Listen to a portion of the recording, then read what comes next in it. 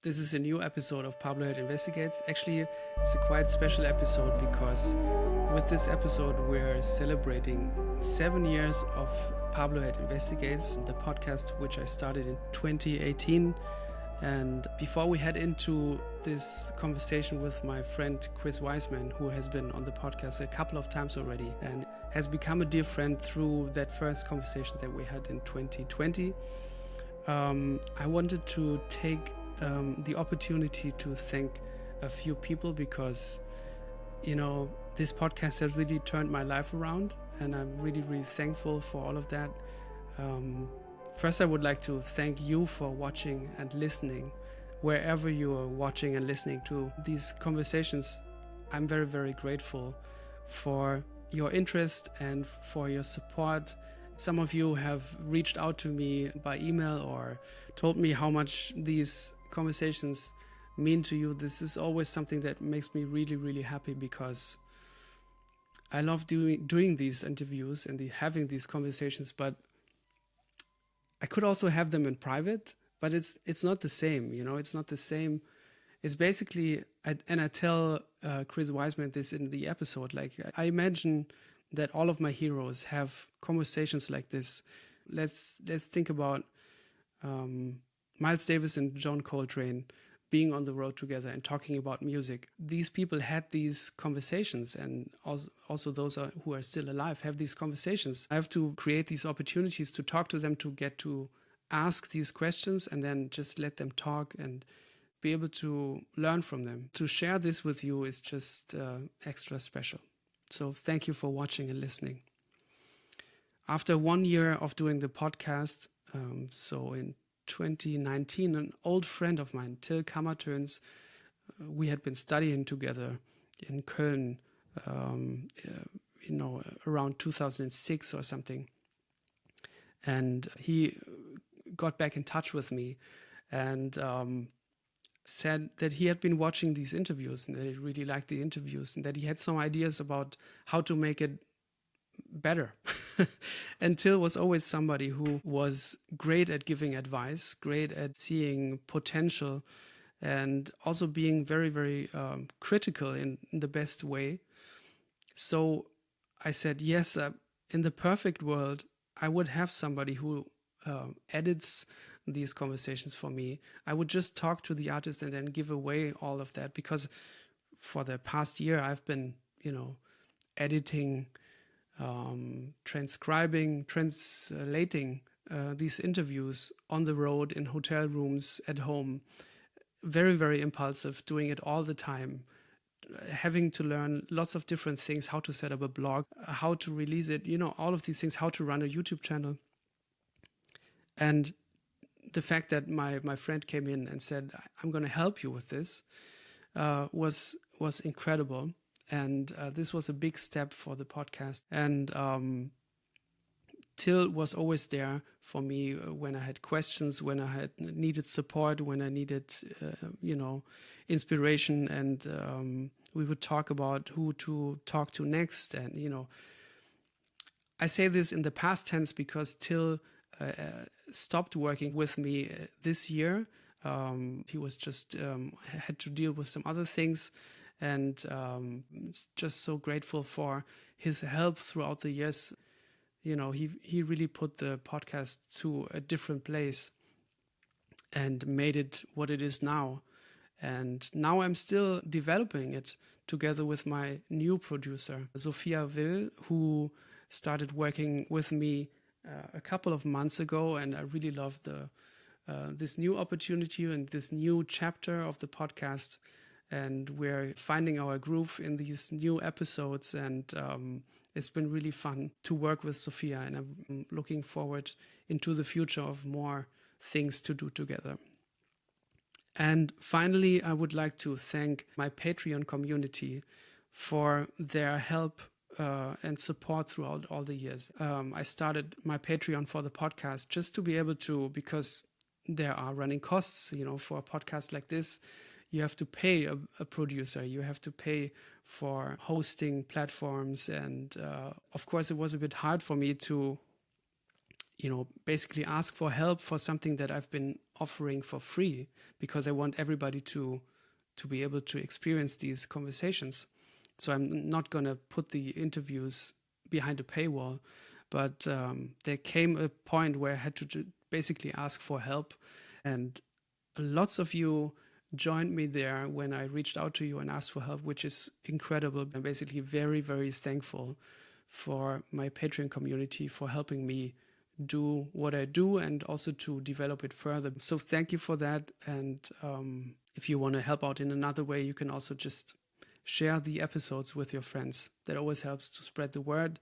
Leave a comment or like, subscribe to the channels. And okay, I'm going to stop now because I want to again introduce my friend Chris Weisman, who is just one of my all-time favorite musicians, singer-songwriters, and people out there who I first heard about through Larry Goldings, who told me, listen to this guy, he's going to change your life. He certainly did. We always write each other emails and SMS or texts and hip each other to new music.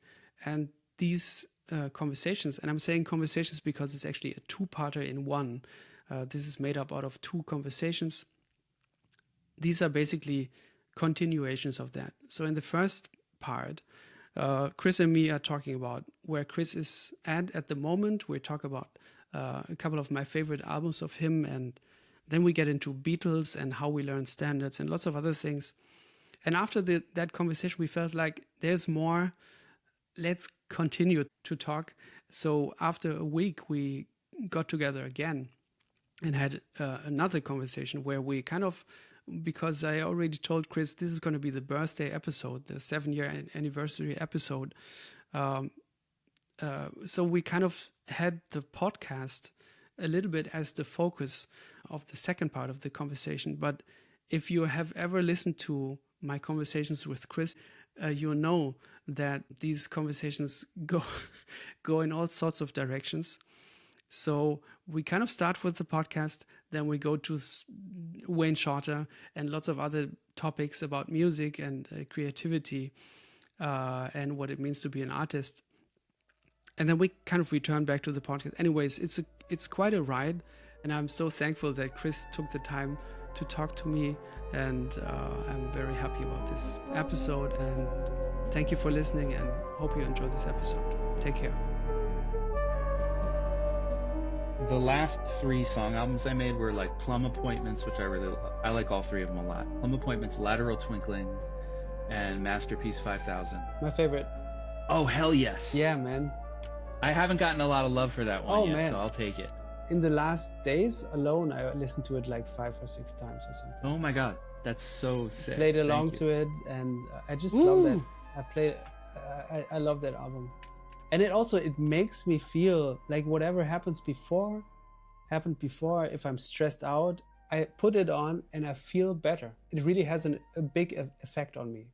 That's awesome. Yeah. Well, listen, that album really interests me in a lot of ways. I'm sure you're well aware that the whole thing is in one key. Yes. Which is, I just thought was a crazy thing to do. I had like a burst of inspiration over a couple nights, and I wrote all those lyrics in 2 nights, really fast, in this little pink notebook I have over there, in bed actually. And I would just write a song, and then I would just turn the page and write another song, and then I would just turn, and I was just like writing. Do you hear pitches while you're writing the lyrics? No music, Nothing? just lyrics. So just lyrics, but I was using meter on that. You can hear, I wish I could tell you which song, but there are songs on there that are like, I think there's even,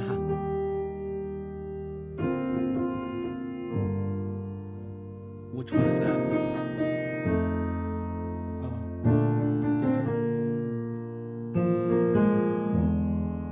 Oh yeah, it's a nice idea, yeah.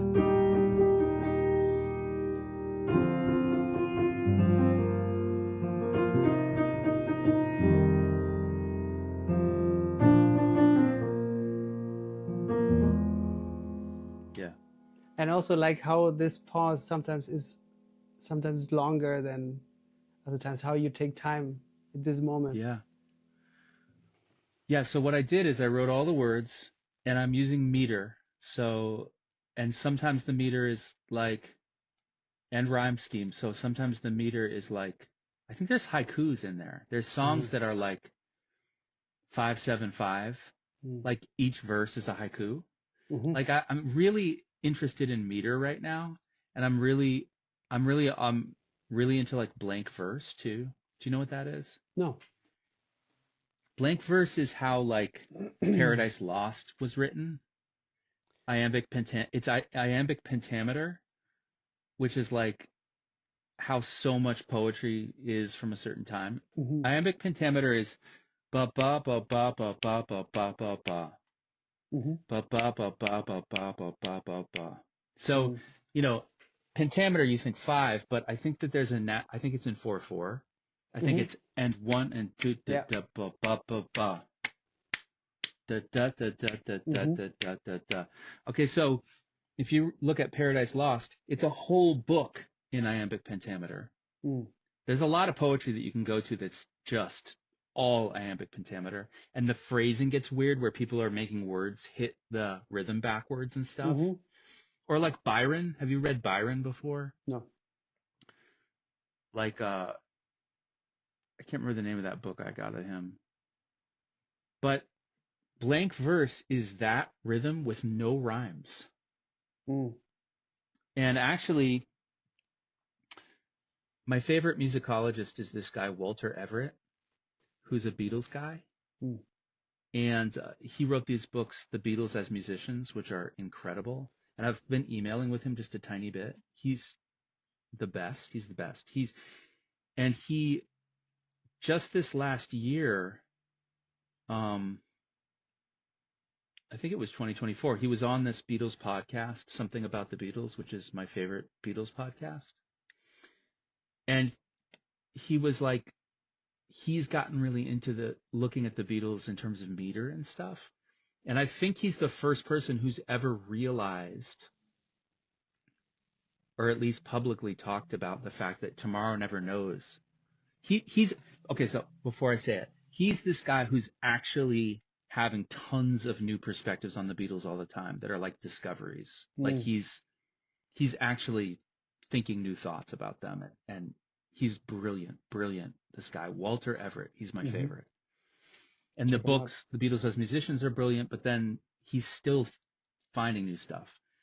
And in this podcast, he's like, Tomorrow Never Knows is blank verse. He's like, relax your, I can't perfectly say the words. Da da ba ba ba ba ba ba ba ba. And then with a little tag, it is not dying, it is not dying. Ba ba da ba ba beep ba ba ba ba. It's, and he's like, yeah, those guys studied that poetry at school. Like they read blank verse, like they came up through that system. And you suddenly realized, oh my God, like Lennon is like, this is iambic pentameter and it's not rhymed. And you sort of realize how now I'm getting goosebumps. I'm like, you found the thing I'm apparently excited about. And there's a new Beatles book, by the way. This is for people listening. There's a new Beatles book that just came out. It's called John and Paul.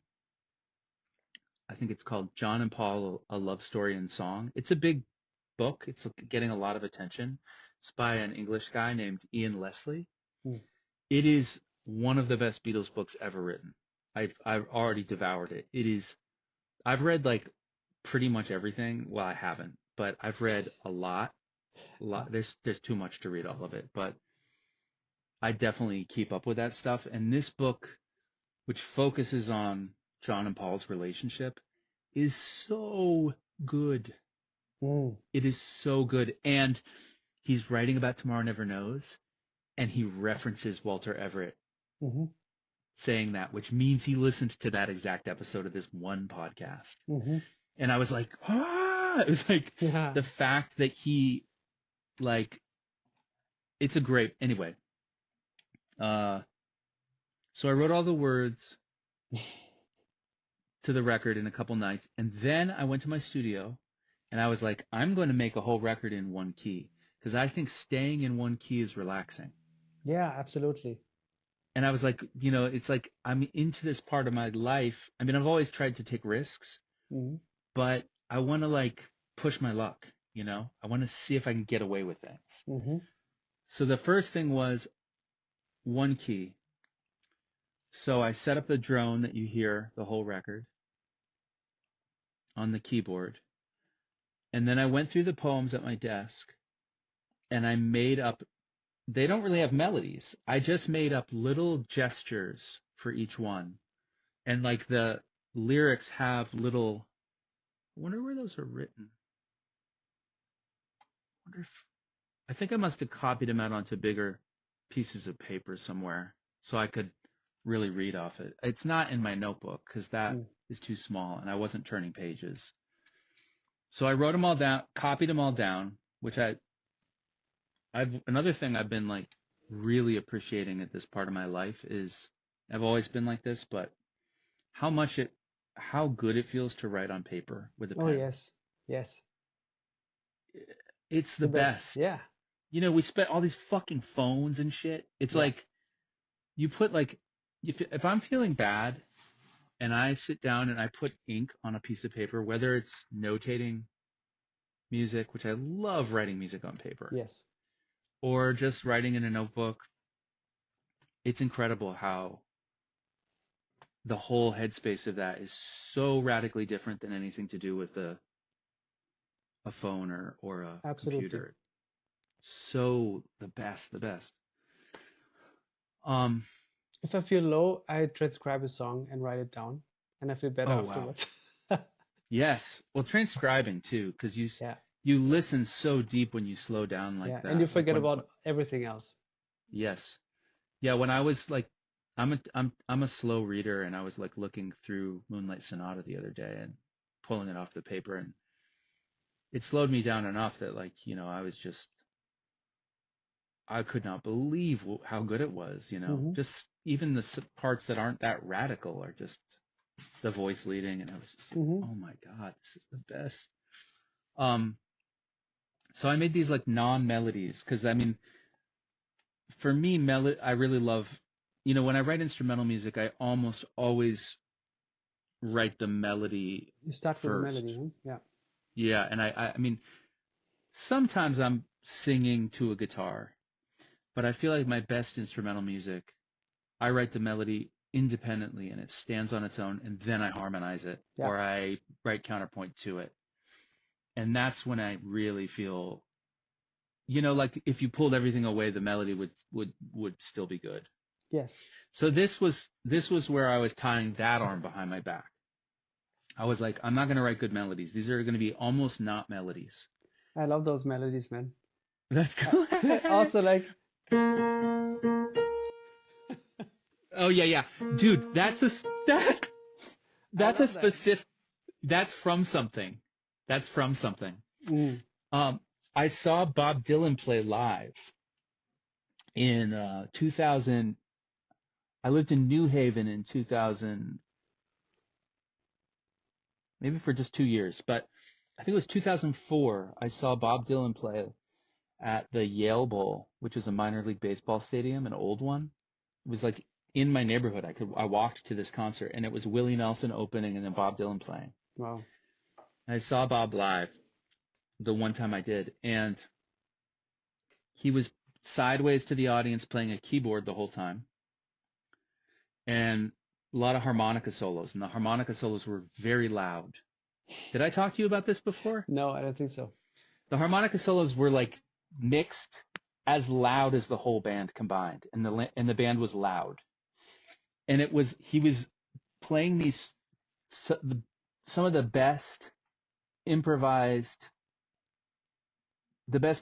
I've ever heard in my life. He would be playing like a polyrhythm against an entire band on his harmonica for so long. He was just like, it was so crazy. It was like incredible. It was so good. And then when he was playing, he started to do that. He started to be like, once upon a time, you're just so fine. Do the bum the dime in your prime. He started to do just that octave thing. And it was like, now I don't know if he had done it at shows before. I'm sure there's people who've like studied this. I listened to this podcast, Jokermen, and they have another one offshoot that's like all live Bob. But there's people that would know when that started. It was probably around that time, but my sensation was that it might have started at that show, Hmm. or at least been a new idea at that show. So he was making the melodies were all changing. The music sounded like nothing like the original tunes. Basically, it's just that the words were the same, and he was doing his hits or whatever, but reinventing them. And he started doing that octave thing. In my memory, it's on like a Rolling Stone. And then the next song starts and he starts doing it again. Mm. And it was like he eventually realized that that was how every line of every one of his songs should be, which is it should just be a note that it goes up an octave at the end. Yeah. So that song is a specific reference to that. Mm. But yeah, if I've looked at my papers of those songs, each has a little note that's basically set just a little bit of solfege that says like whatever the little melodic shape is. Then I set up a microphone, which I've been using putting everything through this compressor pedal. Set up a microphone that was picking, maybe I plugged in the keyboard separately, but it might have just been coming through the vocal mic. I can't remember. But the drone is going next to me on the keyboard. There's a mic here, and I'm playing the shaker. And I have the little melodic gestures, and I sang the whole record. I just sang the whole record that way. And like you were talking about the spaces being different, I just like a lot of it's like kind of rubato, or loose grooves. And there's, points where I'm like kind of playing the shaker, like I feel like there's some like weird shaker performances. Mm-hmm. It's kind of using it for groove, but also to make myself less uptight, like about like sometimes I get really zeroed in. I mean, anybody who's recorded vocals knows that it's a nightmare with like spit sounds.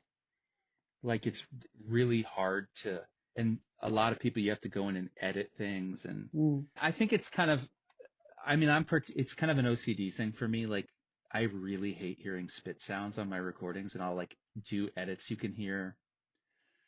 But sometimes I keep trying to like find a magic way to record and not have to deal with those problems. And I'm getting better at the mic and whatever I'm doing and how it's set up.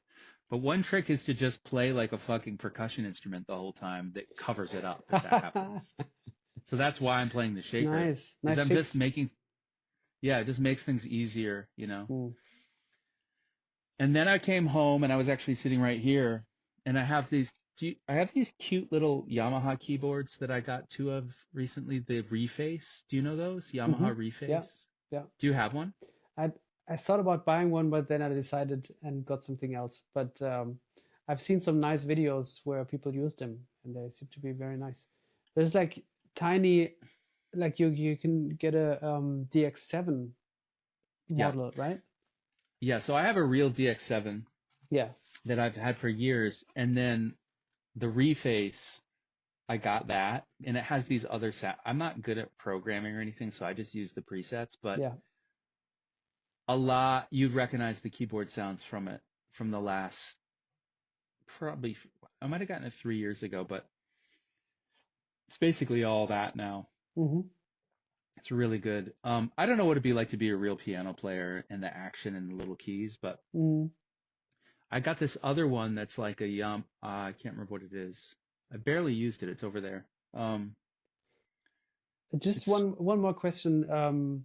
Yeah. I was wondering, how long did it take you to do that album? Because you talked about you just did it every song after each other. So it's like the album is in real time how it happened in the studio, or is it? Well, not quite, because I have to get a vocal take, but I wrote the lyrics in a couple nights, in a couple sittings, and then the vocal, I did it in one sitting. Yeah. All the vocals. It wasn't like real time exactly, but it was not that different from that, you know. Mm, I stopped the tape and edited a sure. couple times, but it wasn't that hard to get a performance. So I did Hmm. all that, and then I came home that night to my apartment, which I never recorded, and I set up that keyboard and I harmonized it. Ah. Like all those chords are written after the vocals are even done. So then I did that, and then I had this weird little bass with these weird synthetic strings, and I added Hmm. that. I think I did that the next day, put the bass on it, and then put my little electric drum machine playing like, yeah, my like little drum machine that was through like delay and stuff. Just kind of put like Mm, electronic noise like yeah. layers on it.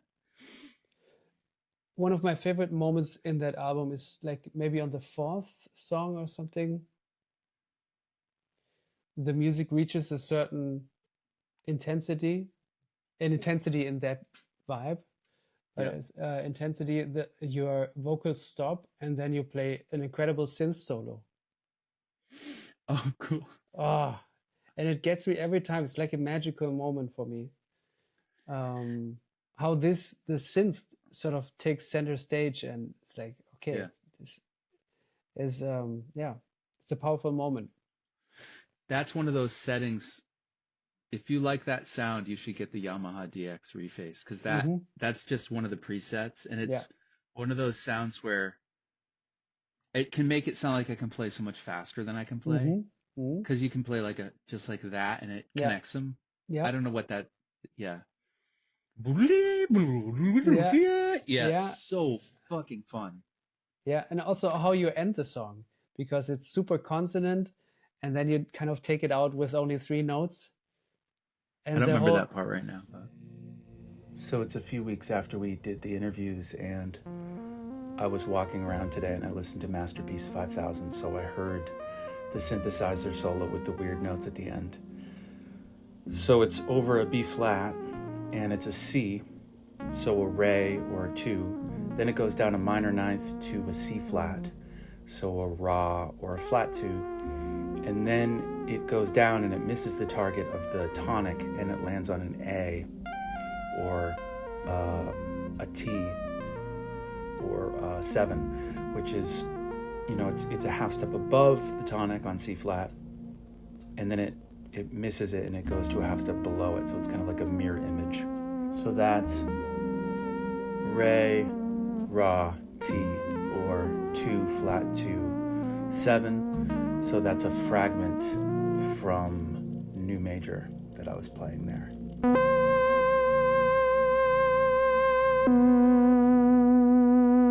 Yeah, it's like we're so in B flat, and everything is so soothing in that moment, and yeah. then you'll just play like three notes, Yeah. which yeah, it's a great contrast. Yeah, I feel like that record for me was about um I mean it's about pushing my luck like because I remember talking to a friend about this that I was trying to I'm really interested in the sense of like imagine it's almost like if you were an artist and where's the point at which the brain wants to see a face, the face on Mars or whatever. Like there's a name for it. It's like pareidolia. I don't know how to pronounce it. It's the brain's tendency to see faces in nature. And there's kind of a point where that happens, and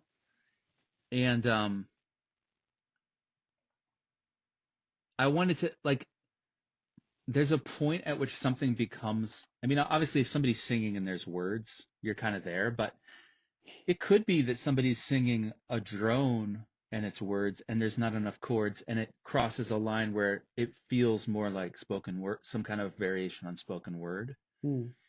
If you listen to recordings of Allen Ginsberg's reciting Howl, he kind of is intonating.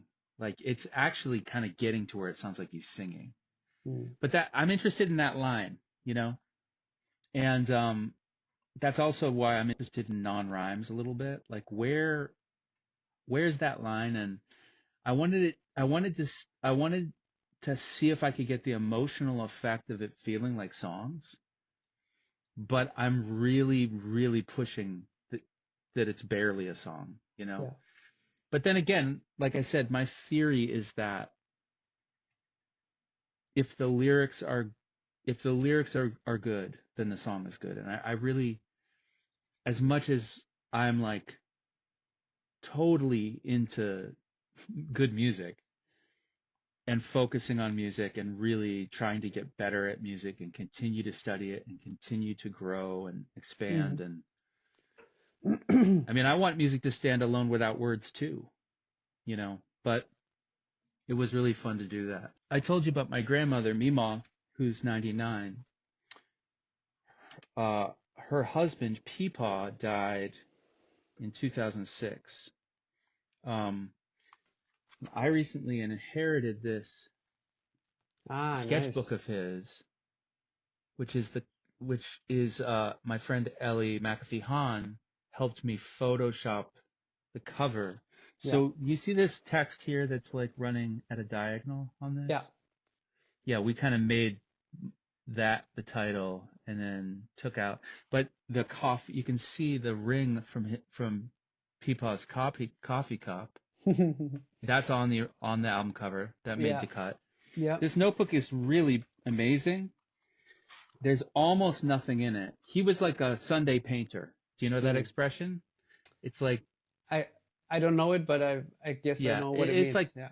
amateur painter. Yeah. He was an optometrist, but he also was really interested in art. But this is like a little picture that's in there of a Nice. tree. There's Cool. barely anything in here. This is like a sketchbook that he almost didn't use. This one is incredible. This is a boat. It's barely anything. It's blurry here, but Still? I go back a bit. Oh yeah, now I see it. Yeah. Nice. I think there's like literally maybe one other drawing in here. Where is it? I thought there's a little guy somewhere. Oh yeah.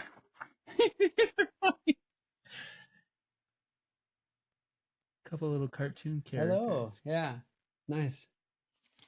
Anyway, I made the album out of this. Yeah, I love the cover too.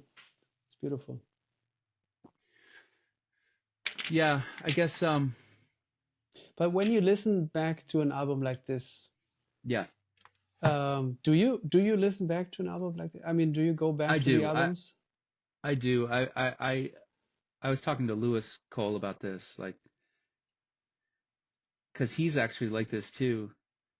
I was like, yeah, I love my old music. I listen to it, and he's like, that's awesome. I'm like that too. He's like, that's, you know, when you make the music to please yourself, Yes. then you can enjoy listening to it, you know, and I can have pain sometimes about certain things, but it's not like there are times where I try not to listen to myself too much, but I work so fast that also helps me to have, that makes it easier to listen, because I didn't hear it as many times as other people hear their records when they're making them.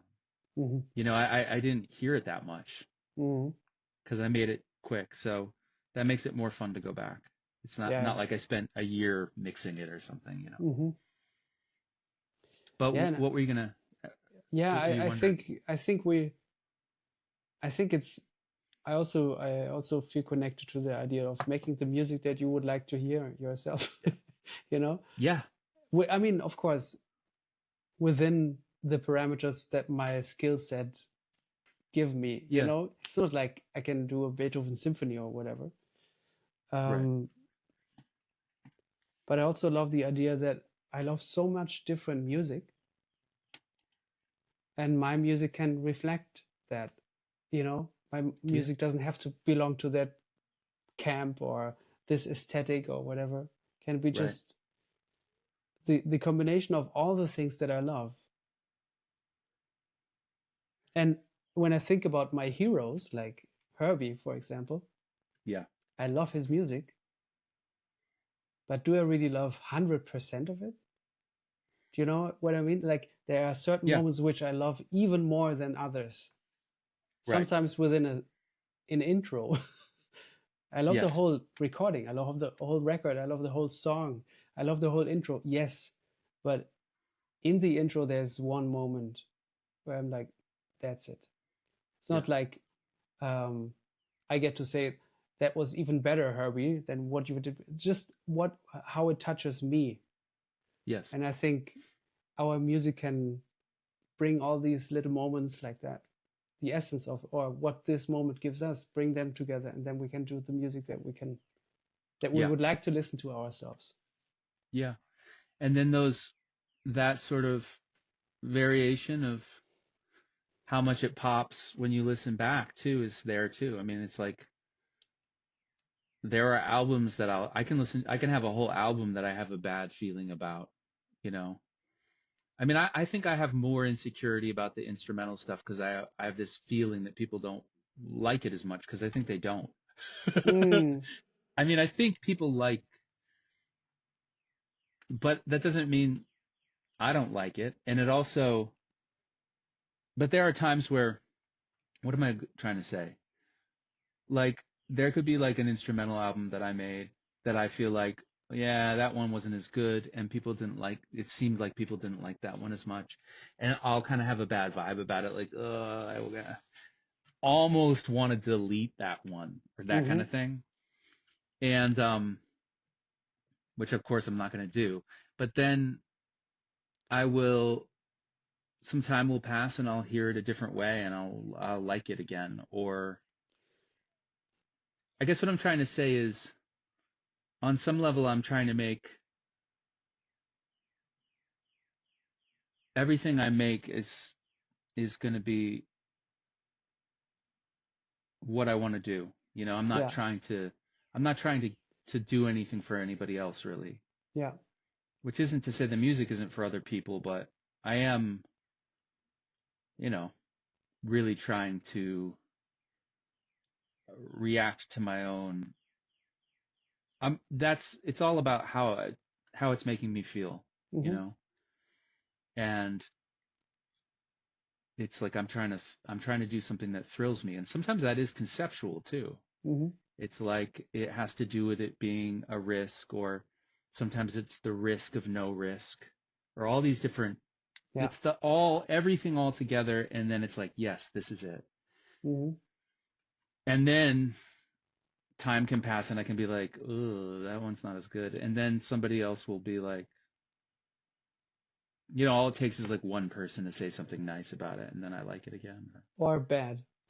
You know, it also takes just one person to say, I Yeah. don't know, you know. Yeah. Yeah, Fortunately, people are too polite to do that usually, but yeah, yeah, negative bias. Yeah, mm-hmm, definitely. Sure. It is, it's tricky. It can be tricky. You know what I wish I was doing right now is I wish I was practicing. that's what Um, I'm asking. That's what I was asking about, because the music and the work seemed to be connected a lot to making those albums and yeah. writing and stuff like that. So what is the constant practice? Where does this take place? And do you have a set routine for that, or does it more happen impulsively? Or It's a mix. I think for the Vanova, which I was really good about the Vanova for a few years, really consistently practicing that, and it started to fall off. And I started to have, I mean, that's unlike guitar or bass or keyboard or singing. If I don't play the horn, I lose my lip because it's mm-hmm, like a soprano saxophone mouthpiece, so it's a lot of maintenance. mm, And I've gotten to where I've had some pretty bad stretches where I don't play for a few months at all, and then I have to kind of start again. And I am always pleasantly surprised at how quickly my embouchure comes back. mm-hmm, And I also always enjoy playing the horn right away. Like mm, my therapist is always like, "You got to go back to the Vanova." She also I'm also lucky because my therapist likes my music, and Oh, she wow. particularly loves the Vinova, which is pretty Yeah. cool. So she's always like wanting me to play my horn, but she Mm. also is wanting me to play my horn because of the deep breath work that it automatically gets me doing, you know? Mm. So the thing that's the most like a routine is my horn. And I had a bad week, but I am in a stretch right now where I've gotten back into it. And I would say I practice, it is kind of basically by feel, like, because I can't do it here at the apartment. I have to go to my studio. Mm. I would say like basically every other day, Mm-hmm. sometimes every day. Now, when I play the Vinova, that is the most structured thing I do because I always play for a full hour. And I basically have sort of practice routines around it. Like I'll roll dice to get a tetrachord, Oh, yeah, I've read about this. Yeah, cool. and then there's a drone going always, so I'm working on the intonation. Mm. And I'm kind of doing long tones. It's always kind of like a combination of long tones and sort of lightly improvising with basically a 4-note scale, basically. Mm-hmm. And then I'll move it around against it. So that's the most structured practicing that I have. And then I'll sometimes play guitar, and that's usually just playing through a few standards. Like I've been learning a few new tunes. Like actually just not even learning new tunes. I've just been going back to some of the tunes I played in college. Which Like one? I've been, say Which again? ones? I was recently looking at Have You Met Miss Jones again? Which I didn't even realize was Richard Rodgers. Like Mm. he's so good. And I also got into Frank Sinatra singing it. Mm. Do you know that version? I somehow have it in my head, but from which album is this? I don't know by the album actually. It's a studio recording though. But I really like the way he phrases the bridge, which I hadn't heard. In college I just played it. I don't think I even heard anybody play a recording of it. I think it was just Yeah. in the bridge. He sings it like ba, ba, ba, ba, ba. I'm not gonna get it all right, but Yeah. I don't know if he does that. Yeah. Yeah. And then triplets at the end. What? Doesn't he sing triplets at the end? Da, da, da, da, da, da, da, Yeah, I think so. There's just what he does that's really incredible is that when he gets to the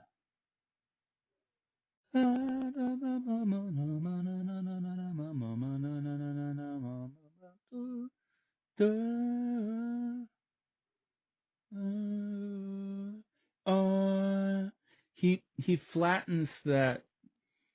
He's doing it in E flat, but I know it in F. Do you play it in F usually? Mm-hmm. Because the real book basically.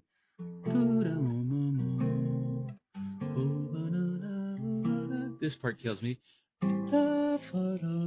That makes me almost cry. Mm-hmm. The way treating the 3 chord like the melody's treating it like a 1 chord kind of.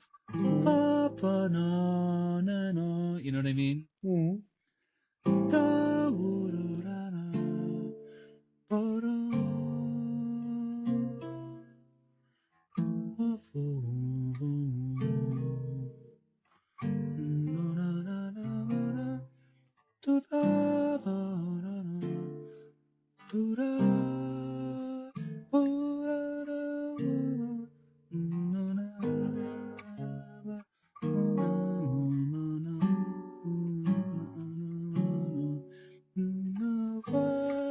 He sings like duh.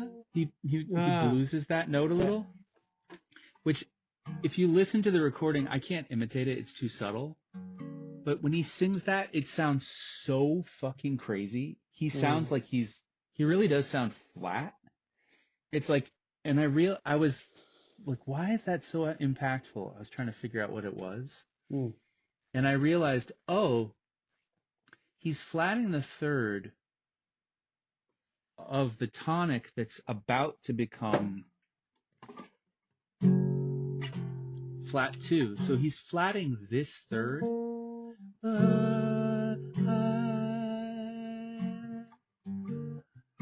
And I think that, so it's this note that you're kind of hearing as 3, but in the bigger picture it's 4. Mm-hmm. And I was realizing like that there's something, I mean, this is, I don't know if I'm right about this, but like, I kind of feel like the craziest note in all music is a slightly flat 4. Mm-hmm.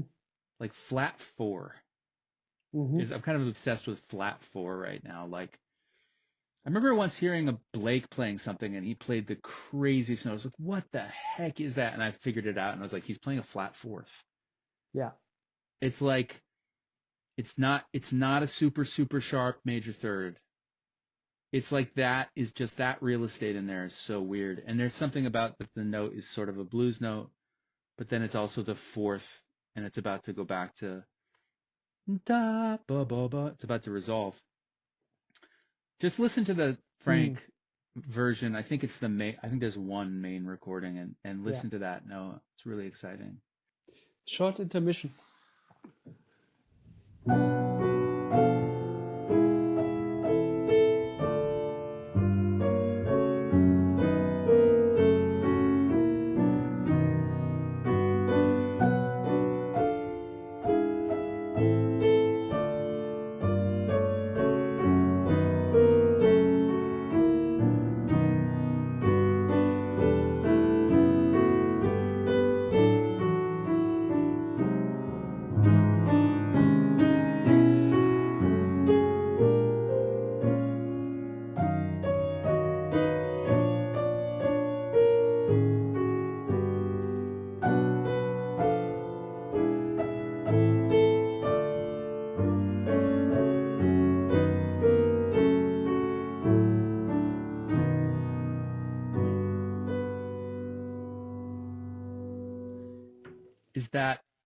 Is that I don't give a fuck? Yes. At first, I didn't know what you were playing. It's so thrilling to hear you play that. It sounds so good. Thank you. I love this song. That's one of the songs that was on my mind lately, on repeat. Also, then I played it for real on repeat, but also like after turn it off, it was less this mantra. And I transcribed it this morning, finally. Whoa. And it's I don't know, I'm sure you can relate to this, like when you listen to some music, and I didn't really listen to it on an analytical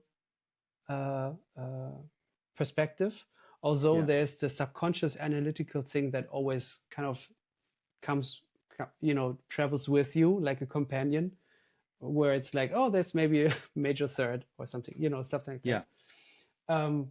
But I transcribed it and I have 2.5 systems. And that's the song. But the thing is, in my mind, it was this huge thing. It's short.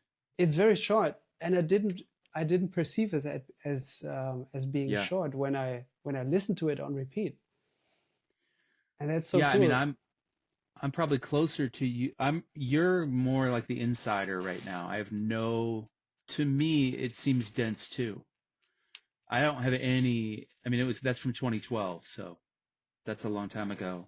Yeah. And I was very stoned.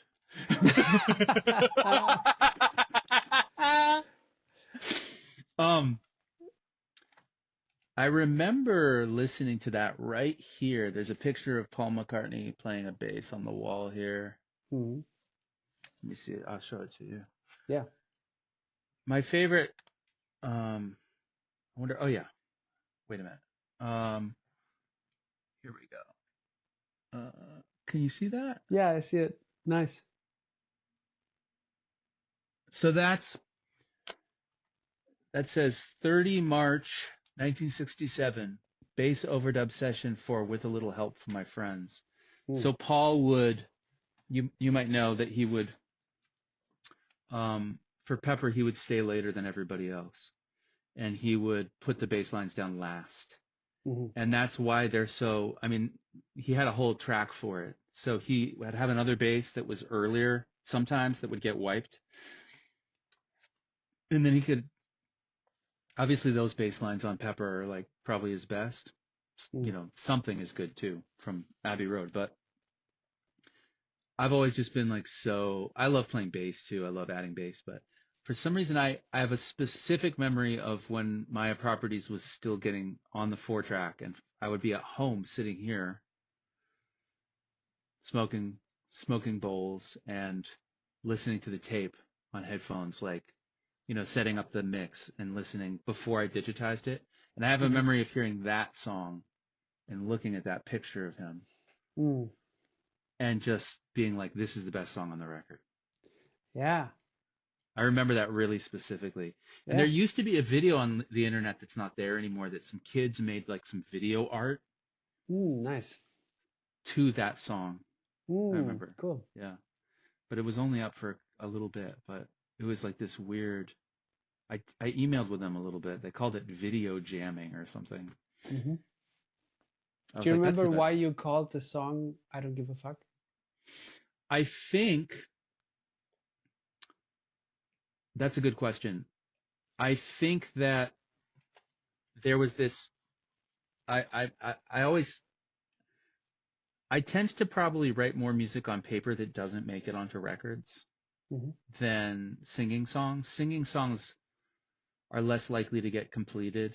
There's, plenty of ideas that now it's just voice mode, so it'll all be lost. But I have lots and lots of cassettes from when it used to be cassette, and there's probably lots and lots of half-finished songs that never got put out. But when it's on paper, it's just easier to access. And I think that when I was making Maya Properties, some of the instrumentals were going back, not very long, but a year or two, and just finding things in notebooks. So that was that. I remember that. And I don't even know if that was the title. We just said it on the top of the page. And I just kept it. I was like, I don't know why it says that. Maybe it's possible I got depressed and wrote that or something. I don't know. But then when I recorded it, I mean, that was like when I got those Maya Properties is when I started to get glimpses of the way that the instrumental music could feel as exciting as, which I still have some insecurity about it. It's funny. Like I still do, but. Sherbet and Stars is one of my favorites, man. And like that's only instrumental. Yeah. The record or the song? Both. I mean, especially the song and the Vanova solo on that one. Yeah.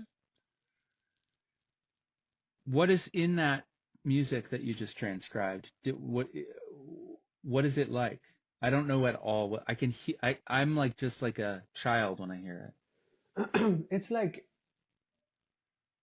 mostly triads, and not even so much inversions or anything. Although it sounded to me like, oh, it must be a lot of inversions, but they're more like in standard position. And some things are. What is that? What are those two chords? Is it A minor? No, there's B minor and then B half diminished 7. Oh wow. And then A minor. What is that? Oh wow. I wrote it. I think in your sheet it must have said, I think, B diminished, but for me it's more E7 flat 9 over B. Yeah. Although that's clearly B diminished, but the melody.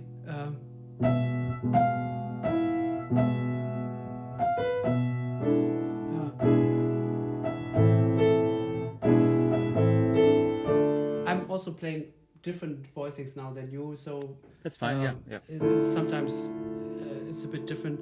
What I also really like is.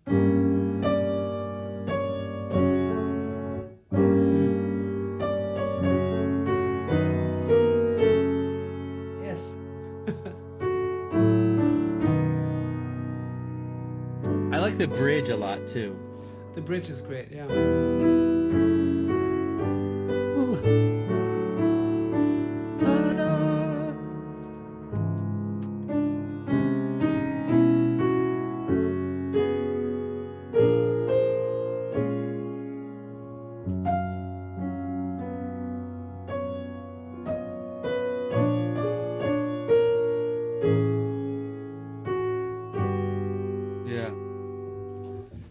I would like Beautiful. to find, I mean, I know I'm not going to see it for years, but the original notebook is somewhere. It'd be cool to see what the Hmm. sheet was. Yeah. Probably is just chord symbols and melody for that one, I think. It's my Yeah. guess. For a moment, I thought it would be like voicings on the keyboard that you've written down those triads, but then I thought maybe it just I voicings think makes it's sense. chord symbols and then I Uh, just uh, voiced it out to play it. Yeah. yeah. And it's a very spindly recording. It's very bright, right? Yes. It's Yeah. it's very Yes. distorted electric guitar or Yes. something. Yeah, and also the guitar in the process gets more and more distorted at the end. Yeah. Nice. It's a short song too, isn't it? Yeah, it's maybe like 1 or 2 minutes or something. Yeah. It loops a lot, so it's like A, one time B, and then A, Oh which yeah, is right. interesting. Right. You only get Which, that bridge once, which that my favorite part is that bridge for sure. yeah, I like that's so cool because oftentimes people say like, we gotta play that bridge again. It's so great, but it's it's actually so great because it's only played once, you yeah. know. Yeah. Totally. So you were listening to Maya Properties, huh? Yeah, like 3 weeks ago, over the course of maybe a week or something. Yeah. That's cool. It's wild that I guess that's probably the end of inverted tuning for me, actually. Because now that Ella's using the tuning, I'm like, it's interesting to think back about where it was, you know. Mm-hmm. And I think it was like it's it's the first album with it is Living with Poison, which has it a lot. And then the next album I made is Monet in the 90s, which uses it none. And then High has it some. Mm-hmm. I don't remember it exactly, but there's a song on there like Lake of Fire, which I know is like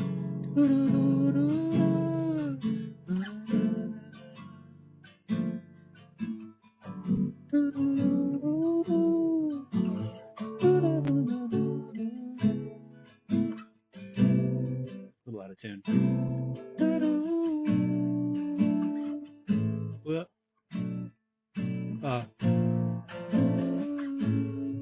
Yeah.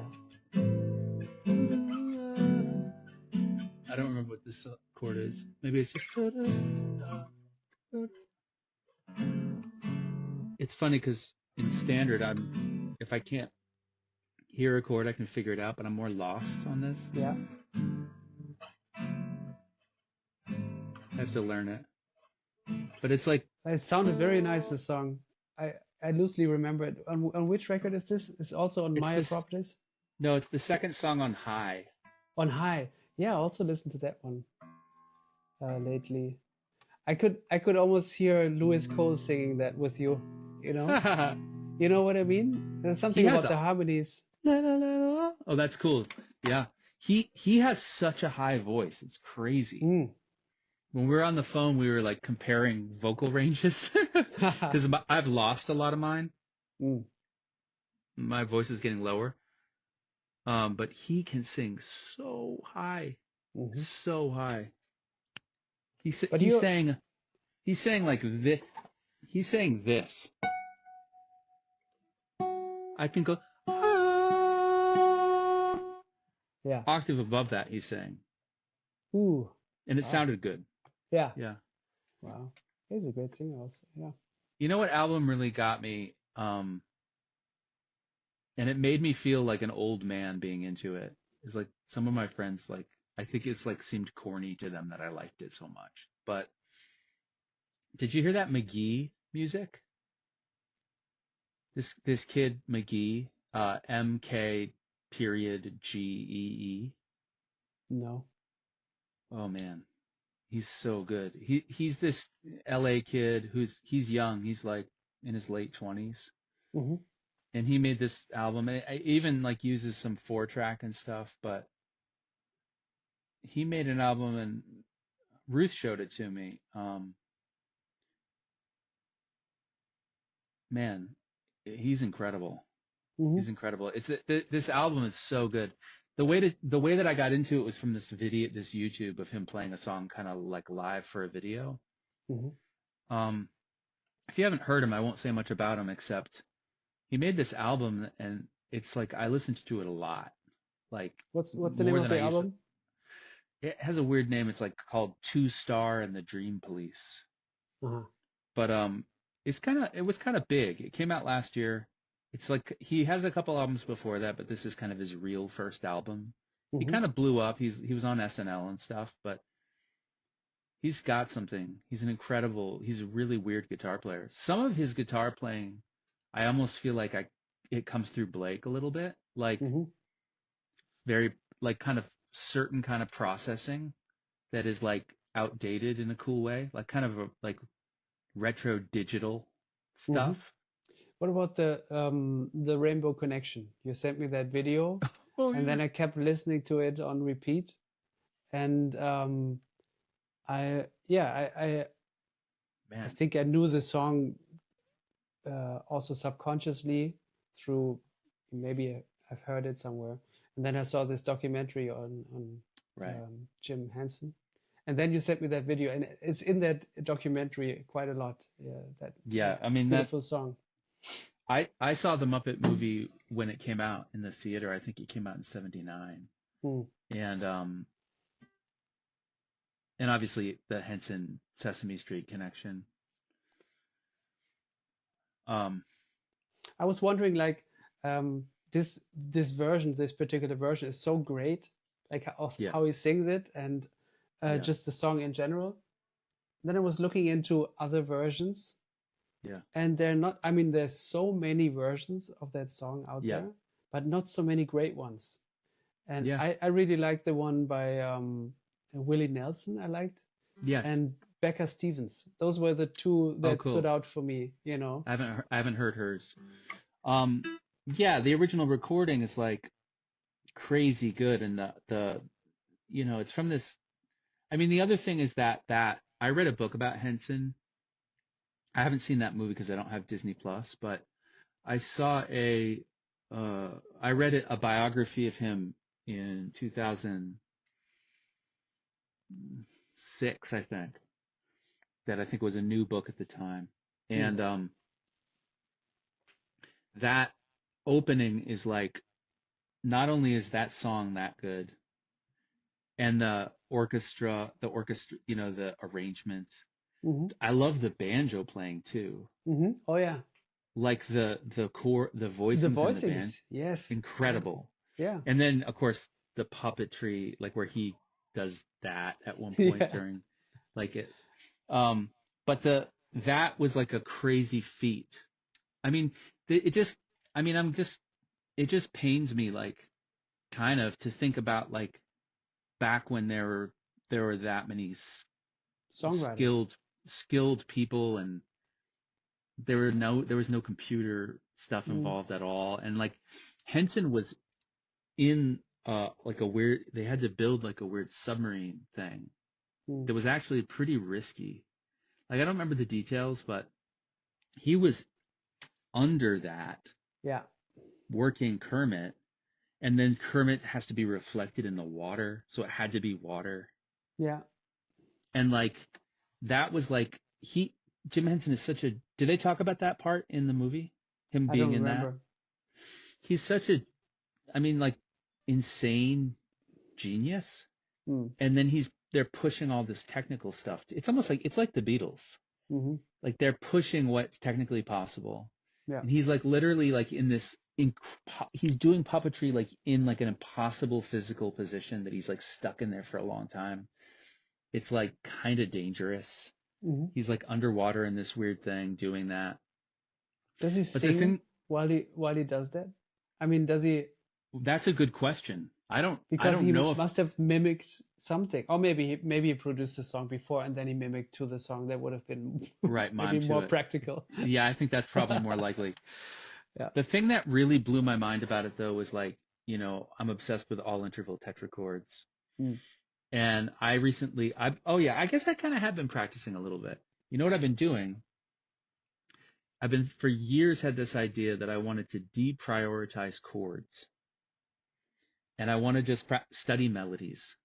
So that's what I've been doing. I have been practicing and learning things and learning songs, but I just learn the melody and I don't learn any of the chords, which is the opposite of where I come from, you know? Man, I'm doing the same thing. You are? Yes. What melodies are you working on? No, it's like the way that I learned standards before was like, yeah, I got to know the chords. And of course, I know the melody kind of. Yeah. And if I know the chords, I will have the melody. Yeah. And for the past couple of years, I'm like, no, I need to learn the melody first. And then actually the chords will come while I will learn the melody. Yeah. So when I now learn a standard, I go back to the original recording, play it on repeat for half an hour or an hour, trying to mimic the melody, like be the closest shadow to the singer.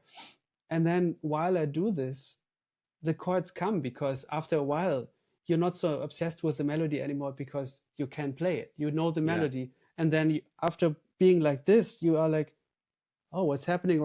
This sounds like a fifth now. Okay. Probably that's the chord. So in a way, while I'm learning the melody, I'm learning the chords, but it's the other way around. And it's very, very healthy for me. Yeah, I'm doing the same thing. And I do it on Vinova. And I often do it. I kind of put things to a drone. One thing I've really enjoyed doing is putting music to a drone, like a root and a fifth. And then if the song modulates, just keep it. Yeah. So like I was looking at like Someone in Love, and that just getting, you know, and I was also, this is kind of connected to the B flat, the Masterpiece album, and also just thinking about like Indian classical music, like how it kind of everything's in one key and it's all drone, but also people like kind of play always in the same key sometimes. And I was learning a bunch of melodies on my horn, doing them all in D, and I was doing why D? I just picked D randomly.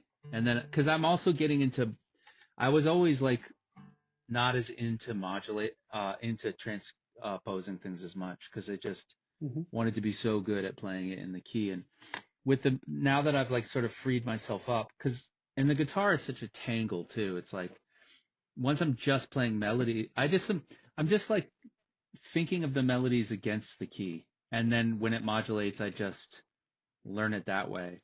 But the thing that blew my mind about Rainbow Connection was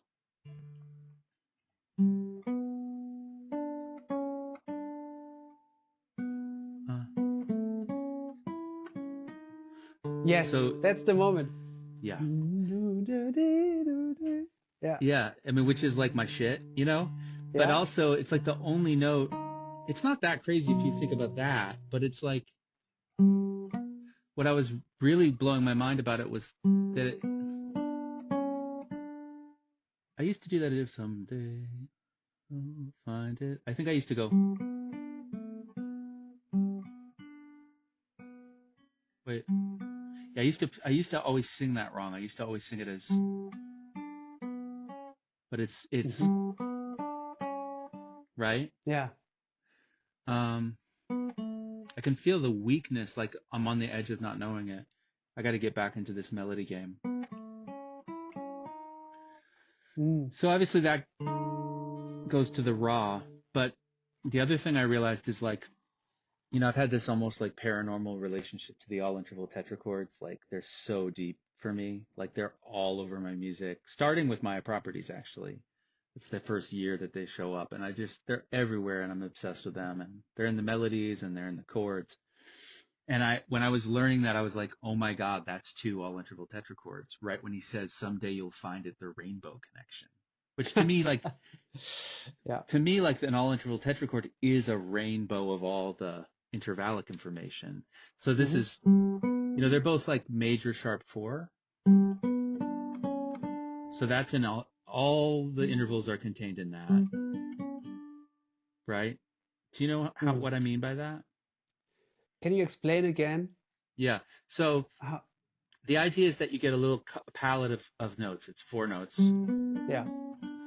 And that every interval, it's not that every interval is played there, only the intervals that are played.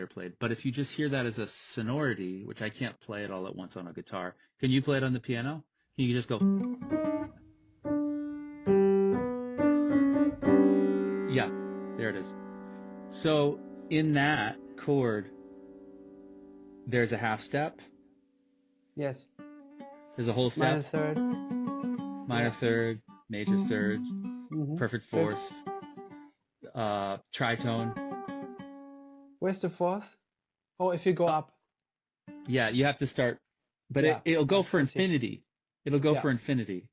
Yeah. And then he does it again here. That's another one. Mhm. Yeah. That's an A. So the fact that that was 2 AITs and that it was pushing up to that, I just was like, it was like a crazy discovery.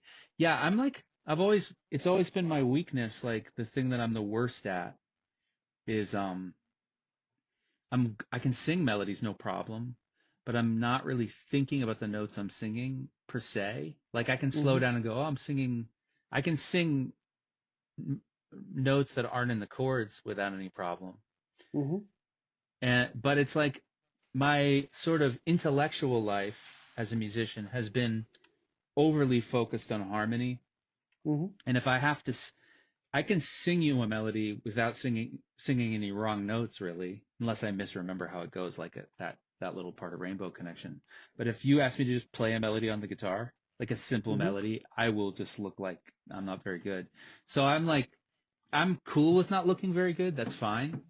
But it's been it fills me with joy to work on melodies. It just, I mean, I'm getting goosebumps again. It's kind of like we were talking about lyrics first. It's like, there's something there that's so, and it's so humbling too, to be like, everybody's been saying this in every jazz interview I've ever heard my whole life. Yes.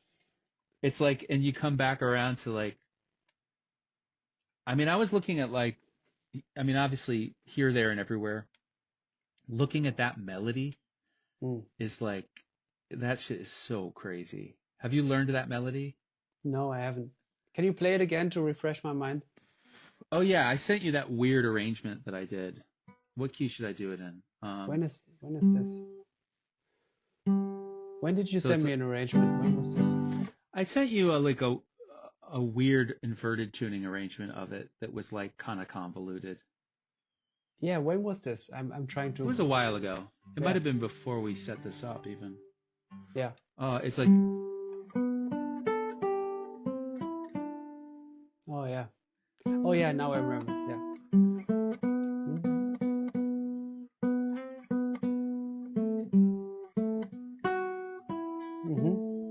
It's like so incredible.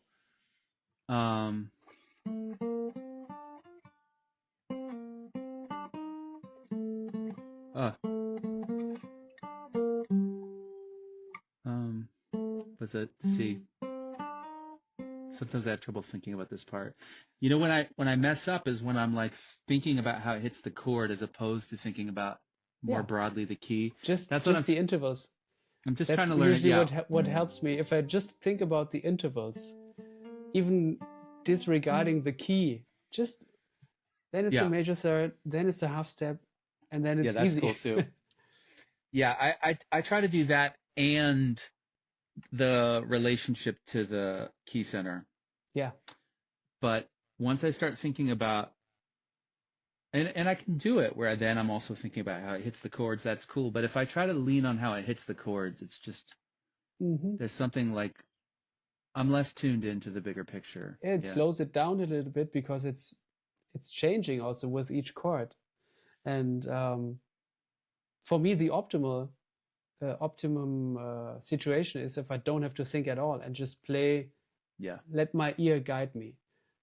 Yeah. If that isn't in place, I need as many cross references in my mind. Okay, so the lowest note of the whole melody is this, the highest note of the, so everything is in that parameter, in that perimeter, basically. Yeah. I have a theory about the Beatles. I have a lot of theories about them, but I have a theory in particular about this melody, which is that Ooh. okay, so if you go back to I have this is just the beginning of an idea, but I think that the Beatles might have gotten, I think that there's more, I mean, people have studied this, but there's a lot, I think they might have been like getting melodic ideas from chord voicings more than normal people. Mm. Because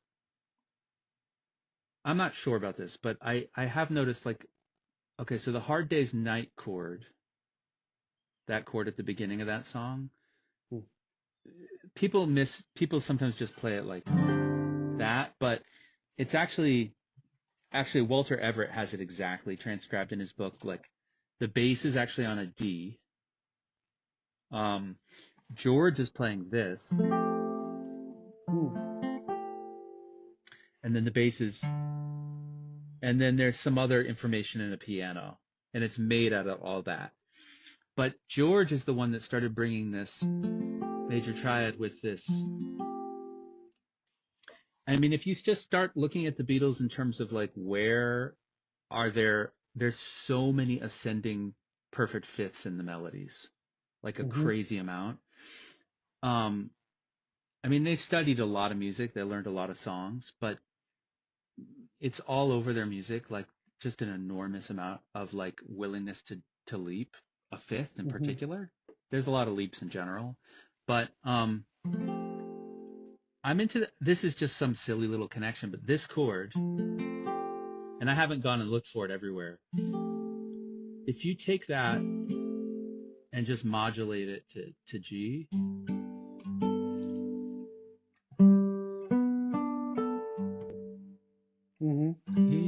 taking each. I mean, it's the exact beginning of. It's like not a lot of melodies do that, and it's exactly this guitar voicing. And then I also realized, Hey Jude, which is actually in F, eventually gets to a place where it goes. Yeah. So it's this. It's that again. So I almost wonder, like, there's such a mysterious group of people, but I almost wonder if, like, when one of them would learn a chord, like, I'll leave it basically at that, but I feel like there's more going on with the Beatles than a lot of other people between chord voicing, and it's so funny because there's stuff they don't know and everything, and but there's something about, like, it's almost as if when they have a chord voicing, like, that they sang to all the notes of it and kind of got melody idea. I don't know what happened, but it's, I know this chord. I've known this chord since I was in high school, and I don't know if my melodies have that. I feel like there's a little bit more of a dividing line between my chord voicings and my melodic ideas, and I feel like there's maybe more going on there than that's been looked at yet. Now I was just thinking of, like, which Beatles songs do have a fifth going up. Oh my God, so many. I'm blanking, right? Oh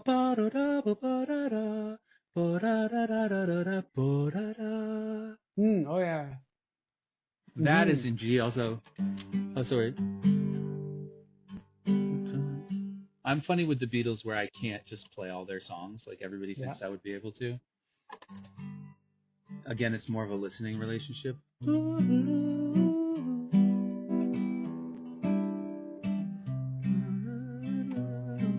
This chord. Yeah. The sus2 chord there. And then Paul plays on the piano. Yeah. Yeah. Oh, beautiful. Yeah, there's a lot of fifths. It's like I wish I had a list. A lot. Mostly up, sometimes down. Mm. And they'll do it to non-harmonic tones and everything. I think Mm-hmm. Across the Universe has one too. That's another melody I was just looking at. Um,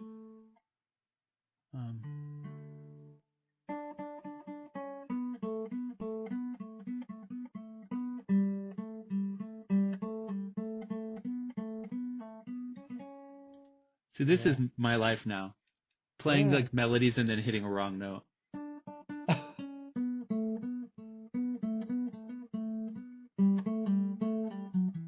One thing I've been realizing about them too that you learn when you just play the melodies and you don't play the chords is that a lot of times there's chromaticism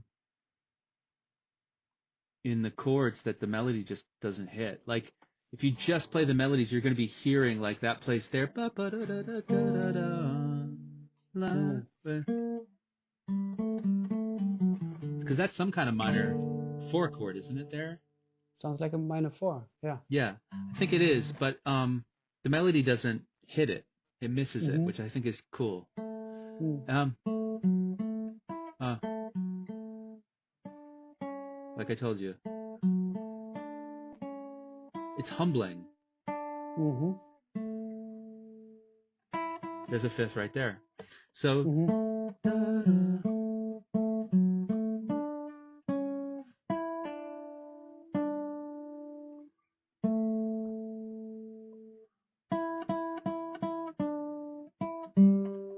Oh, yeah. Mm-hmm. that, I was like, I mean, that is so good. I mean, Yeah. and just him hearing, you know,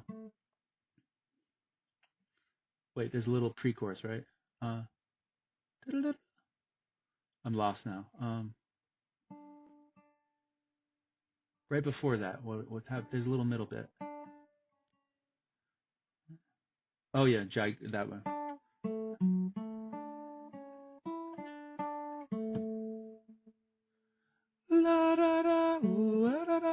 I was thinking about that these are really nice voicings.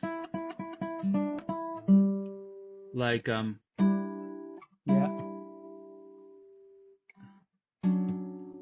Yes. like that Yeah. that's kind of this is a cool 5/7 or 2 or whatever you want to think of it as. Basically a dominant. It's just and then you're 1. You know, the way that that's another, I'm thinking about melodies and chords a little, you know. Mm-hmm. You know, just there's so many ideas and Yes. Yeah. in melodies and I you know, not just their melodies, you know. Like when I was learning it's so funny how I was like, I don't practice because I'm not inspired, and then I was like, oh yeah, I do. I just didn't this week. um Yeah, that's how sometimes a week might feel. yeah. Right? Feels like I'm Yeah. never doing anything. Yeah. Melodies. I'm attracted to, in this phase of my life, I'm attracted to things that are really humbling and really simple, but really hard, I guess. And Yeah. melodies is a nice place for that. And just, you know, I think I'm also in a place where certain things I've gotten some attention for certain things or whatever, whether it's, I guess I just, just like the impulse with the inverted tuning to like, I mean, I wanted Blake to try it. So that's why he knew about it when we were doing Jelly Road. And then that's how Ella found out about it, because she was doing the upside down stuff and that connection happened. And then, or whatever, like people are making 4-track albums or more people are learning about my older music or whatever it is. It's like, I really love the feeling of like not getting worked up about that. Like not Mm-hmm. getting like, oh, that's cool. Like I gotta, like, just like, no, like, it's just like this. I'm just happy to have that kind of, not to need, um, not to need anything from it really, other than like, I'm also interested in like, in the tuning too, but but not in that way. Like I'm more interested in the tuning now because of what Ella's doing with it. But what it actually makes me want to do, and been talking to Blake about this too, because he has an inverted tuning nylon at his house too. We were on a call recently, and we were both trying to work out like how to play scales because, you know, Ella's like radically like kind of like mostly not playing melodically on it, you know. Yeah. And mostly historically, me neither. So, and you know, if you just solo on it and just move your fingers in the regular shapes, it just sounds like crazy, you know. And I used to do that. Yeah, it would be like if you play this, like say, like a pentatonic thing like that, that's gonna sound like. Oops, I played a wrong note. Yeah. So that's cool, and there's ideas in that, but if you just like play jazz in it, it's like, you know, it sounds good, but there is a sense in which it's like an effect pedal, where it's just throwing your octave around. And what I'm interested in doing with it, and I don't have to be like, I mean, I honestly think it's going to be some like young kid that eventually like really learns to shred and play within the tuning melodies. But I have been playing around a little bit with just, you know, look, see how my hand is hopping around to do that. You know, and there's cool stuff you can do that.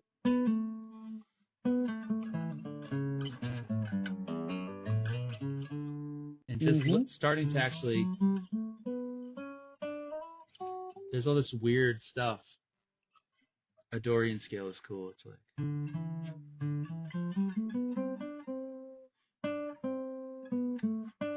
just learning how to.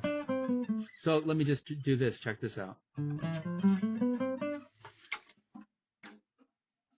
So then your hand has been practicing that. So then you've got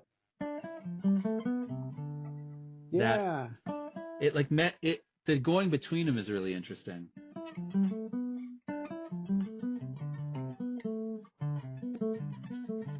I actually was playing in standard recently, and I caught myself doing that, and I realized where it came from. One of the I think the first thing that you just played now on inverted, where you played some sort of melody, I was reminded of Bicycle, and maybe we were talking about Bicycle in our first interview. I don't quite remember, but it sounded like maybe out of something like that. This yeah. So Bicycle, yeah, maybe. Did this come out of this? No, Bicycle was like, okay, so that was like this other thing that was short-lived that I did, where, and I don't remember if we talked about this. We might have. So I had the non-musical patterns already.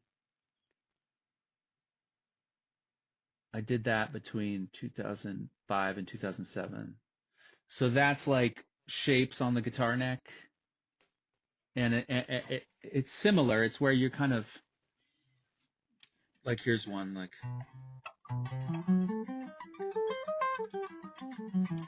So it looks like this. So it's like reaching higher like that. And then it takes that whole shape and it does it again up on the top strings, but it moves that up a half step. So it's like, it's a visual pattern. Yeah. But that's actually a harmonic minor scale. It's just spread out weird. That was this thing I called my alphabet. And it was like it was like I mapped the alphabet onto the guitar. Mm-hmm. So it was like A, B, C, D, E, F, G, H, I, J, K, L, M, N, O, P, Q, R, S, T, U, V, W, X, Y, Z. What? Why did you go down for the Z? Because it was like you run out, because it's 20, it has to do with how many letters, because it's like Z's right below A. You know what I mean? I see, okay. So it's like a hand position thing. So A, B, C, D, and you do that for all these, and then that's a stretch, that's the Y, and then the Z is down there. Those are outside the box, kind of. So then what you can do is you can spell. I mean, there's no way to represent multiple letters, but what you can do is you can take something, and you can get notes out of it. Like where it is on the neck is kind of like random, so it's just a position. So it doesn't really tell you what key to be in, but like you could do your name. Let's try that. So I'll write this. Let me see here. All right, let me get this here. So I'm going to show you this because I want to show you how this works. Because the only place I think I wrote more pieces than got recorded. I used to do them at shows a little bit. So this is like a guitar position here. It's the alphabet. So then what you can do is you can, like the piece Bicycle was that. And then I just wrote the piece with that. Weird limitation. And then I just did whatever with it. I'm not like actually spelling the word out. I'm not like B-I or whatever. I'm just like using it to create a little scale position that I can make music with. So that's all the letters that are in your name. Yeah. So the doubled letter, which was what? L? Yeah. There's no way of representing that because like, all right, so then you get this little scale position that's like...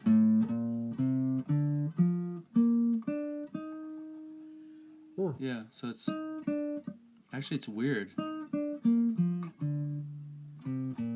It's like pretty good, huh? Isn't that strange that resulted in that? It didn't have to be that way. So it's obviously in this key. So it's...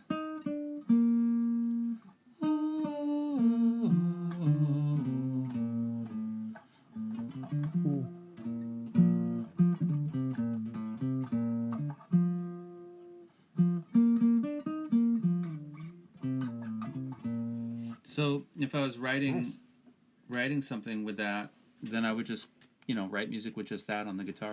Like,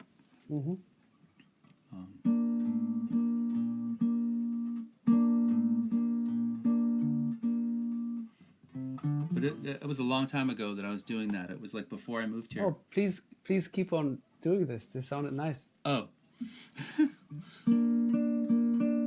It's funny how...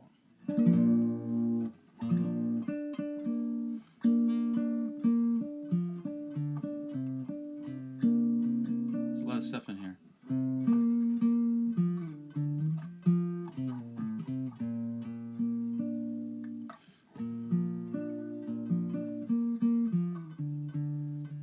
Yeah. That's in there too, eh?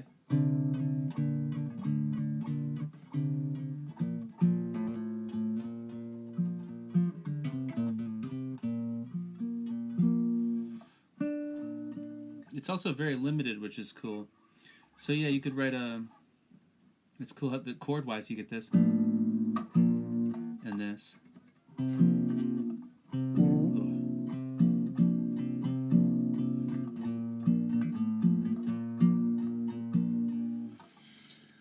Yeah, so there's a few songs on the Transparency album that are written using that. Bicycle,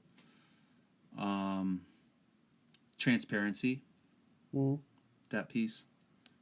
And I think there's another one. Oh yeah, The Beatles. Right. Is another one. Yeah. Today and the day before that, I listened to how I wrote certain of my hooks. Oh, nice. That's another newer favorite of mine, of yours. Did I mail you the score of that? No, I don't think so. So, my friend Ellie again, he's part of this group here. Some of them are here and some of them aren't. It's called they're called Tandy. Their name, they appropriated the name of the company that used to run Radio Shack. The Tandy Corporation. Radio Shack was an old business in the U.S. that was around for years and years and years, that was like sold audio equipment and stuff. I think way back in the day, people would buy bits of radio and stuff from it. Oh, I see. But, okay. But yeah, and Tandy was like did some computer thing too. I can't remember what. Maybe that's not true. Anyway, they just sort of took this name, and they're kind of like a record label, but they're weird. They're all like Gen Z kids, and they're like they kind of have a weird label / press kind of, and they published that. When I made that album, Ellie was interested in it, and Ellie and I, I just had it handwritten, and Ellie and I did the whole thing on Ellie's computer and made like a book of it. So you should send me your address, because I have one I can send you, and you can have the score of the whole thing. Oh, that would be great. Yeah, it's just 3 parts, as you probably ascertained. Actually, I didn't look into it like in detail. I thought it was more than 3. Isn't that crazy that it's just 3? Yeah. It kind of blows my mind right now, because it sounds so full and so rich and so like so many things moving. Yeah. Did you record each voice separately? Yeah. You have to. You can't play. Yeah. So what I did is I wrote it. The way did you I wrote also it, write it separately? I wrote it on paper, and what I did was it's almost all ballades, the ballad form. Do you know that form? It's like an older form. It's I learned about it when I was doing this recorder group with my brother and our friend John Levin. We were in this group called Glitter Pen. This was a long time ago, in like 2013. We played recorders. We played like Renaissance and medieval music and stuff. And a lot of that music is ballad, which is spelled like ballad but with an E on the end. And it means it's just a different form, and I'm obsessed with it. I've used it a lot. It's A, B, B, A, A. Which is actually A, A, B, B, A, A, which is really deep, because what happens is that you never get to hear A repeat until the very end of the whole thing. So, and it ends up like by B getting to repeat before A ever does, it gives B a lot more space, you know? And then when you finally return to the A at the end, it's like, you've kind of forgotten about it. And you've never really heard where B, it's like you lose where A transitions to B. Like, particularly on that record where everything is the same sound. Like, part of the reason it sounds thicker is because you're hearing an electric guitar signal clean and pushing through a mellotron pedal. So it's not changing the notes at all. It's doubling it, but it is pretty thick. It's like you get the note, and then you get, and I have it. The pedal has a cool feature where you can split the signal. So the stereo placement of a voice is split. Like maybe in one place you're hearing it as a just an electric guitar, and then you hear it as like a poorly tracking mellotron on the other side. Yep. But it is there's never more than 3 notes simultaneously. It's strictly monophonic lines. It's pure melody with a pretty wide range. It's going to the bottom of the guitar range. So it's actually written on treble. It's 3 parts in treble clef with like the little 8 that hangs below it, you know? Mm-hmm. Like it, like that effectively is what the way guitar is it's treble clef, but it's really sounding down an octave. Yeah. So it's that. And then, yeah, I would just write a whole melody. Like I said before, I would write the top part first. And then I just would have two other lines that I would write around it. And the way I did it, I didn't use, when I was writing it, I wasn't using any recording devices or anything. So I would have to I would have to do weird shit. Like I would have to sing the melody while I played two parts at the same time, which was kind of not possible. Yeah. But that kind of leaning way in there and trying to hold the thing together when I couldn't really was really, I love that. Mm-hmm. I feel like it's a little like when somebody's writing an orchestra thing on a piano. Like you're pushing the instrument beyond what you can really do on it. Mm-hmm. But it's like, so it's good. It's like I'm singing and I'm like trying to sing higher than I can sing. But yeah, I do that. To me, I like that album too. I feel like it's kind of like the Masterpiece album where it's very, very conceptually circumscribed. It's really just an idea. I remember when I sent that to Blake, he was like, when you, because you kept the sounds the same the whole time, you really hear how much work the writing is doing. Yeah. You know, he was remarking on that. Like you don't get to rely on like, you know, other things changing, you know? Yeah, absolutely. It's a beautiful album. Really, really like it. Thank you. I loved writing it. I recorded it in one sitting, but I wrote it over a few weeks. One of my favorite albums right now is Alice Coltrane's Touria Sings, and you know, we've connected about that in the past already. But I wanted to hear your story with that album. When I sent you the link and told you that I'm into this right now, and I'm actually listening, and it also like Masterpiece 5000, it gives me that a certain feeling that I need right now. Nice. You know.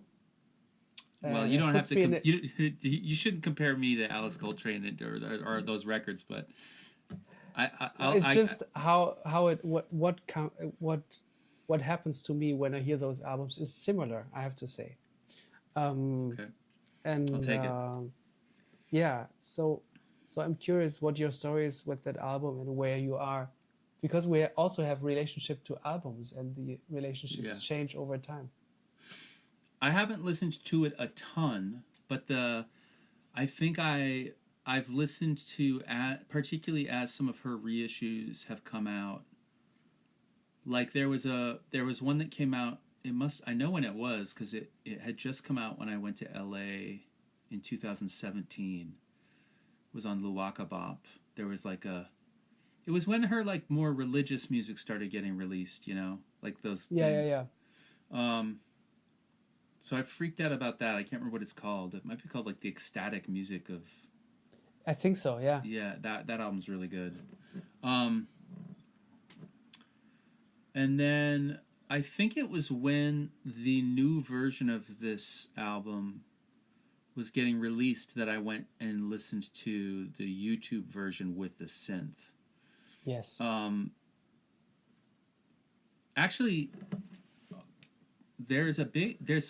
have you heard about this new Alice Coltrane TV show that came out? No. It's like do you know what public access TV is? No. It's like, I don't think it really exists anymore. Maybe it does, but it's sort of before the internet, there would be regional TV things in certain cities where people could go have a TV show in just a little studio in the city, and it would just be seen by the people in the city, you know? Mm-hmm. It's called public access, and it was probably some way it was funded and everything. I know that there was a lot of famous public access stuff in New York and LA, probably all over the country. But she had a public access TV show that just got put on Criterion, actually. I think it's still there. It came out last month, I think. And it was like, you know, I guess they recorded tapes of it. It's like VHS. I think it's a video. It looks like it was from the 80s or something. But she had a crazy show that's like totally in the vibe of her more religious stuff, where she's, and there's like effects and stuff too, and it's all the original stuff, you know, where there's like weird effects, like you're seeing like a flame in slow motion, and she's like praying, and then she's sitting at a synth shredding and stuff. There's a lot in it where she's like, I can't remember the name of it. She's like staring into the camera. And you have you heard this thing that happens with I feel like it happens with like certain religious figures, where like looking at them you can get the stuff by just looking at them. Mm-hmm. It's like this idea. I think it makes sense. It's like if they're in some internal state, you just through like neural mirroring, you can look in their eyes and kind of get it. It can kind of go in you. There's weird stuff. She doesn't say she's doing that, but she's doing it. And if you watch the movie, she'll just be like looking at the camera like a weird way for a long time while she's playing or something, and you start to get a really weird feeling like she's shooting stuff at you. But you should try to check that out. I don't know if those are on YouTube, but I know they weren't before, and that they've just kind of come out on Criterion Collection. Oh, cool. But yeah, that record is I can't listen to it unless it has the synths. Yeah.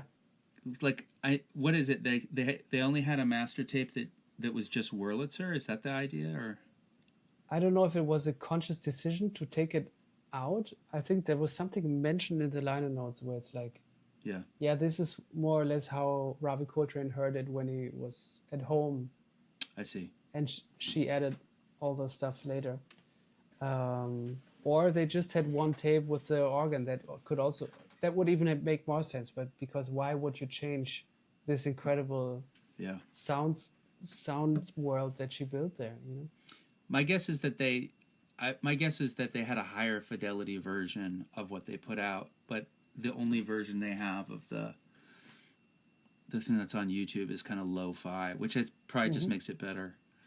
Mm-hmm. But what I just love it when she's doing those dive bombing sounds with the synthesizers. It's like yeah, yes, all those crazy sounds. Yes. Yeah, she's tapped in, man. Yeah. You know what I really wish is I wish we could have heard John Coltrane get into that kind of thing. Yes. Yes. Because we know he was playing. He was playing guitar. I saw a picture of that. You did? I've never seen a picture. Are you sure you did? I've been looking for a picture of him playing guitar my whole life. Oh shit. I hope I'm not making a mistake here, but well, if you aren't, I'm very happy. Maybe I'm mistaking it with a picture of Miles with a guitar. Yeah. I think I've seen that. Yeah. I think that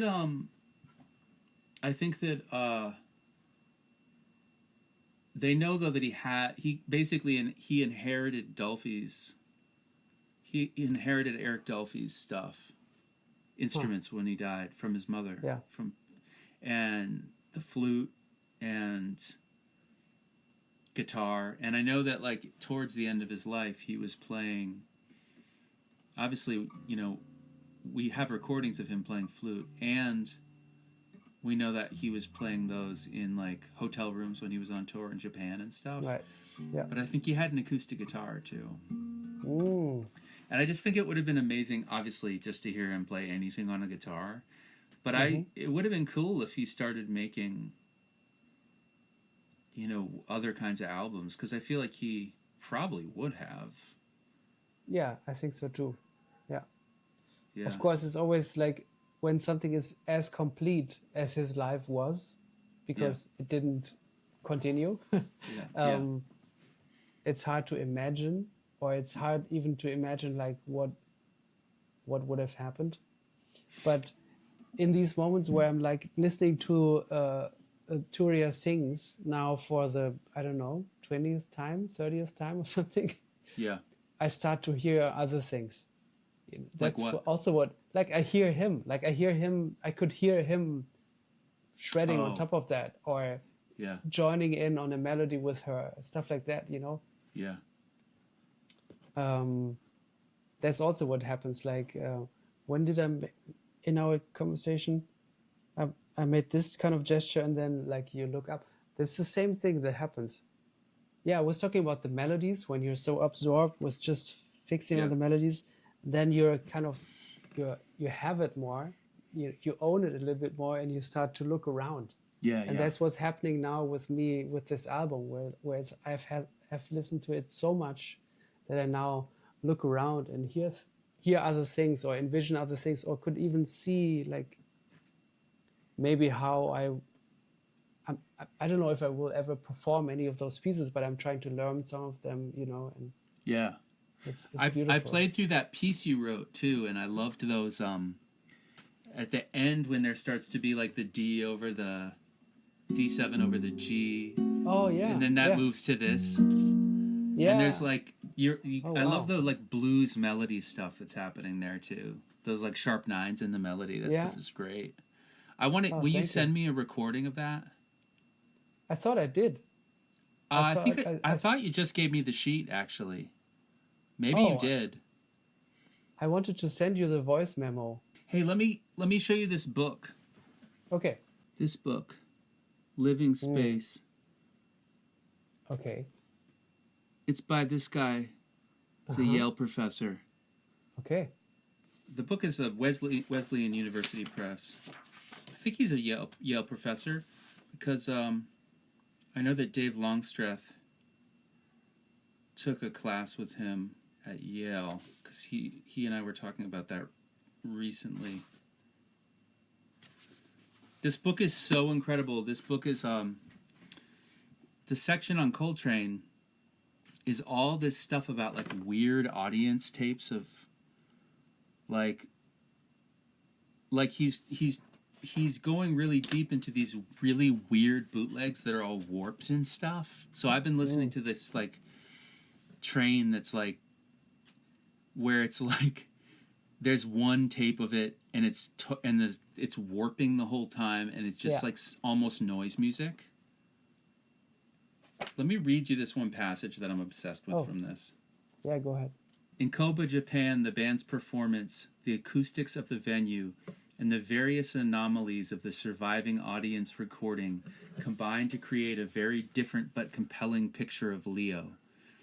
The incantatory theme is now played by the two tenor saxophonists in an interwoven antiphonal manner, but factors resulting from the low-quality recording device, variations in tape speed, warble, a severely truncated frequency range, the distance of the recorder from the stage, and the recorder's distorted representation of the acoustics of the performance space, all combine to give the saxophones the droning sonority of foghorns. Wow. Meanwhile, the decayed recording signal, a result of generations of duplication and resultant tape hiss, create the impression of oral distance, as if the saxophonists are guiding the listener through levels of consciousness, an effect intensified by variations in tape speed that create a de facto microtonal effect that can almost be heard as a mechanical variation of the side slip effect.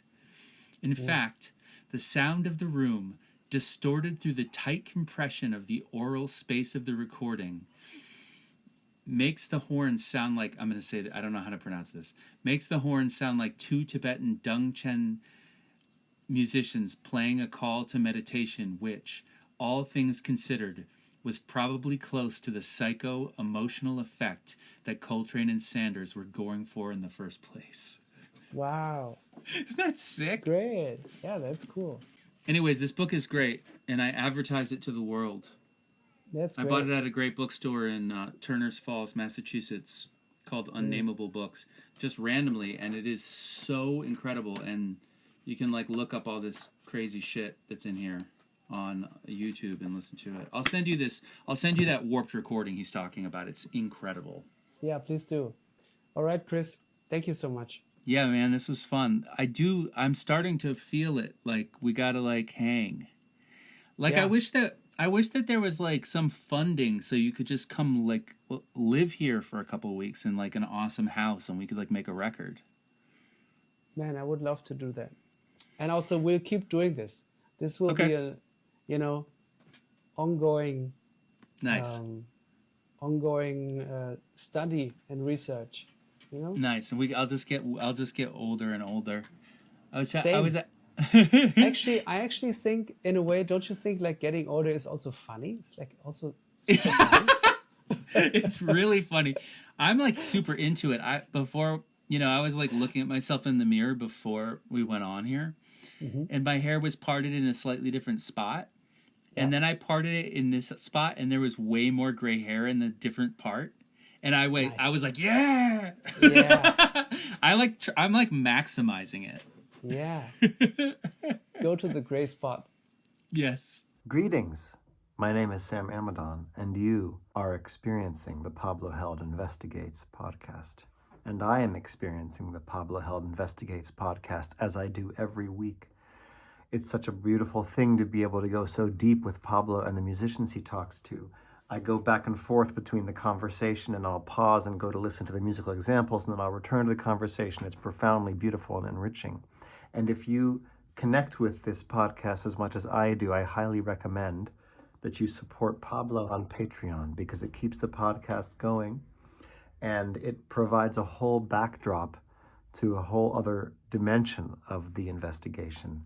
There's 2 tiers. There's a general listening podcast supporting tier, which has background materials and other stuff around reflections on Pablo's listening. And then there is a more of a practicing instrument lesson type tier, which is even deeper and more specific. I hope you support it and check it out, because these are the kinds of things that keep the world turning at this time in our universe. See you out there in the investigation zone with Pablo.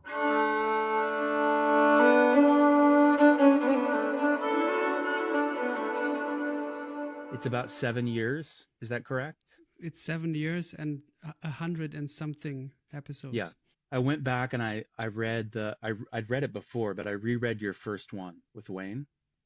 Mm-hmm.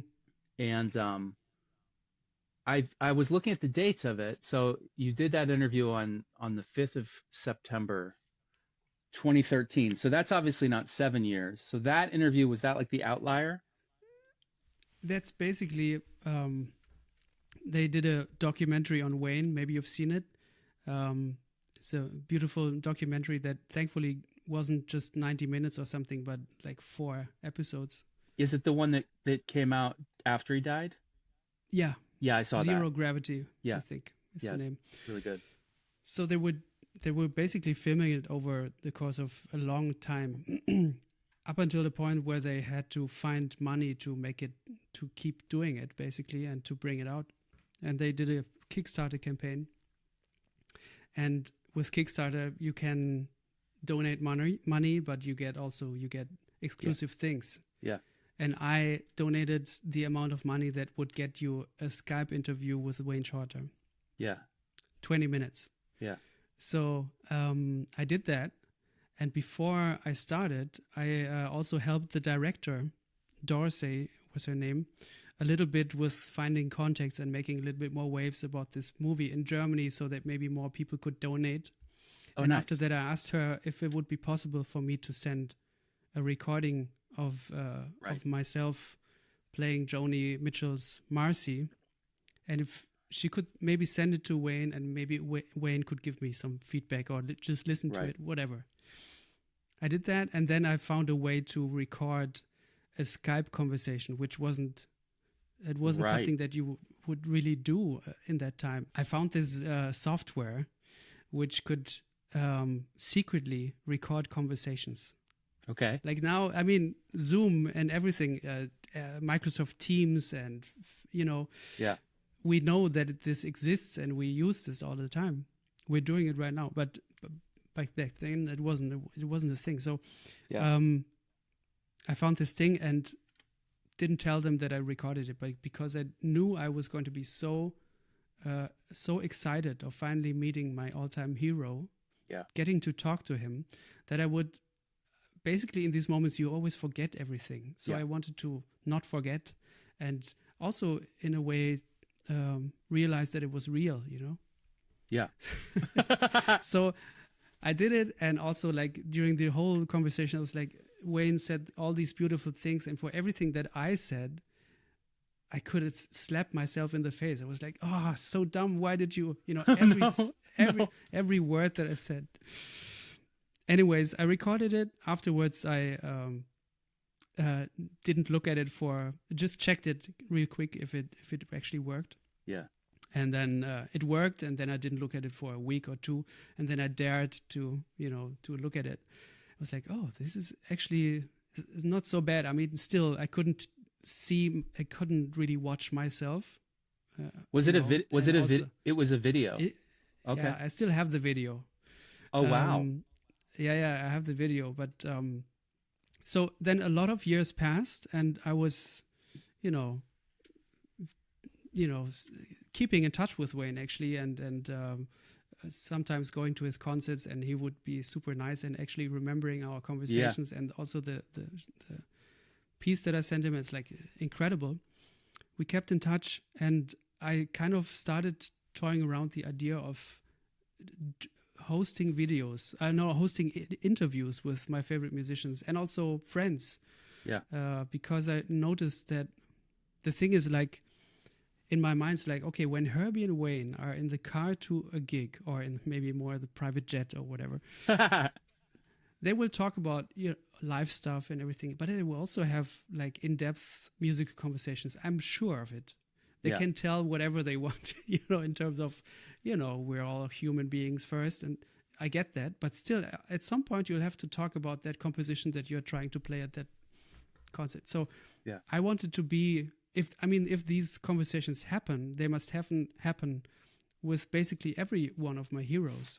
Right. And I so wanted to be a fly on the wall. So I thought maybe there's a way for me to do it. And also, I have this interview with Wayne in the archive, basically. Right. Maybe this is a good interview to start this thing. So I transcribed it because I couldn't take the video. I just couldn't release this. Yeah. I transcribed it, edited it a little bit to make, a little bit more concise, and sent it to the director. Yeah. And asked if she could ask Wayne if I can release this as the first interview of the podcast. And she's like, Pablo, you shouldn't have done this. And I was like, oh, shit. Oh, wow. Oh. You shouldn't have taped it.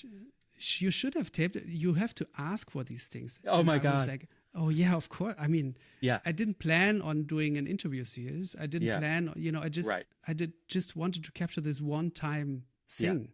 Yeah. But, I mean, I've showed it to a couple of friends, and they told me that it's nice. I got to talk to Wayne about musical stuff, that's rare, Yeah. And so she asked Wayne, and Wayne gave his permission. And then then I could basically, then I thought about a name. Then I thought about, now I have to start a blog. Where do I release this? What year is this, Pablo? What year is this that you're doing this second step? The second step is 2018. Oh, this is recent. Yeah. So this is the 7 years that I'm, 7 years back. That's 7 years back. This is 2008. Right. So when this will come out, June 6th, that was June 6th. I still remember I had a gig in Berlin that day, and I was releasing it before I left for soundcheck.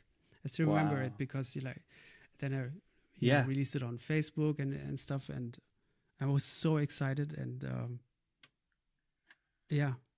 was really prepared for how this changed my life. Yeah. So first of all, I want to just ask a few things about. Well, I want to just tell you a little bit more about my experience last night of looking at it. I should also say, right before this interview started today, I listened to the video that you put out. It looks like it was just 6 hours ago of what's it called? The Milky Way. What's the full title? The Milky Way Express? On the Milky Way Express. On the Milky Way Express. Man, I was like literally crying listening to that song again. I mean, that's my favorite song on High Life. Mm-hmm. And there's something just, I mean, it was also because I listened to read the interview yesterday again, Hmm. and just kind of getting back at, like, I have goosebumps right now just thinking about Wayne Shorter, you know? But Yeah, just the yeah, way that that music feels is so insane. Like, it is like, it is like a gift from like heaven or something. It's just yeah, the way that it feels like these beams of light shooting through you. And then he's taking that solo on the yeah. soprano. That's where I was like, he's doing that thing where he's reaching like higher and higher, but he's like hitting like he's like targeting interesting notes up there, you know? He's Hmm. like slipping up a half step and then he's on like a sharp 11 or something all of a sudden. Yes, exactly. Yeah. And kind of reminds me of his solo on one of my favorite songs on Native Dancer, Hmm. which is, I think that's probably my favorite Wayne album. Interesting. Cool. I Yeah. think I love it too.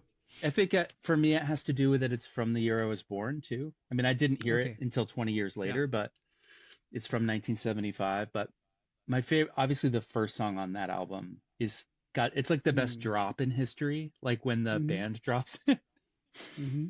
But my second favorite song on that album is "Miracle of the Fishes," Oh yeah. Hmm. which is like Yeah.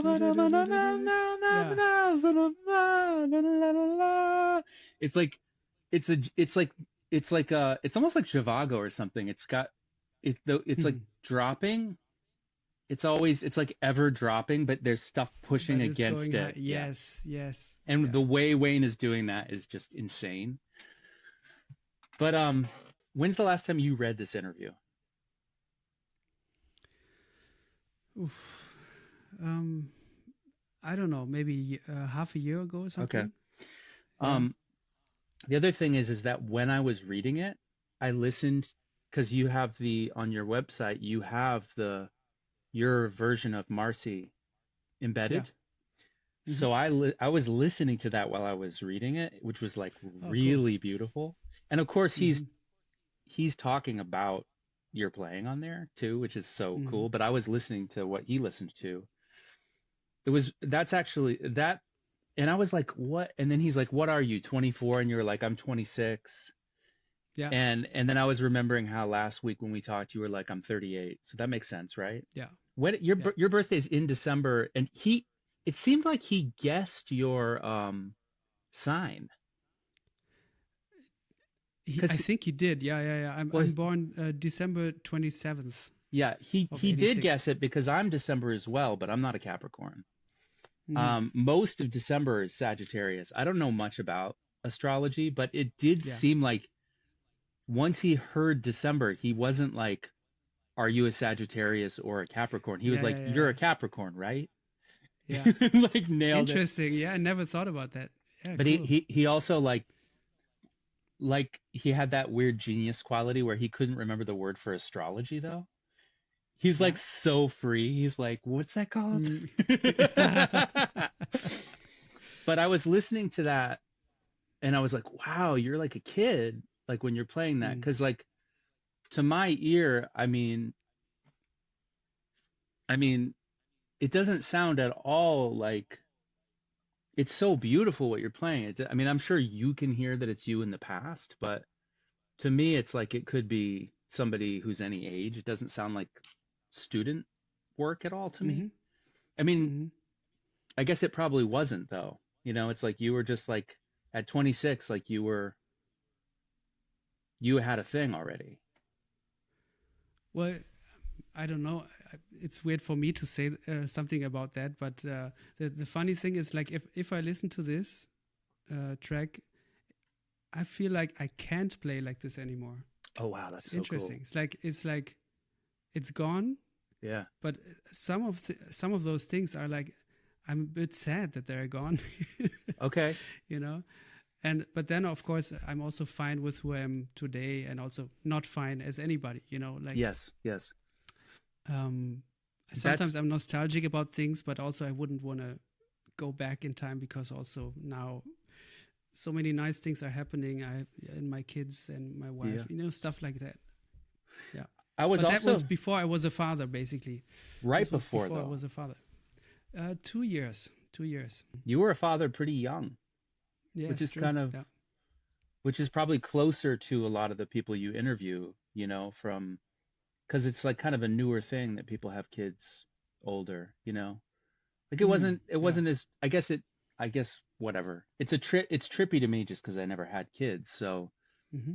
the idea of that shift is pretty psychedelic to think about, you know. Oh, absolutely. Yeah. Yeah, it's like another life, Yeah. which is also maybe why this music sounds foreign to me, and like Yeah. it belongs to a time that is a bit gone for me. Yeah. I I mean, I guess like, I mean, I always have this dumb thing that I do. I particularly worry about singing as I get older. And it has to do with when there are singers. This is not just because I'm 49 now. I have been worried about Mm. this since I was 29. I'm actually reading a good book about this right now that's by this really good writer named David Hepworth. It's Hmm. about it's about sort of the boomer generation of rock musicians aging and how they said they're retiring and then they came, you know, Hmm. it starts with like Live Aid and like whatever year that was, 84 or something. Hmm. And how Paul McCartney was like 42 or something. And he Mm. seemed like really old. But now it's like that whole generation just kept going. And you know, I don't want to like be negative about anybody in particular, but I can kind of that's the generation, the boomers I'm only one generation away from those guys, you Mm. know. What it really comes down to is fear of being a man who keeps taking up space, but it's time for them to step aside. Yeah. Yeah. And it doesn't bother me with jazz. It bothers me with Hmm. like being a rock singer, basically, whatever. And Hmm. I don't know. I mean, when I'm working, I don't care anymore. It's like I can't tell you how when I grind to a halt, it's always like, okay, I'm done with that. Now I'll just write instrumental music, or now I'll just practice guitar. And then, Yeah, yeah, we start overthinking when we're not in it anymore. When we're exactly. in it, the thought process is gone, Yes. and then sometimes it's with is I have to say sometimes with the interviews for me it's like that. Really? So yeah, and the best times are for me, I think,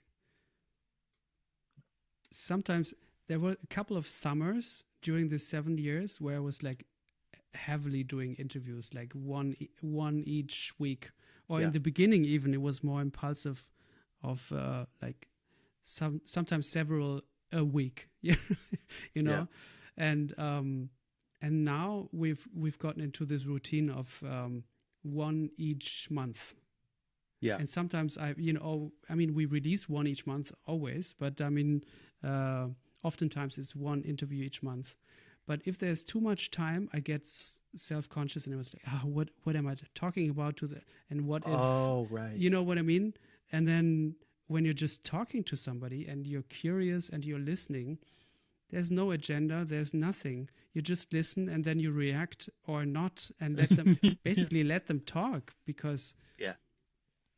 there's so many interviews out there where people don't let the artists talk, or just put them in a tight position where they Yes. can maybe say a few things.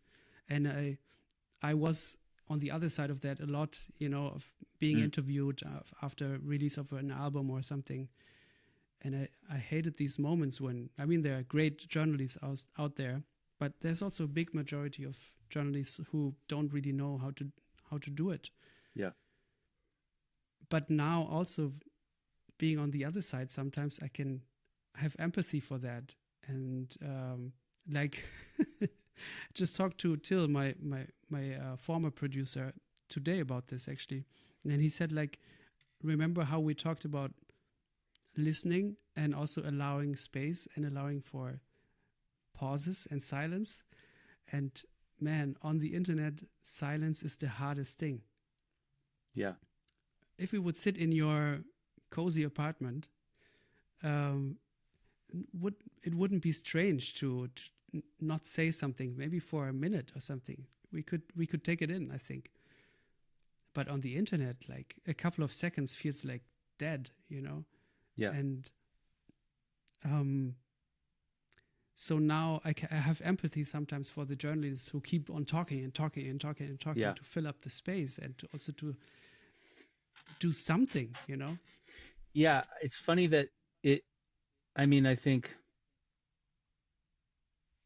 it's almost nice to think that it almost makes me feel good that you struggle with that, because it's a reminder that just because you struggle with something doesn't mean that you're not really good at that thing. Because to me, your podcast, and I know that it would not be hard to find other people that had this perspective as well. There's something really different about your podcast in terms of the sense of time slowing down, and there's something really gentle, and it does feel like you are willing to leave space. And there is something powerful about the times in the podcasts where the artist kind of stops, like they are just like done with that idea, and then you do this, and then you start. And that is like, it almost makes me feel good to think that you would have some anxiety about that, because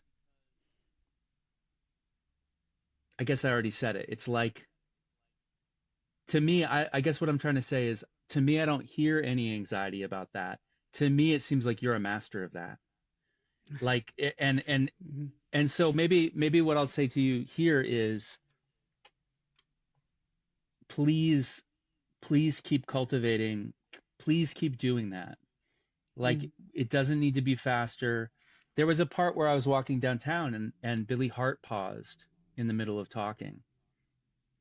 And I thought that my headphones had gone out. Yeah. Because it does. I don't know how many they could probably study it, and it'll probably get faster and faster. But there's not that, the pause on a podcast, if it goes for, I don't know how many seconds it is. It's not very many. It might be 2 or 3 before this is not a complete sentence, before you think that the thing is disconnected or something broke. It's like not long. And I think my friend Ellie McAfee Hahn, who is an incredible musician, Ellie has these 2 albums you should listen to that are, they're both on YouTube now. They're on Bandcamp and YouTube. They're not on the big streamers, but they're 2 records from last year. One of them is called, it's sort of a pair. The first one is called No Sun on Main Street, and the second one is called Change Ringing in America. They're really interesting. I was actually just trying to get Ellie to listen to Laura Nyro. Have you listened to Laura Nyro much? Like, yeah, and not much, but just lately I've listened to an album of hers where Alice Coltrane is on, because I'm on this big Alice Coltrane trip. What album is she on? It's a later one? It's I think they were involved with the same guru for a period. Whoa. And there's like either late 60s or early 70s, and she's on a couple of tracks. And the tracks which Alice Coltrane is on is like the highlights of this album. Yeah. It's a cover, I think it's a drawn cover of Laura, how do you say? Nyro? It's Nyro. It's her face, black and white, painted. Is it Christmas and the Beads of Sweat? I think so. Yeah. Something That's like this. her third record, I think. And there's a couple of tracks with Alice Coltrane, and there's one where Alice Coltrane has like an extended moment, which on is keys? Beautiful. No, on harp. Oh, wow, that's awesome. If I met Laura Nyro, I would be like, oh my God, Eli and the 13th Confession, which is her second album. Somebody can be one of your favorite artists, and you don't have to because I do have everything. Know everything. Yeah. I do have people that I'm like that with, where I know everything. Mm-hmm. But yeah, Eli and the 13th Confession, I think she was 19 when she made that. Do you know that record? No, I don't think so. dude. I got to know her because I read that Miles Yes. produced a couple of her albums. I don't think he produced anything. I think I have some Really? weird studio reel things with him in the studio with her. I know they were. I've seen pictures of them together, but yeah, I'll look it up and we're send you probably something both. if I have it. We're probably both half right with that. I don't know if he. I'm gonna guess he didn't fully produce a record, but I know he was a fan, Yeah. and there's pictures of them together, and I think it's from right around the time of Eli. It's from when she's like a teenager, because she came out really strong. Like she was the first artist on, I can't remember the record label, but the record label that David Geffen started. It might have been Asylum or something, but that Joni ended up on. But maybe Judy Sill was the first person on that. You must be into Judy Sill, right? I am. Yeah. Yeah, totally. Dude, check out Laura Nyro. Check out Laura Nyro, Eli and the 13th Confession, and you have to listen to it like classical music. You have to listen to the whole record. And the thing is that's so incredible about her is that she is, I think I know a little bit about her. She like lived in New York City, and she would like sing doo-wop on the corners with like her friends and stuff in the early 60s. Because I think she was like 19 in 68. So, and then she was like drinking cough syrup and shit in the 60s, like almost like DJ Screw type stuff, you know? Like she was like kind of like an explorer, and she would like, she kind of like, I think she's like invented a lot of stuff that kind of came from her into the 70s. I think a lot of it comes from her, like the sort of fixation with like, you know, hybrid chords, like the G over C sound or whatever, you know, like music that sounds like that. I think Joni and Steely Dan got that from her, like directly. Interesting. Yeah. I think she's the one that did that. I mean, I might be wrong, like, or if she got it from anywhere, she got it from jazz, but I don't know if like in 1968, were those harmonies happening yet, even in Wayne and Herbie? I don't know if they were. Do you know? I mean, obviously, the Milky Way Express has like the, you know. Yeah, exactly. Which to me sounds like, you know, it sounds like TV themes from the 70s or 80s, you know. Those, and I use those sounds like crazy too, obviously. I think one of the chords in Nefertiti has that thing. I think one of the chords in Nefertiti is like A over E. A over E? But that's not the same. Yeah, it would be A over D. Yes. Yeah. Right. Yeah. No. I think this chord's from earlier. You can even get that in the Beatles a little after Laura Nyro's album, though. But yes, in particular that sound, you know. Isn't that beautiful how those two chords go into each other? Like these two? Do, da, yeah. I mean, that's like my entire game is that stuff, you know. Have you ever? I want to go like do do do do do do. Was it this? Wait, what are you hearing? It's like in minor thirds. Do, do, do. That? Yeah. Yeah, and then. Or maybe. Yeah, it's harder to voice on the, and then the third one be. Is that? Yeah, I'm not. I want it to go. How can I do that? Maybe. That's nice. Oh, nice. Yeah. But Laura Nyro, I think that, listen to that record. There's still stuff on that album that people aren't doing at all. There's a lot of tempo changes, like a psychotic amount of tempo changes. And it's all because it's all coming from her singing and playing piano. And she made one album before Eli where the session musicians, maybe the producer, flattened it out. Kind of like, and that album has some good stuff too, but kind of we're like, we're not going to do all these tempo changes, like just, and kind of straightened it. And Eli, you hear like incredible session musicians, drummers following her timing, and it's just moving. The tempo is moving like it's insane. It's like it's Okay. not like pop music. And then it is like pop music though, but it's all kaleidoscopically chopped. And you hear her like go modulate part way to something and then just cut back. But anyway, like this whole cough syrup thing, like apparently she was kind of like a druggy teenager, like listening to Train and Miles, and then kind of just and singing doo-wop with her friends and like just invented this thing. And she was like fully formed when she was a teenager, like artistically. And then like, oh, I wanted to weave back to the thing about you being 24 or 5 when you played Marcy. Yeah. What I was saying before was this idea that I always think that a jazz piano player wouldn't be like, oh man, I had it when I was young. But because I'm always like, if I was a jazz musician, I wouldn't worry about any of that stuff, you know. It reminds me of like thinking about like when I started to, because that's my mid 20s is probably when I started to really pop in terms of songwriting. And I can definitely like when I'm feeling down, when I'm feeling down, I could feel like there's a magic there that you lose, you know, some kind of youthful. I don't know if for you it's about youth or just like a different vocabulary.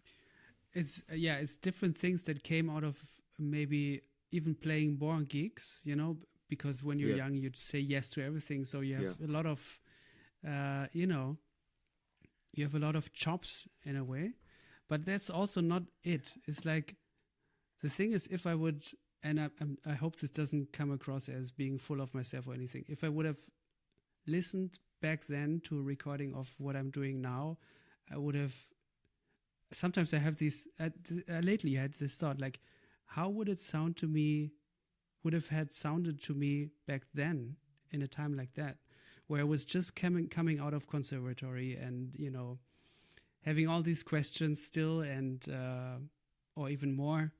And then listening to what I'm doing now would have been like, oh yeah, that's it. Or it's like, wait. And as I said, I totally don't want to go back, but there's things like in the youthful things, like there's also a lot of things where I'm like, oh, I'm so glad that this is over. But there's also things I'm like, oh, I can't play like that anymore. I don't play that stuff anymore. And it's not like a bag of tricks or anything. Also, it's just what was under my fingers or in my ears at that time. Yeah. I can't get to it anymore. But also I'm interested in other things now. And Yeah. I'm happy with the focus of that where I'm now, you know? Yeah, I have a lot of thoughts about that. I mean, one is like if the young you heard the older you, I think and I'm thinking about myself too, if the young me heard the older me, would they be psyched? And I think to be fair, they probably would be, the young person probably would be kind of excited. Mm. But I also think it would be good if they were a little confused. Of course, Because yeah. not because they're not as advanced, but because the whole thing we're trying to do is obviously it's not just about like I'm a faster runner now or something. It's like if it has like this sort of weird feeling of like what kind of person even is that? That's good, I think. I was thinking about like that whole question of like when do you, I mean, part of it is just that you have different things you're into at different times and your playing changes. Like my physical playing has changed a lot, actually. I think that if I think about times where I had more, like you were thinking about when you were young and playing a lot of gigs and maybe had certain kinds of technique, maybe more of or something. I think I'm starting to get to where it kind of comes in and out of focus depending on what I'm doing. Like there are times where I'll play a bunch and I'll probably be better than I ever was. at least soloing. But I'm starting to feel as I age, I'm starting to feel something in my temperament shift. The other night I had this thing where I was playing Stella and I was playing like electric guitar, and I was in this weird place. I wasn't looking at my hands at all, and I was playing, and it was like just a little bit awkward. Like it was a little bit like I wasn't like missing strings like I just was, but it was like a little like I sounded like slower, almost a little bit loose or struggling or something. Mm-hmm. But the zone I was in at that moment was like so fresh, and I was playing like super good shit, but it was also like a little bit like it had like that kind of wizened character, Mm-hmm. the word wizened, like wrinkly. Mm. And I could kind of see like I could kind of picture like maybe like I peaked. Maybe there'll be a time where I listen to myself playing when I don't know how old, 40 or something, or mid 30s, and it'll just sound like super virtuosic.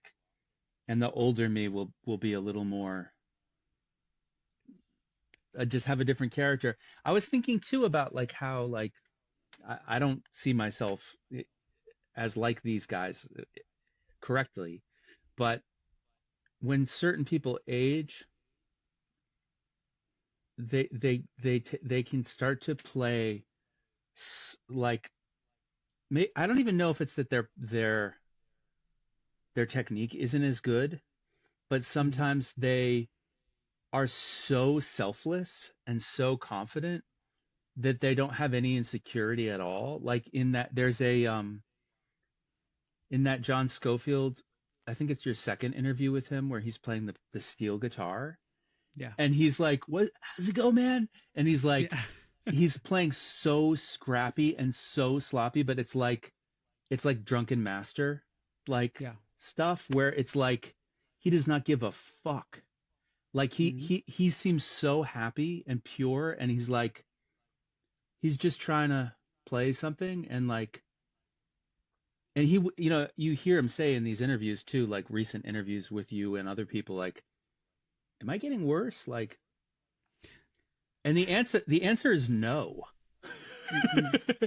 Because there might be something that's like that's not as uh fast or clear, but there's on some other level it's even more clear. You know what I mean? Absolutely. Yeah. Yeah. Absolutely. You can hear that in the There's a yeah, go there's ahead. a wisdom that comes at a certain, I don't know, Yeah. amount of time, but also experience where like it's not about the technique, it's about like Yeah. the way the notes sink in even deeper when I get them from them, Yes. like, ugh, I Uh-huh. don't need that fast line Uh-huh. that I might have heard from Sco in early 90s. Yeah. I just need two notes to get the same effect, Totally. Yeah. the same energy, the same impact. Yeah. And that's And deep. you hear, I mean, Miles got there pretty young too, because I think he had those health problems like and like I mean, I don't like he's like totally unquantifiable. Like he's like there's something about him that like just thinking about him like breaks reality altogether. But Mm. like I love like that. it's like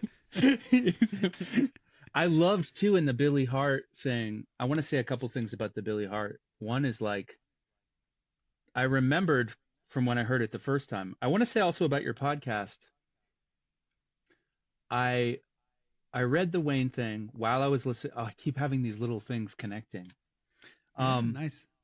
in the Marcy thing is cool because I don't know that first out. That's from Song to a Seagull, right? Yeah, I yeah. don't know That's that, my right? favorite. That's my favorite Joni.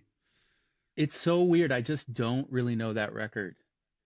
I mean, I've listened to it a couple times, but I am such a. I mean, A lot of my favorites of hers are obvious favorites.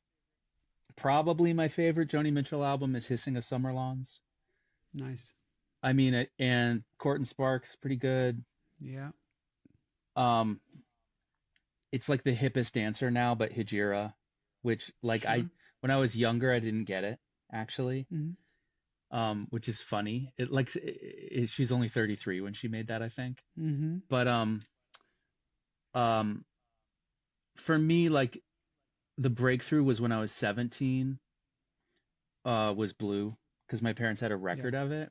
So I remember hearing Old Man for the first time, Mm. and I just could not believe it, like the chromatic Hmm. ideas and stuff, and Yeah. um. But then the one that's close to, I think it's her second record, Clouds, is the one that's the one that I'm completely crazy for. Mm. That's from that earlier time. Yeah, I love that too. For the no, there's a Roses Blue. Yeah, Roses Blue is my favorite song yeah, those in that one. songs. Yeah, is that heavily harmonized? Is she singing a bunch of harmonies on that one? There's one I that's like think she's really playing a psych. little solo. She's almost singing a little solo on it, Oh yeah, and like scatting. she holds the note over Yes, the bar. Yeah, that. yes, and the chord changes, and Uh-huh. it's not right anymore, but Yeah, it's so true. Yes. dude, Hmm. yeah, that song, like I owe so much to that, like that, Hmm. just that moment. Hmm. Yeah. Yeah. Um, there's so many interconnected things here. But I was listening to like I keep thinking of things and then forgetting them and then remembering them. That's why this is like a I love the quantumly puzzle. quantumly entangled solar cloud or something. I don't know what a solar cloud is, but I was also connecting it to my friend Ellie McAfee Hahn, who has like Ellie has like Ellie's like 29, at least 20 years younger than me. Ellie has kind of like a long form ear. Like I tend to hear in shorter. Like Yeah, we Ellie, talked about this last time. we did. Yeah, Ellie Mm. has like the longer. Oh yeah, we were talking about it, but even on a bigger scale, actually. I'm talking about phrases, Mm. not even pieces, but um, maybe it is like, yeah, Ellie's songs sometimes get longer and there's more sections and there's more variations. Like I'm trying to get Ellie to get into this Laura Nyro stuff because I feel like, particularly the second album, Change Ringing in America, is like kind of has something similar in it, and it's something that I feel like I know a lot of great songwriters who are like have a really wide sense of harmony and melody and risk taking, and that I can feel like overlapped with. Um, but there's this one quality of Ellie's. There's a few things about Ellie's music that I definitely can't relate to that I really like a lot. What I mean is like I don't I don't hear myself in that stuff at all. Um,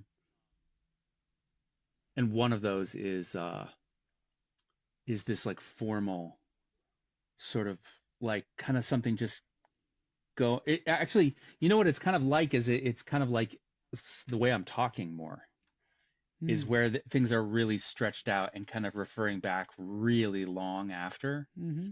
Yeah, Ellie and Laura Nero both have that in their music more than I do, I feel like. Yeah. Mm. Looking forward to checking out Ellie's music Yeah, and that those Laura yeah, album. Yeah. yeah. Those two Ellie records, they came not long after each other. I play on one of the songs on Change Ringing actually. We I didn't write any of it, but we kind of arranged it together. Um No Sun on Main Street though, start with that one. It's a pair. And they're short. They're not that long, but they're crazy records. Hmm. They're really interesting. Um I want to say something about Wayne real quick. Um when Blake and I were on your podcast,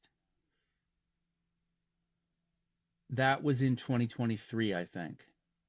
Hmm. because we had just done that tour, which I think was probably in June of 2023. So I looked up that Wayne had died in March of 2023. Blake was actually with Herbie Hancock when Wayne died. Do you remember that? No. Okay. No, I don't So remember that's this. probably not in there. Yeah. So I was texting with him when I found out Wayne died, and he was in Washington, D.C. playing at some kind of Joni event. He was playing with Joni and her band, and it was a different group. It was like Brian Blade and Herbie Hancock. It was like crazy. Oh my God. Wow. It was other people too, but we were just like texting. He's like, "Yeah, I'm here. I'm in like," and he was just with Herbie Hancock, and then they were on the same, and then Wayne died, and then they were on the same flight back to LA. And I don't think they were sitting on the plane together. I think Herbie was it might have been they were in different parts of the plane. Classes. Yeah. Yeah, maybe. I know there's times that Blake has ridden on private jets with Joni too, but this was like a regular flight. And he told me, this is just from texting in March, like the day after Wayne died. He told me that when they got back to the airport, I think it was back in LA, for whatever reason, they were together for a while, Blake and Herbie. And I don't remember why or how long it was exactly. You're going to love this, but you're not going to get much goods from it because I never got the goods either. He had some kind of conversation with Herbie about Wayne right after Herbie Hancock and Wayne Shorter, that relationship, as you said, like you can't really get any more interesting than that relationship. They had a conversation about Wayne that was so deep and so impactful to Blake that he wouldn't tell me anything about it. Like it was like too. Come on, Blake. It was too. It was like too deep. Yeah. The one thing he did, I think I'm remembering correct. I am remembering that he kind of did. Like I think it was too. The way it was conveyed was too correct to really say it again. It had to be Herbie saying it. But I think the thing that was the most radical about it was that Herbie really didn't seem upset. Mm-hmm. He really did know Wayne was okay. And he was like their whole like Buddhism thing together, like when it really came down to one of them dying, like it wasn't like they were suddenly like, wait, we don't believe this, that's so exactly. awful, I'm so upset. It was more like it was like he was like on another level with it. He was yeah. Hey, do you have that book that came out? It's like kind of, I don't know where on my shelf it is, and I can't remember what it's called, but there's a book that's not super easy to get, but it is gettable. That's like a conversation book between Wayne and Herbie and like their like master teacher guy. Oh, you have it. Oh, I got it. Yeah. Yes. Yeah, that's really good. I haven't read it yet, really. I just started it, but now I'll have to read it. No, I liked it. It's not, I mean, of course, I was also looking through it to get like musical stories and in depth, Yeah. And that's totally not about that, but still, I liked reading a whole book of them. Also, like them being enthusiastic about stuff, Yeah. You know what I mean? That's nice. Actually, I can never remember the name of that kind of Buddhism that they do. It starts with an N. Nichiren. I just can't. I can never. I'm just so terrible. Like I'm so dumb with like certain words. Like I can't remember how they're spelled or how to pronounce them. It happens to me constantly. But I actually use that chant because. So I'm not really I'm not Buddhist, or I'm not not Buddhist either. I'm like kind of, I guess like a lot of people, like I kind of am interested in kind of all of it. Hmm. Like I even just like bought like a King James Bible. I have a one at my studio, but just because I'm curious, like I want to like open it and see something really crazy in there, you know? And I but so what I was doing was I was like doing like I meditate, but I don't do retreats and I don't do a sort of formal school or anything. I just do it. I actually started doing it when I got sober as just a way to like whatever. It's like positive. Have you meditated before? I've tried but failed. Need to try again, I guess. Yeah, I don't think there is a failing, but I know what you mean. Yeah. I mean, Yeah. I guess I not. mean, the thing is, like, I'm such a hypocrite. I've read so many books about meditation, but never really meditated. I'll And tell then you. people tell me, like, yeah, but you're doing your music. That's meditation too. But then, yeah, but that's easy in a way. That's Yeah. easier. I know what they're saying in terms of the meditative state and the not judging and the trusting the moment and stuff. But still, to me, that's just playing the piano in a way. And the nice parts about that come with that, that you lose yourself in it and stuff. Yeah. I think I mean, I think there's all this, the minute you start trying to talk about it, it gets like, you start sounding like you're talking in riddles, basically. But I mean, I do think it's the same. I mean, I think that whatever, it's not like I've like achieved any like enlightenment or anything. It's just, I just do this thing where I meditate a half hour a day, which, compared to other people I know that do meditating, it's not that much actually. I do a half hour a day, anytime in the day I want, always a Nice. full half hour. And I do it for 4 days in a row. And then I take a day off. And the reason I take a day off is because the impurity is good for me. So I don't have like this, I'm not like I am perfect. It's like, it's more like I'm definitely not. So that kind of takes the pressure off. You stand? Do you sit or do you lie down? What do you do? Do you sit? I'm not super strict about it. I'm sure there's lots of people who would be like, wow, that's messed up. Like, but I definitely don't sit with my legs crossed up in a weird way. Right. Apparently, though, the very first image of the Buddha, I'd have to verify this, but I think the oldest image we have of the Buddha meditating, he's in some kind of chair, actually. So I'm a chair person. I sit in a chair, or I actually will walk too.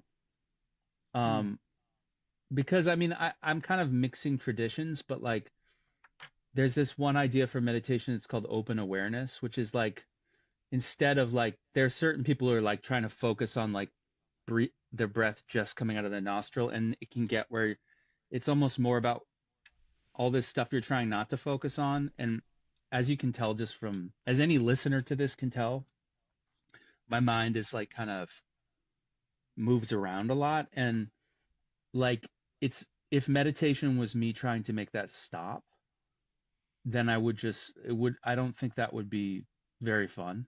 Like, open awareness is where you're not judging anything. It's just like you're just noticing things. So like, whatever you notice, whether it's a thought or whatever, yes, you try not to like go super far down a thought.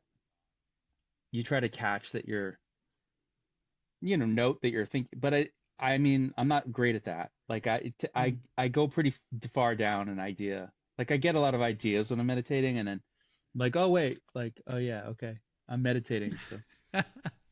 But Did you do it today? No, I didn't actually. Today's my day off. Oh yeah, okay. I did it yesterday. I kind of have this walk that I've been doing, this loop,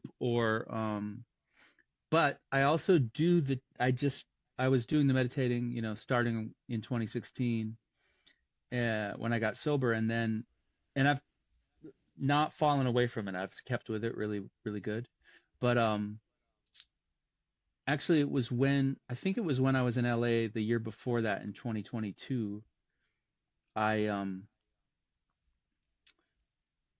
I kind of spontaneously was like, I feel like I should have a mantra. And I feel like I would really like to have a mantra. And I, it's cool the Beatles did mantras and stuff, but my friend Kyle just got a TM mantra, and there's like a whole story about it. But he had a dream about that David Lynch came to him, and it's this whole thing. It's his story to tell. TM, like, I respect it, but I also don't want to pay for a mantra, and it's like $500. It's kind of weird. You have to pay for it. It's kind of doesn't seem very Buddhist. It's very LA. It's very LA. But I knew that Wayne and Herbie did this other mantra, Nam Myoho Renge Kyo, and so I was like, I'll just do that one, And I started. So I sometimes chant it out loud, and I sometimes chant it internally. That's usually what I do. Like if I'm out walking, I don't do it out loud. And at first I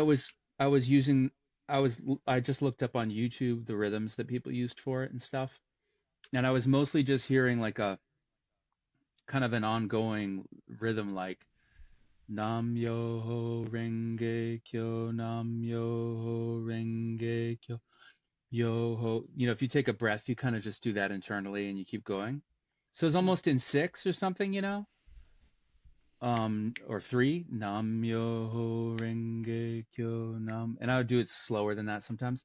And then when I saw that Wayne documentary that you were talking about, there's a little video of him doing the chant. Yeah.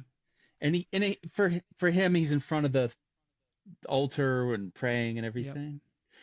But I learned the rhythm that he did on that, and I changed to that because I want to do his rhythm. Yeah. And I haven't seen a source anywhere else for it, but it's one thing I like about it, kind of like with the way that my meditating is 4 days on, 1 day off, like it's imperfect. His rhythm is cool because it's asymmetrical. And it's in 4, and he's doing like, he does like quarter note, half note, half note, quarter note, and then 3 quarter notes and a rest. Yeah, right. So he goes Nam Myoho Renge Kyo, Nam Myoho Renge Kyo, Nam Myoho Renge Kyo, Nam Myoho Renge Kyo. So like, I'm not part of that this world or whatever, but it just goes to show like how, I don't want to go so far as to say like my religion is like Wayne Shorter, but there's a tiny bit of that, like where it's like, if I want to like be doing this positive thing in my life and I want it to kind of be, to be kind of have a little bit of support, a little bit of connection to something that came before me. It's like, I don't mind, like, I want some of that, like whatever those guys have. Sure. So yeah. I get that. Yeah, I get that. I've seen. There's a bug in here. You've seen? That's funny. At the time you're like, I've seen a bug. Talking about super enlightenment stuff, and then I see a bug. Yes. Need to kill. I've seen a video of Herbie and Wayne doing this super fast. Like, oh really? Oh wow! Like this kind of tempo. Yeah. Actually, I wanted to say something else from that first Wayne interview, which was like, well, there's a couple things in there, but one is that I've always been like, it always has made me kind of sad when people get older and they always have cable TV on. Like it's always just kind of made me sad. And I know that Wayne was like that. Like there's like a loud TV on all the time. And I remember like Bill Withers apparently was like that too, like after he retired, because he retired really young. Do you know him? Yeah. Lean on Me and everything. Yeah, it was like he spent the whole end of his life basically like looking at the news, I think, on his iPad or Hmm. whatever. And there's some part of me that's like critical of that, and I think a little bit that's happening to me. Like, Mm. at least right now, the older I seem to be wanting to look at the news more basically than I did when I was Hmm. younger. And I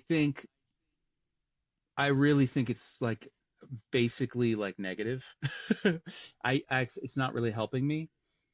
But the choice that I've always thought of as being is between like connecting to the bigger picture with the news or whatever, or connecting to the bigger picture other ways, whether it's through meditating or maybe like spiritually kind of just, it's not like if you're alone making music, you're not connecting out wider. You're probably connecting out much wider than you are with just the news.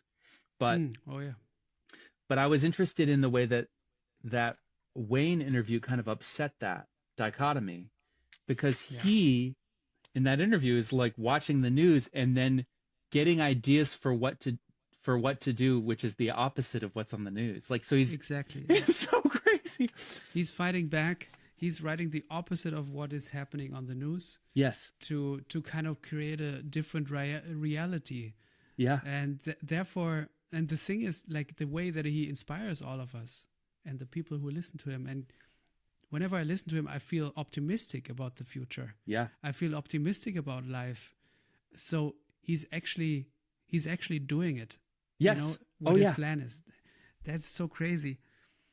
Yeah. And of course the other thing that is, as an American in particular, I always want to note jazz is a music that, comes from Black Americans Mm. who in not just historically, but right now in American history are still struggling to have equality.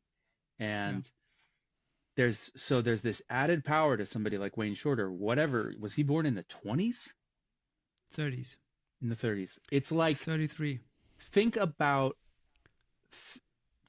like what a black man in America would have seen in terms of prejudice and stuff, and then to be Wayne Shorter, Yeah. and then to be basically taking negative energy and turning it into positive energy. It's like, it's amazing for anybody to do that, but when you look at, and this is true of so many jazz musicians, it's like, but then you add that, and it's like, I mean, and that stuff is so real in this country. It's like, it's just so deep in the DNA of this country, like that this terrible stuff in our past that continues into the present. It's like, it doesn't really go away. You don't forget about it. There's never like a time where you feel like, oh, it's kind of better now. It's like, it's not.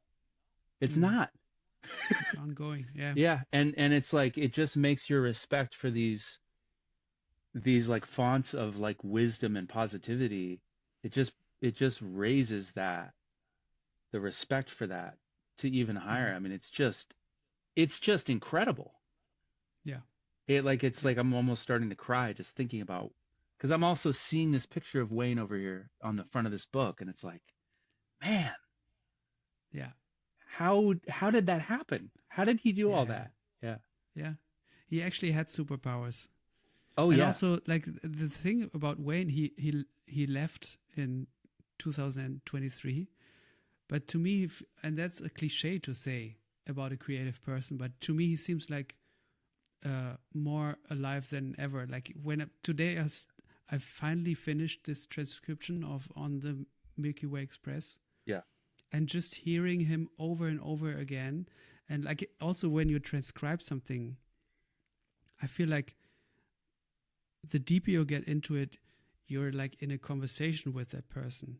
And there were moments where I felt like, and also I'm not trying to make this bigger as it was. It was just me, a dude in Germany, transcribing Wayne Shorter's music. But still, like, I've spent months actually on this thing, because there were moments where I felt like, okay, I have it now. And then I listened to it again and it was like, fuck, no. no, I totally got it wrong. Shit, let me get back into it.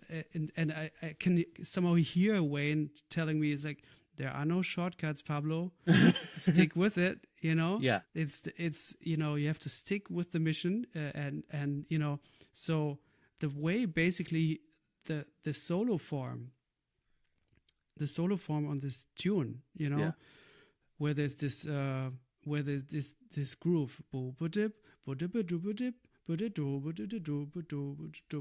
butchering it now, Yeah. but like when I first thought I had it, I thought it was 4 bars because it kind of repeats after that, right? Like the bass is more or less playing the same figure.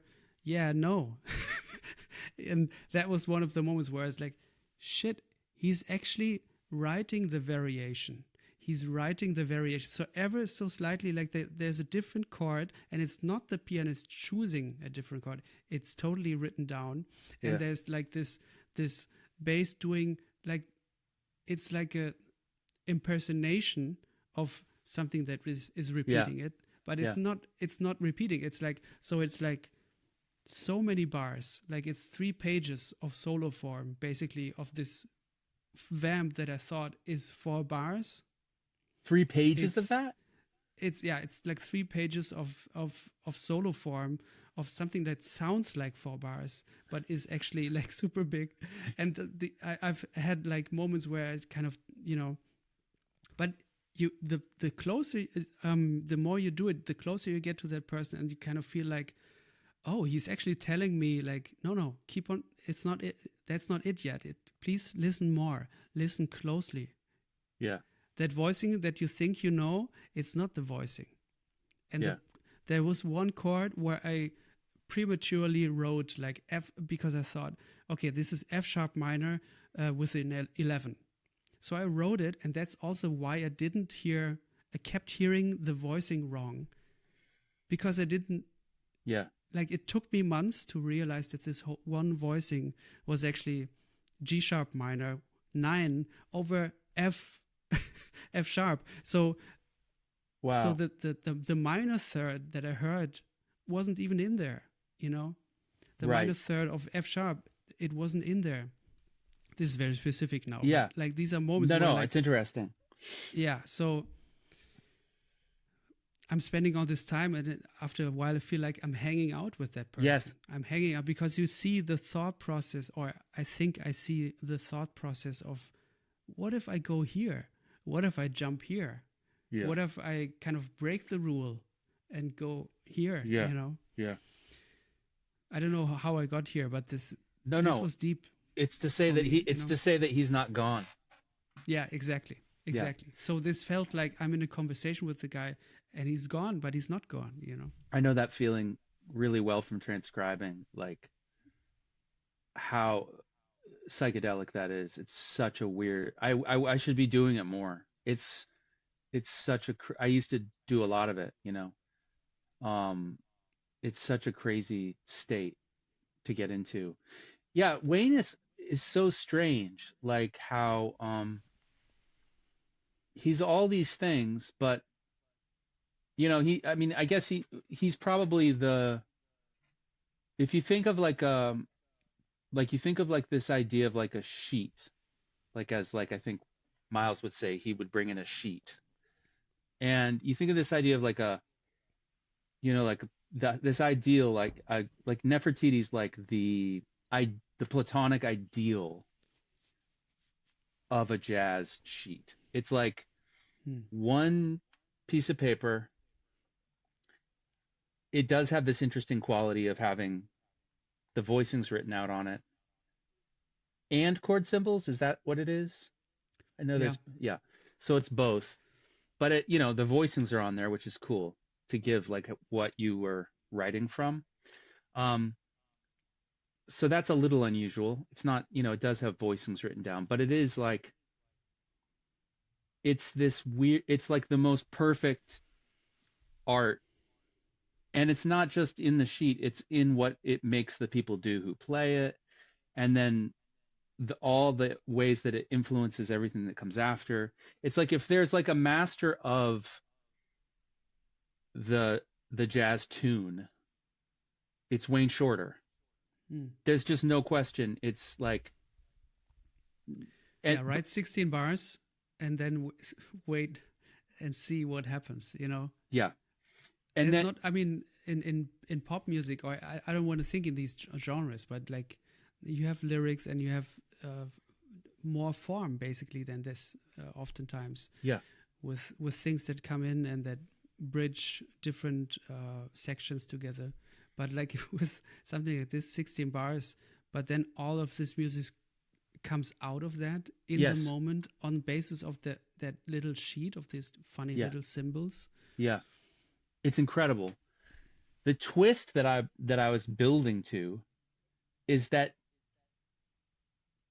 he is the master of that form, but then after a certain point, he's not really writing those anymore. He's writing like insane. And this thing, the experience you just had transcribing that is a testament to that. It's like he's writing like when you hear about, you know, rehearsals for the last quartet, it's like he's bringing in like so many pages of music, and then people have to narrow it down from there. It's almost more like if you were like wanted to like take an excerpt from Ravel or something and turn it into jazz. It's like, okay, this part's cool, like maybe we can use this part as an intro and then we'll do this. And it's like they had to do that because he had like I can relate to this idea. I'm not comparing myself, but I can at least relate to writing a short tune and trying to make it really, really, really good and memorable. But this thing of like was he writing these, was he using a computer program at all, or was it all just on keyboard and by hand? It was by hand. Even if when he wrote the opera, his last piece, you know, he was writing everything by hand. And he had a copyist, I think, you know, yeah, for stuff like that. But like, he wrote everything by hand. But the thing that really gets me with him is that he had all that, and he was like there's just he just was so many things, you know. Yeah. It's like he's just such a mystery character. Did I tell you anything about the drummer on Jelly Road, Abe Rounds? Do you know him? Abe, and his last name is Rounds. Yeah. I know him. Yeah. He also works with Jake Sherman, right? Yes. Yeah. Do you know Jake? Yeah, I know him. Oh, that's awesome. I mean, through the internet, I know him. But yeah, we're also planning on doing an interview. Oh, that's so great. He's so cool. I know him not super well, but I had a really weird synchronicity with him the other day, which is that this is slightly embarrassing, but I'm just going to admit that I barely ever vacuum my studio in town. I just like... That's okay. Oh, thank you. But I mean really almost never. So I moved into this studio in 2020, and this new studio, and I did obviously vacuum it. And the thing is that my OCD is this way where everything is like perfectly lined up and all perfect. My apartment's kind of messy actually, but my studio is like perfect. Everything is the exact place and it's kind of lined up. But as other people that have OCD might, I'm sure this isn't unique to me. I'm really, really uptight about like, oh, somebody picked something up, I have to put it back exactly in the right spot. Not that there's people in there very much. It is mostly just me, but that can be like an impediment to actually dusting and stuff, because dusting means things get moved. So like, it's like everything's like exactly in the right place, but it's like dust everywhere. And like, there's like the floor is like all dusty. And I had this time that I was going to meet Jake in person. We'd been in contact for a couple of years, just a little bit. And it was coincidentally like, it might've been in 2022, or it could have been in 2023. It was probably 2022, or it might've been 2021. I sound crazy. But It might have been 2020, might have been 2022, it might have been 2024, it might have been 2026, it might have been 20. It sounds like And Donald. sold. Yeah. You know, Yes. these people who sell Yeah. talk very fast. What's Yes. the name of that? Auctioneer. Exactly. Yeah. Um. So I vacuumed my studio, which for me is like this huge thing. Like it takes like 12 hours or something of one room because I'm like have to do it exactly perfect, put everything exactly back. And I did it. I did it like one time, a couple years into having my studio.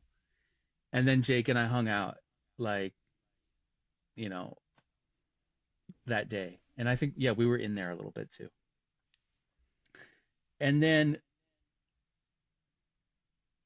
it was like Thanksgiving this year, 2024. And there was some reason we didn't go to Thanksgiving, like somebody was sick but we just didn't go. Like me and Ruth didn't go, and we weren't going to do one ourselves. Like we just like didn't have Thanksgiving. And I was like, I'm going to vacuum my studio tonight. And I went to my studio and I was like, it was like 12 hours or something. It was just like I went all night, and I actually listened to like almost all of the Beatles albums in order. It was Wow. kind of like had to be loud on my headphones because I was vacuuming, but I really was like, it was a really interesting perspective to get. And actually, I have to say that, I mean, I actually didn't, I think I stopped at Magical Mystery Tour. So some of their late work I didn't hear, which have heard a lot. But the main impression that I had actually, Beatles wise, was that this is kind of almost going to sound like a joke because it's like such an agreement that it's not an agreement anymore, which is that Sgt. Pepper is like really, really good. Like when I got there, I really felt like it was on like some way higher level. I'm being a little contrarian because like in the 90s in particular, Pepper started to have like people being like, yeah, Revolver's the best album or the White Album's the best album. And like people were kind of Interesting. saying Pepper wasn't so hot but I can't, that was my first Beatles album, so I love it, but it sounded really good. But anyway, I was vacuuming. My favorite is Rubber Soul. Ooh, nice choice. Have you ever heard the American Rubber Soul? I'm not sure. I don't know. I think I had the German one. I mean, yeah, you probably have the right one. So but when the Beatles were first making records, they went in America, they had to deal with Capitol Records, and they would just scramble the albums and make new albums out of them. And they mostly would cut track. They were trying to make money, so they would cut tracks off. They would like be able to release more albums because they'd make them a little shorter. So like and they would even add reverb. It was crazy. Wow. It's all standardized now, and it has been since 1987, which is the year I got into them actually. That's the year that they were like, okay, enough of this. Just like one- these yeah. are the ones. And there's only one American release that's canonized, and that's actually Magical Mystery Tour, because in Europe, I mean in England, Magical Mystery Tour was an EP, and in America it was an EP plus some singles. So like everything that's like canonical Beatles now is the original EMI releases, except Magical Mystery Tour was a Capitol release. But the first time in America where the Beatles did not I guess Magical Mystery Tour, they made an exception because it was just an EP. But the last time they let Capitol Records do this stuff was they said no more of this for Pepper. So it wasn't until Sgt. Pepper. The Capitol release of Revolver is missing 3 John Lennon songs. It's like crazy. Yeah, wow. And the Rubber Soul has songs from Help on it. It's missing songs. And it's this famous album that had a huge, it's still kind of up in the air whether Brian Wilson heard, because the whole famous story is that Rubber Soul made him write Pet Sounds, basically. Yeah. And it's a little bit ambiguous. I'm sure somebody has a strong opinion about this, but it's possible that he's actually talking about the Capitol release of Rubber Soul, which is like a really different Okay. album. But you can hear this stuff now, but you might just be interested to hear it because it's almost like a folk rock album. It has like acoustic songs from Mm-hmm. it. I love Rubber Soul. That's a weird album. Some weird tempo problems on that album, or I think some of it was supposed Mm-hmm. to be. I think they were intending to slow down, but there's some weird stuff on Rubber Soul with like songs dragging and stuff. Have you noticed that? I've never noticed this. No. There's some weird stuff with tempo that I think was like, I know that on Michelle they like intentionally were gonna like have it breathe a little bit, Yeah. but they barely did it, so it just kind of sounds like it's dragging. Um, Wow. I never noticed this. all right, so here's the end of the Jake Sherman story. Is that Oh yeah. Go ahead. I was vacuuming and I was like, okay, now Jake Sherman is gonna text me and because I'm vacuuming, so I've summoned him a second time. Because the Mm. first time it was like, and then of course the next day I got a text from him, which is like the first text I'd probably gotten from him in like 2 years. That was like, I'm driving through Brattleboro, are you free? And I was like, I wasn't actually. It was like we missed each other, Mm-hmm. but I told him about it. It was really weird. Mm. Okay, so Abe Rounds, I hung out with him in 2022 when we were doing Jelly Road and was extremely impressed by watching him work. It was insane. And then the following year, I saw him again when we made a video for one of Blake's songs that he's in. So we hung out that day. And but the first time, did I tell you anything about him living with Wayne Shorter for a while? No. Okay.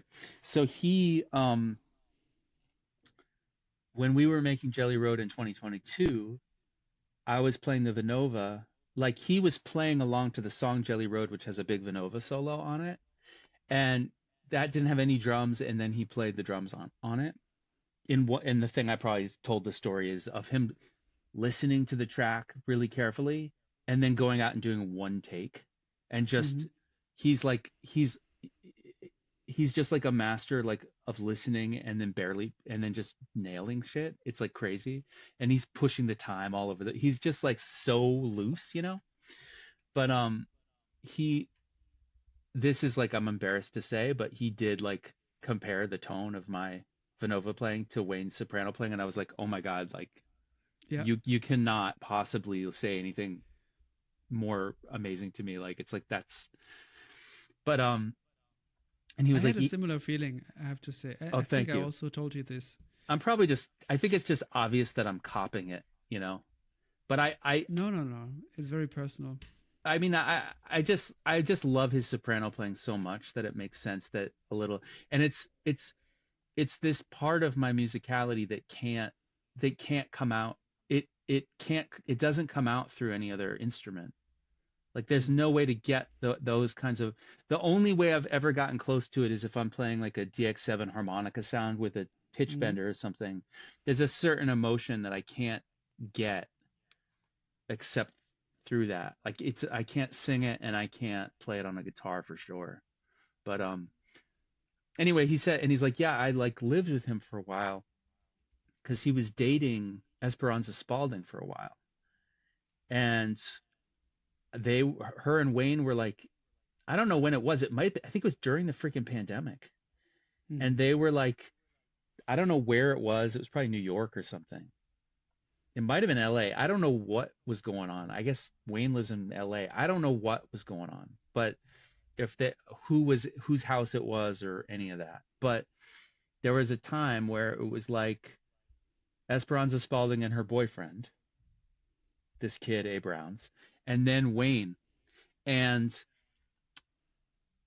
I had heard before that Wayne in the morning, when he wakes up, he plays soprano. I mean, I'm talking about him in the present tense. He plays soprano when he wakes up. He still does. Let's Yeah. just say he Yeah, still does. he still does. When he Yeah. I woke up this morning. Yeah. And he so Abe would be like waking up and he would like hear Wayne Shorter playing soprano saxophone downstairs. Wow. But there's another story, and he was, I got a bunch of stories, and maybe I'll let some of those be, if you ever do an interview with Abe, which would probably be incredible. I'll let those be his stories, because they are. Because he there were other things where he was communicating, like he was like, there was some time where like Wayne was like talking about a certain drum solo, and he was like playing it on Abe's body. He was like, yeah. And it was like so like incredible. Like he had some deep experiences with him. But there was another time where Wayne was like playing a keyboard downstairs, and he had headphones hooked up to it, but he didn't know that they weren't connected. So everybody could hear what he was playing, and it was apparently like totally insane. It was like, here's a but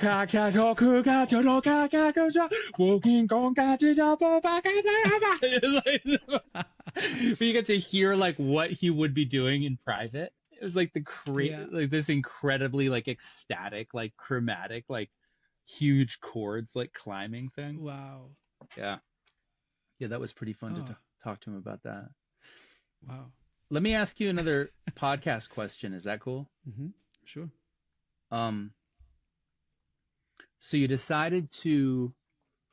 Oh, and I should say, I was like, I haven't listened to every episode, but I've listened to a lot of episodes, and I really appreciate it, man. oh man, it's the best podcast, literally. And I was like, knew we were going to talk about it, and I didn't know what to do. Like, I was like, I can't remember so many. I remember having these like super, super peak experiences listening to certain episodes. And then it's like, I don't remember the details anymore. So I was like, I just clicked on one, and I was like, maybe I'll zip around and listen to, and then I clicked on the Bill Frisell one, which I might have heard for the first time before we did our first one, because I think it's from before that. It's from the same year. I think it's 2020 or something, in the pandemic. It's definitely the pandemic. Yeah. And I just like instantly was so captivated, and I just listened to the whole thing. And I was like, this is this was last night. I was like, this is a better way to prepare, is to just actually have the experience. Yeah.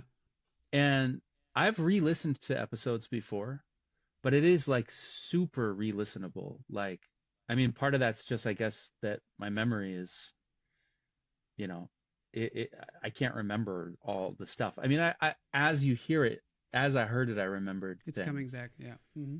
But that's such a crazy good interview, man, talking about him being like on tour with Paul Bley, and it's just so packed. It's such a good one. And then this morning I listened to Billy Hart, and I didn't remember it started with all the Shirley Horn stuff, and I probably listened to 45 minutes of it, and I got really excited about. It was just amazing to hear him talk too, and I just got really excited about listening to Shirley Horn, and just a feeling that she would be able to help me. That's what I felt like. Oh, beautiful. The singing and the piano and the kind of, and all that. And there is some more stuff I wanted to talk about. It's kind of one thing, but I first want to ask, and it has to do with some stuff Bill said and some stuff that you were talking about with Billy. And it kind of connects to this book that I read recently too, getting into paranormal stuff actually. But what was the first interview that you did after Wayne? When did it turn into a video podcast? The first interview was, I didn't see that question coming at all, actually. Okay. Yeah, I didn't really set it up. That was hard to trace, but beautiful. I love it. Totally caught me off guard. It's like, what? Okay.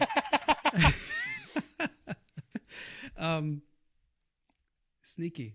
The first interview I did with video was either it was Nelson Veras, the Brazilian guitarist that I play with, or Michael Gibbs, the composer and arranger, who is actually a big he comes inspiration and person for Bill Frisell. Right. Were there audio only interviews between the Wayne and those? Not between, but after. Like the beginning was, I think, Nelson Veras, Katrin Pechloff, my dear friend from Germany. She's a harp player, an incredible harp player, improviser, composer. And I just invited her to my kitchen, and we set it up. I bought this camera, and then we set it up and had a conversation like we usually do. And I just released it, but transcribed the whole thing. Wow. Edited the whole thing myself, transcribed it, translated the thing into English because I wanted people to understand what she's saying. Right.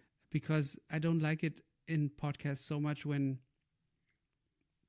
it's just limited to one audience. Yeah. And I just, when there's a German guest, I want people to be able to check them out. Yeah. From all over, you know. But then there were episodes like Nelson and also Gary Husband, where the video was so bad that we couldn't use it. So I mean, I'm saying we, but it was just me. Yeah. I was figuring this shit out, you know, and the internet connection was so bad on I think their end, or maybe even my end, I don't know. But I kind of first repaired the video to just be able to make sense of it, and then transcribed it like by hand. This was also now transcription, like when I have this, when we're done, I will have the whole thing transcribed now by AI. It's no problem. It's like one click. It's crazy, scary also. But back then I was like doing it on my own. Yeah. So I just released those as in written form because I thought I don't want to miss out on this opportunity to share this conversation with people. Yeah. But I can't have them sit through, 2 or 3 hours of bad video and bad audio. That's just no fun. Yeah. So in the early days, sometimes there was if the video is bad but the audio is good and it looks shit, I'll just turn it to black and white and it'll look good. Oh, cool. So a lot of the early episodes are black and white because of that, because it just looked shitty and it kind of looked better in black and white. And if it's like super bad, I just transcribe the whole thing, which was a pain in the ass, but also great because I learned more. Right. Because if you write something down, you internalize it better. And if you then edit it or to make more sense of it, you have to make sense of it for your own, Right. So a lot of the early ones are texts, and some people didn't want to do video. Some people didn't want to do it. So Thomas Morgan, Frank Kimbrough, I think Jim Beard as well. Someone else I'm forgetting now, but those people didn't want to do video, which I respected. And then I just did email interviews, like you also have done them, where you send one question and then they reply a couple of days later, and then you send the next comment on that. And I like this process as well because there was like an ongoing lesson with somebody for months. Right. It really took months. Yeah. And at some point I said, okay, that's it. Thank you. And then I had everything basically and could release it. Yeah. Jim Beard was audio only though? Jim Beard was only written. So really? That was email. Yeah. I have like a weird false memory. I think you showed me him. And of course he passed away so recently and so suddenly, right? Exactly. Yeah. Did you, were you in touch with him before he passed? Not for a couple of, maybe 1 or 2 years. We sometimes send each other emails, or more, I sent him emails and he replied. Yeah. But not in the last year before he died, I think. Yeah. Um, I know he was producing like a lot of Mike Stern records. Oh yeah, My love friend, them. have you interviewed Mike Stern before? Yeah, I haven't. No. That would be cool. He played in Brattleboro here. I wasn't there, but my friend Graham was there. Hmm. And like they like met, and he Graham said he is so nice. He's like Mm, the nicest guy. But beautiful. he was talk I heard him in an interview talking about Jim Beard passing. Does he play on High Life? No, but he played the tour. He Yeah. played the tour of '96, exactly the tour when Wayne's wife died in that plane Oh crash. my God. And yeah, he played the High Life tour, and that was a couple of years after he was a steady member of the band in the '80s, I think. But Wayne asked him again for '96 and a couple of dates after that. And also Alphonse Johnson, the bassist from Weather Report, was also in that band. Oh wow. Yeah. So you mentioned when you were first doing the very first Skype with Wayne, feeling insecure about your Oh yeah. questions and everything. When you met up with him in person, was it less, did you have less nerves or more? The thing about that is that since it wasn't in the interview format, or it wasn't also not about me asking him anything, it was just about thanking him for the music. It was always after a couple of concerts that I saw in the vicinity of Köln. There were 2 concerts in Köln, and I think there was one in Essen and somewhere else. Yeah. There was always like many people coming into the dressing room afterwards, and I always found a way to Yeah. get into the dressing room. And but there's like lines of people waiting to talk to him. Yeah. So it's awkward. It's an awkward situation. Like, and he's tired, and he has just done this incredible concert, and then people want to take their photo with him. Yeah. But the way that he was gracious, and also looking at, like, he had the stare of really looking into your eye, Yeah. like looking into your soul, basically. Yeah. And I just remember one moment where he, like, I think that was the first moment after our interview. A couple of I think we even talk about it in the interview, where we're like, yeah, in a couple of months you're in Köln. Right. And he's like, yeah, and the cathedral looks like melting wax. Yeah. Yeah, I'm looking forward to seeing you there. So I come in, and he says, Pablo, fast fingers. I was like, what? I didn't expect him to remember, Yeah. and also to comment on anything. Yeah. So we sat down, and he had this sheet music in this bag, and I was like, can I look at it for a moment? And yeah, sure. But I looked at it, and it didn't see anything because I was so excited. Yeah. So I was super excited. I think I gave in a couple of my records and stuff. Yeah. And I just was happy to be in his presence, basically. And I didn't ask him, fancy questions or Yeah. anything. It was just more like, thank you for the music. I'm just so happy to be here, like that. Was the show good too? Oh, incredible! Yes, yes. I've seen. I kind of missed that, but the Wayne Quartet is a band that together with friends, also we would drive to different cities, like faraway cities, to just see them when they would be in Europe, and sometimes several gigs, and I just missed that. I love so many artists out there, yes, but there's something about the way that I love this quartet and this person that is, and also how I shared this with my friends. I don't have that so much, and I have all of the respect and love for all the artists that I love, of course, but there's something about this person that I don't have with, Yeah. That makes sense to me. that. That makes sense to me. Yeah, I never saw them live. I never saw Wayne live at all. But yeah, that group had something that was like a whole other thing or something that it was doing. Mhm. Yeah. Um yeah, that's crazy to think about, being in the room and hearing him play a note. Hmm. I mean, um, so when you started to do, when do you feel like you really started to see that this podcast was like, it started and then it went, and when did you go like, oh, this is like I have to keep doing this. This is like this is up on a certain level that I didn't anticipate that this was going to be. And you're talking to, so I mean, I just wrote a list of just ones that I stood out to me here.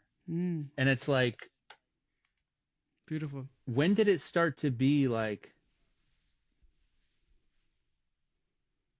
when did you start, was there a moment where you were like, oh my God, like this is like part of my life's work? Mm. Yeah, that came gradually, but the thing is like, in a way, I've always dreamt of doing this without thinking of me as a journalist or whatever. Right. But I remember, and I can tap into that feeling of doing the first couple of interviews, and I'm like, this is so crazy. I get to talk to them, and they actually tell me, Yeah. this feeling was special, and it's like, this is great. I can just keep doing this. I can, of course, having Wayne as the first interview, Yeah. which wasn't really a real interview, but it was the first thing that I put out. Was it something that could open doors, of people maybe seeing my email, my invitation email, and being like, Wayne did this. Yeah. Maybe this is cool, or maybe even reading the thing, So, but it was like, whenever I would listen to podcasts myself, and I've always loved reading interviews, and I loved reading books and autobiographies where you can see the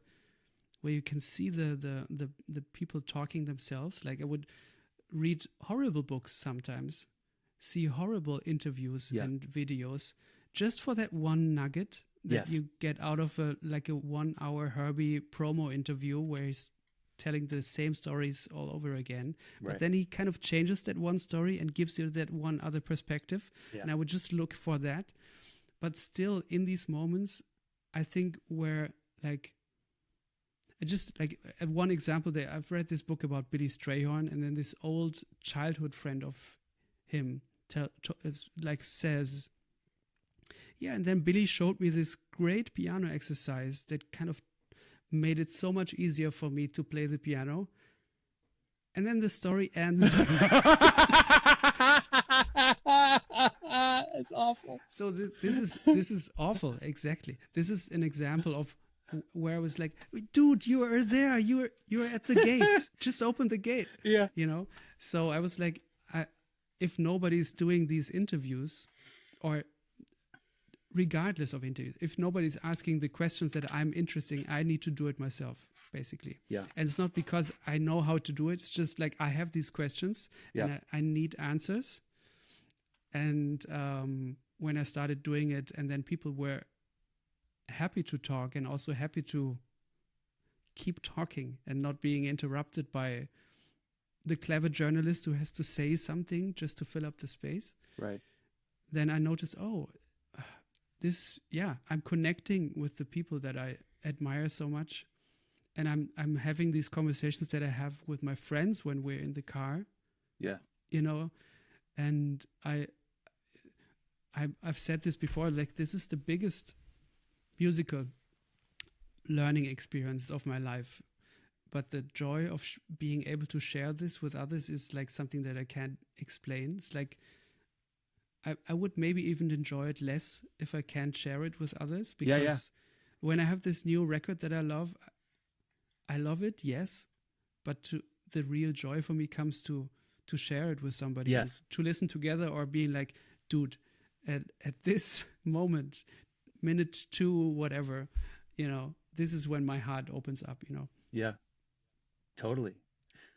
I mean, it's not so different from just you know, when you're talking about like, in a way, how as it started to unfold, how easy it was for you, because it was like you were just getting what you wanted, Yeah. which is basically just going going deeper, and not just be, and it's like, and also it's like, the internet has a lot of negatives, but there are positive. I mean, I'm the first to be really freaked out by like new developments in technology. That's just my personality.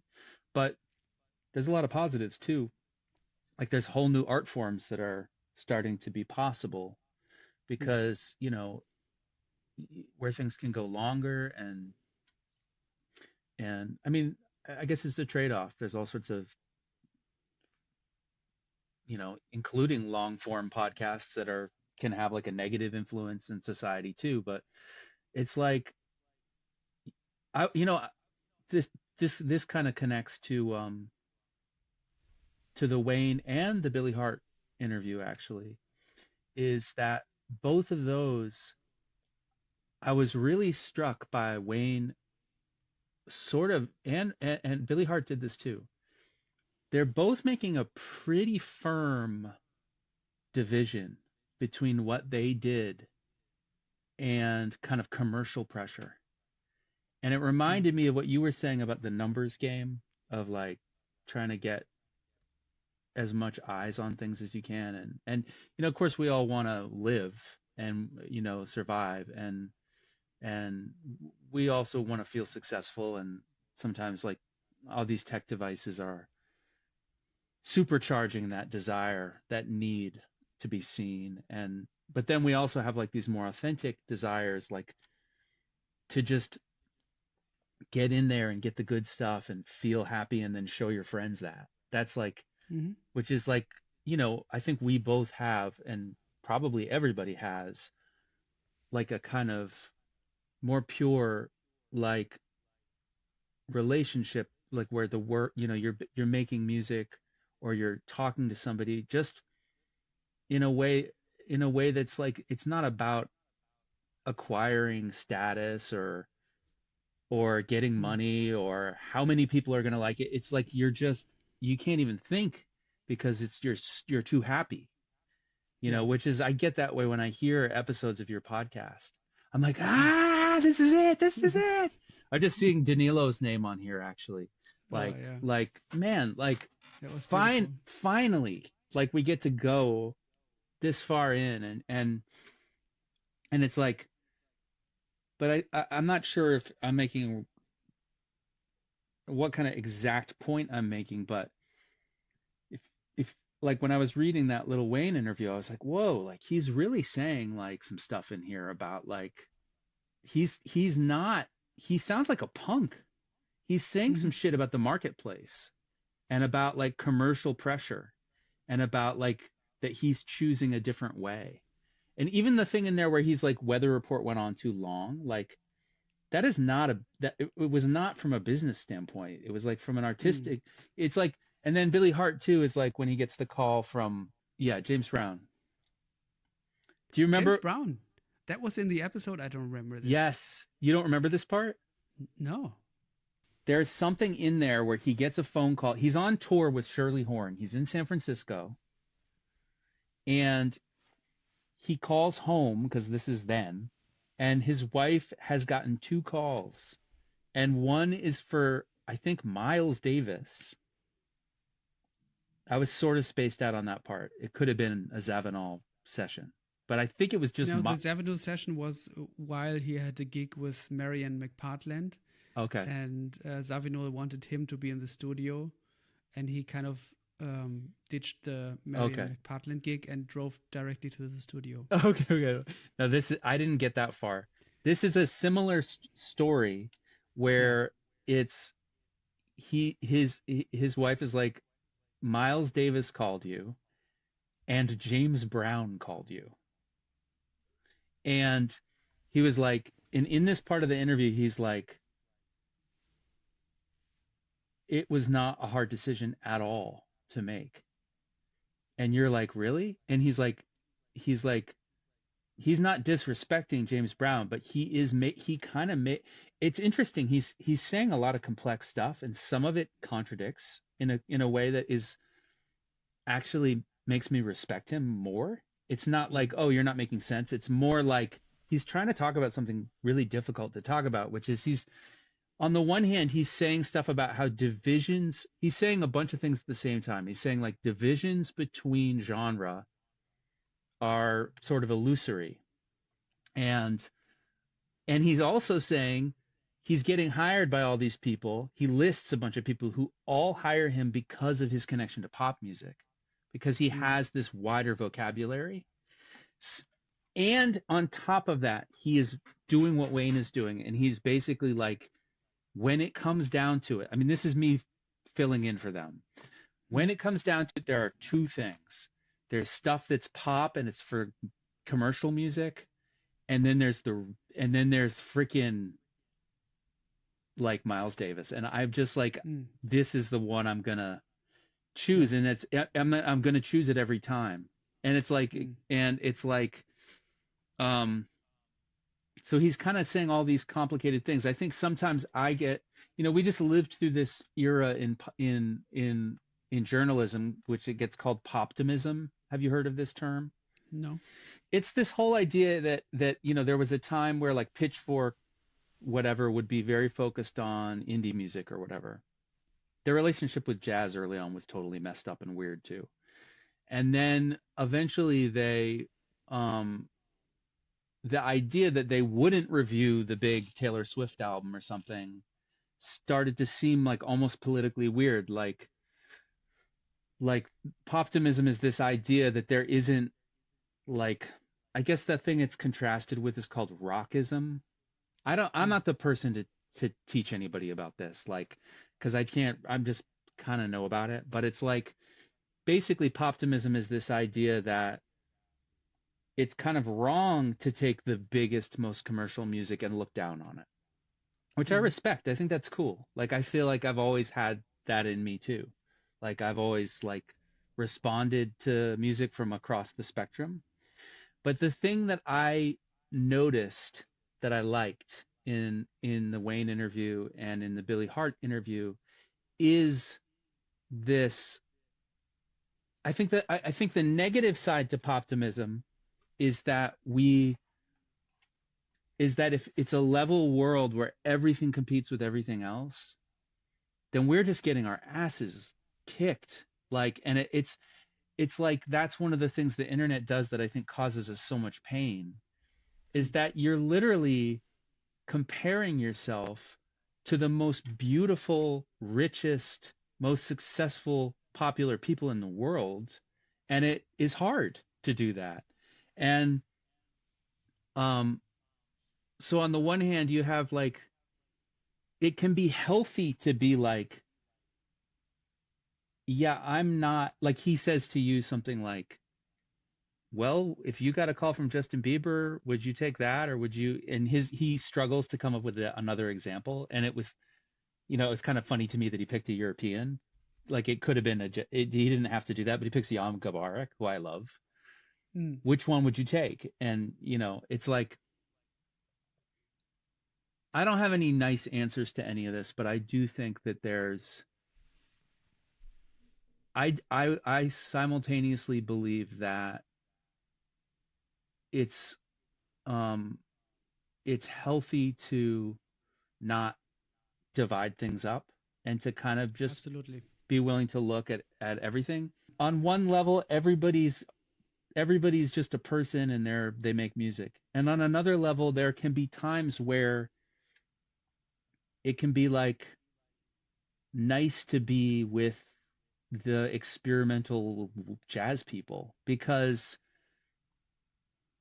I just kind of feel like when I'm seeing this list of names, even though some of them are very commercially successful too and famous, it just feels more like there is some level in which I feel like more of a part of it. And it has something to do with the values of the music. It has something to do with, even though there kind of isn't a jazz on some level, when I hear Wayne Shorter when I hear his values, or I hear Billy Hart's values, like what he's pulled towards, and what I like those values. I like those values Mm. of like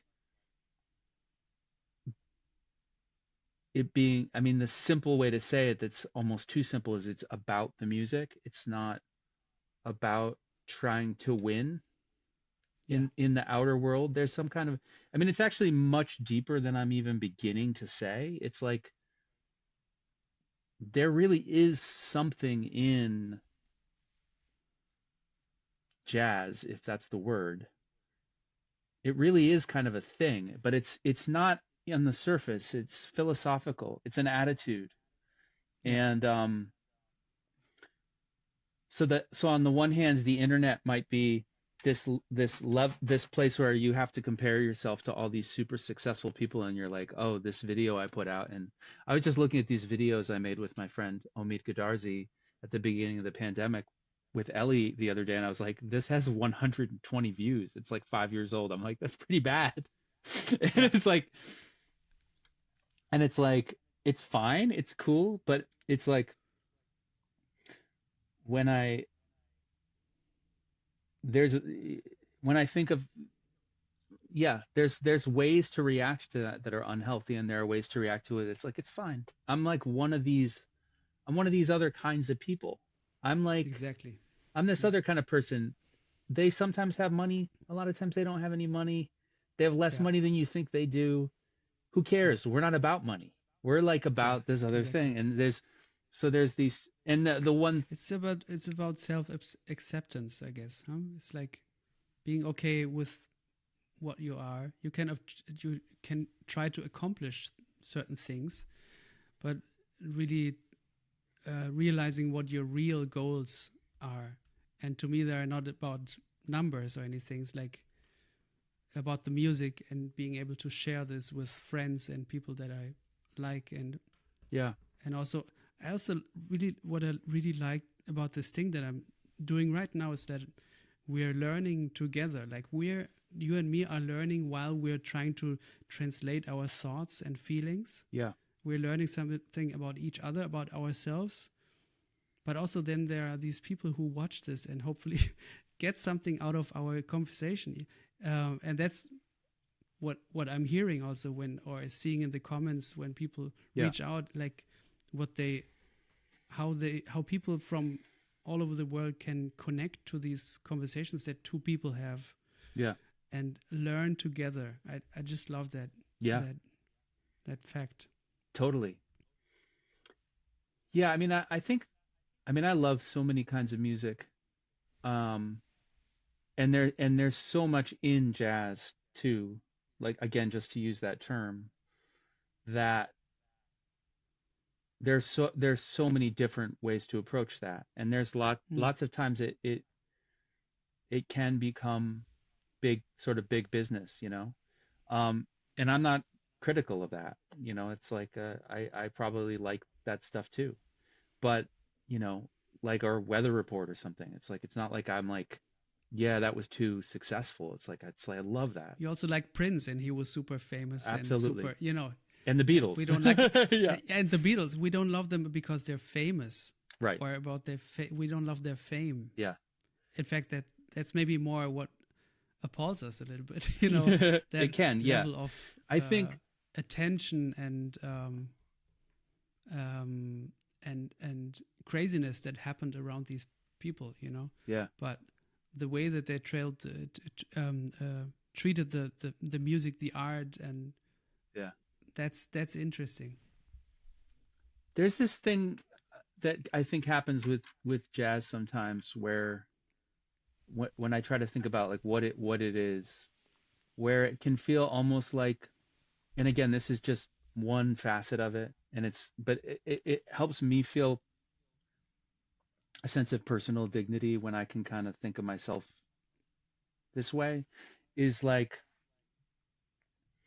it's almost like giving up. It's almost like choosing to give up the worldly for the spiritual. It can almost feel that significant, where you've made a decision to kind of like, it reminds me almost of a samurai or something. It's like there's some part of you that you're going to try to sharpen all the way. And then there's like another part of you that it's like you're not measuring your success in possessions or something. I mean, I don't want to like appropriate something that I don't fully understand, which is exactly what I'm doing.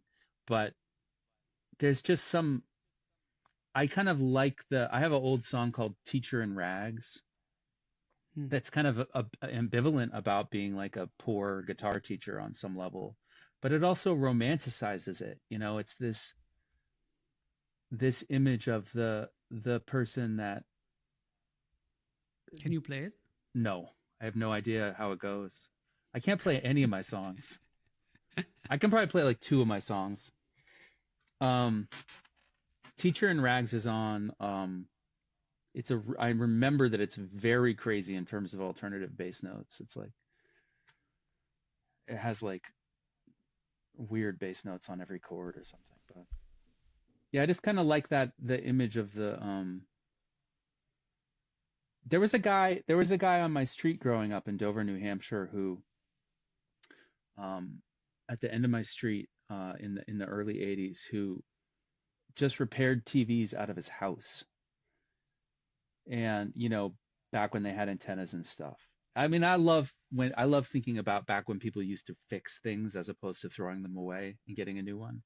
Because it it's just cool. It's skill. Absolutely. It's also a modest living. Like it's like I think he might have even been doing that on the side, you know? And there's some way in which I'm not sure what the connection is, but to me, that's kind of like what it can be like to be a jazz musician. Like you're almost like a piano teacher who lives on a street in like you know, maybe not now in America anyway, but maybe back in the 80s, you'd have a little house, you know? And it's like, I really like to think of music. Like it's great when it gets huge, you know? If it's good, like I have no problem with that. But for me, when I think of like what I respond to, like I'm looking for just like a quiet life of just dignity and modesty and deep commitment to the work that I'm doing and the little community that I'm in. Like I feel like we're brainwashed into everybody has to be like you're nobody unless you're famous, or you're nobody unless you're the very, very best of all time and the whole world knows. And it's like, yeah, I think it's cool to be like off on the side, just like devoted, you know? So to me, I mean, it's in all types of music that can be true.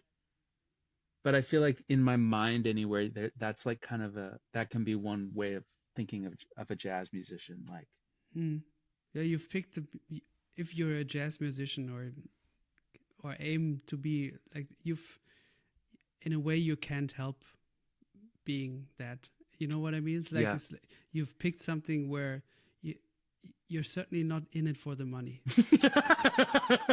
Yeah, I mean, yes, you might get big.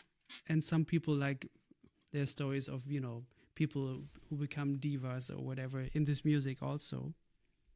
But still, like, you've started not because you think, you know what, I think I'm going to be a jazz musician because I think I'll be rich or anything, or I'll be really famous. It's like, that's not why you start.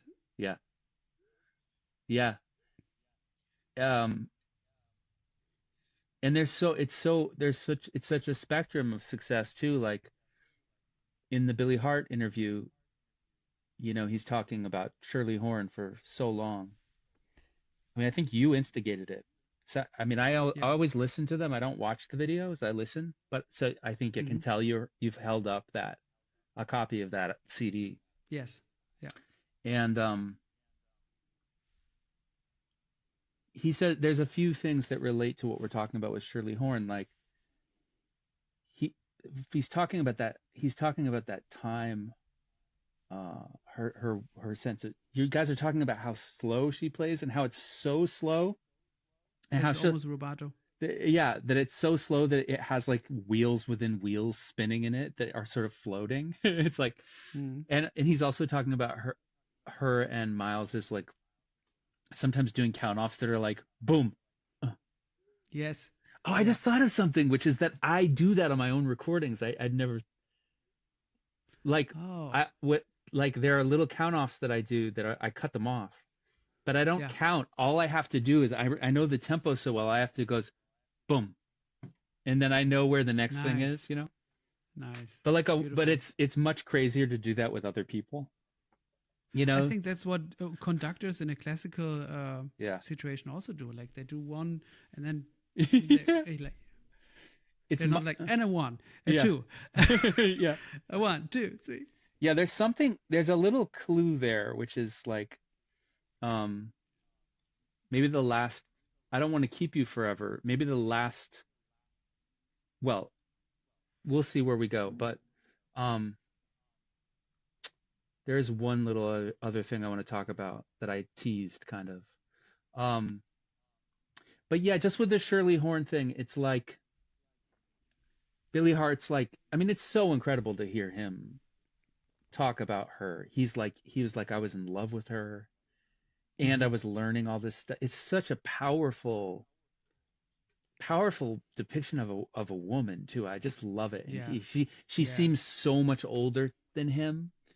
And Mm. he's like totally in love with her and learning all this stuff from her. She's kind of his teacher, but she's also like probably only 7 years older than him. Yeah. Yeah. Yeah. But Exactly. then you guys are basically piecing together how much Miles got from her Yeah. with like learning about certain tunes, and then they're on Shirley Horn albums, but then later they're on like she's hipping him to all this music. She's kind of like this like visionary who's like helping Miles see further into these like other forms of Exactly. time and stuff. Mm-hmm. And then Billy Hart's also saying like she was the kind of person that if she had a gig, I think did she live in DC? Is that where Yeah. she, yeah. She's from there, and then she moved. I don't know if she ever lived in New York, but she did. I think she did. But then she moved back there Yeah. also to kind of get out of the musical world to be a mother. And Yeah. then she got back into it, I think in the 70s. Yeah, so that's so sick. So it's like, he's like, she was so good that if she had a gig, it was 6 nights a week and he says for like 3 years or something. He gives like some example, like, and he's like, I mean, that's how good she was. And then Mm. he's like, she wasn't famous. Yeah. He says that. And it's like, I love that. Yes. I love all that. And it's like she's this weird secret key to like some of Miles's stuff, and then she's like she's not touring, she's just playing like locally, but just totally on fire and like Mm-hmm. can take or leave the outer world. And it's like, I don't know, I just love all that shit. Do you know her album Traveling Light? Not yet. I have It's I think I've mostly just checked out that one album right after that interview and then like dropped the ball until today. dude, she sings a Beatles tune. Really? She sings "And I Love Her," Yeah. but says "And I Love Him," Yes. and she plays piano on that and sings. And I just love that so much. I don't know how you're so in the Beatles game. I don't know. Maybe you don't like it, but Oh, I'll like it to me, because it's her.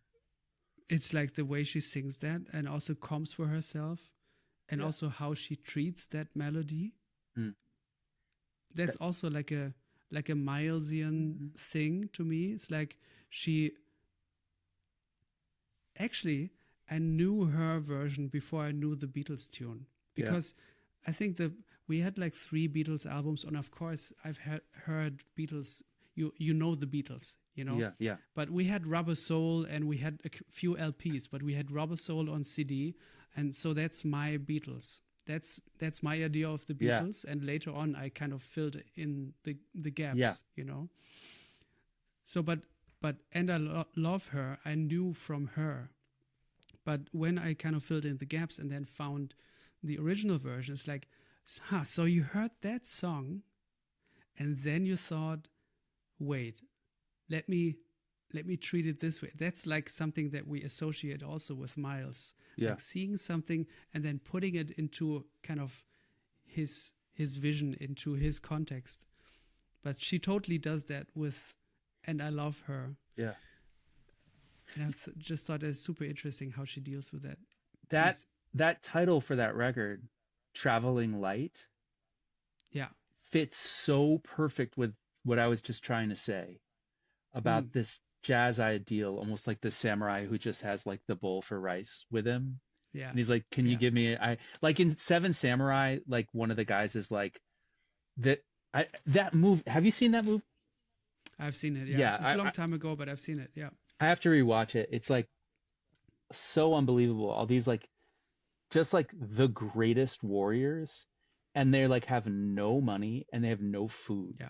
And they're willing to defend this town that also has zero money against these people that are going to fuck them. And they're like, they gather together just to do what's right. And they literally are like, they're like, I haven't eaten in 3 days. Can you give me some food? And that is what they take for payment. And then almost all, and they know that they might die defending these people. And I think half of them do. Like at the end of the movie is the image of some of their graves, and it's either 3 or 4, I think, of the 7 have died. But like Traveling Light, it's like this, like a master with like, with the worldly stuff secondary to focus on the art. And I Love Her is a significant song for me because it's the first song I ever learned on guitar. Oh, wow. Okay. Because I had, Beautiful. my mom bought this book for the house because she played recorder sometimes, and she had this book that was like, that she brought, that was like the Beatles for recorder. And it had in it, chord symbols. And then we had another book that was like, where you could look up the shape of the chord, and I Love Her alphabetically was the first book in there. So I started, when I was like in 7th grade, I started learning. Yeah. Wait, what key is? Yeah. So it's really a Dorian, huh? I mean, what the fuck? See, now I'm obsessed with melodies, but there's a tritone leap in there. Yeah.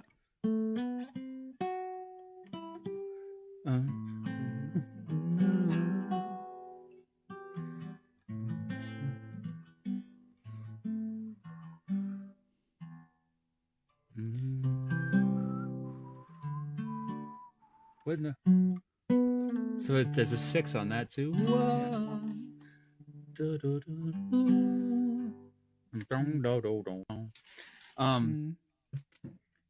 So let me ask you, is there anybody that you're really eager to interview that you would love to get? Obviously Herbie Hancock's got to be on the list.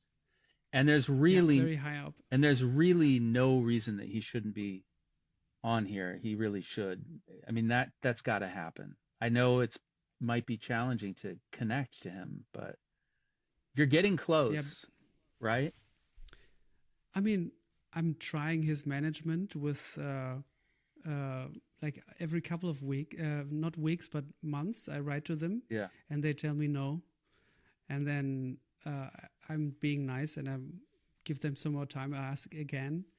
Of course, I've reached out to many people who've played with him. Yeah. A lot of people who I've interviewed also. I've asked them if they would put me in touch.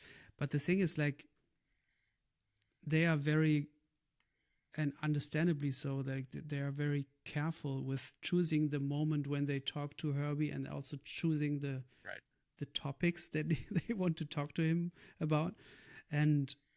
But I think the only way for Herbie to really do it, in a way, is, I'm going to try with the management, but I think it's not going to work. The only way is like if somebody who really knows him tells him that he would enjoy maybe talking, you know. He could And also I've shared on social media.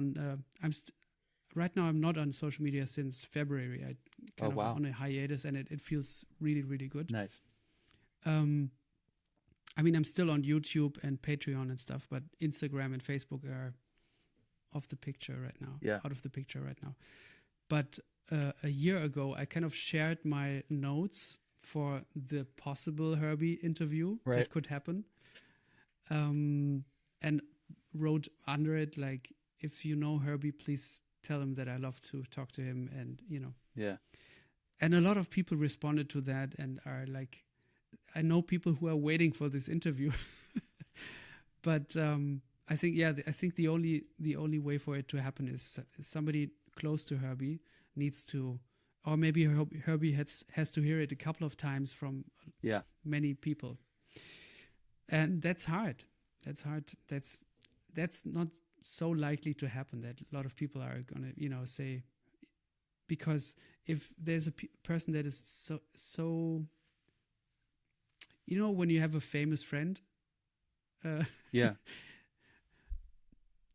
know a couple of people who are way famous than any. Yeah, you know I know like, people. Yeah, yes. And then you choose.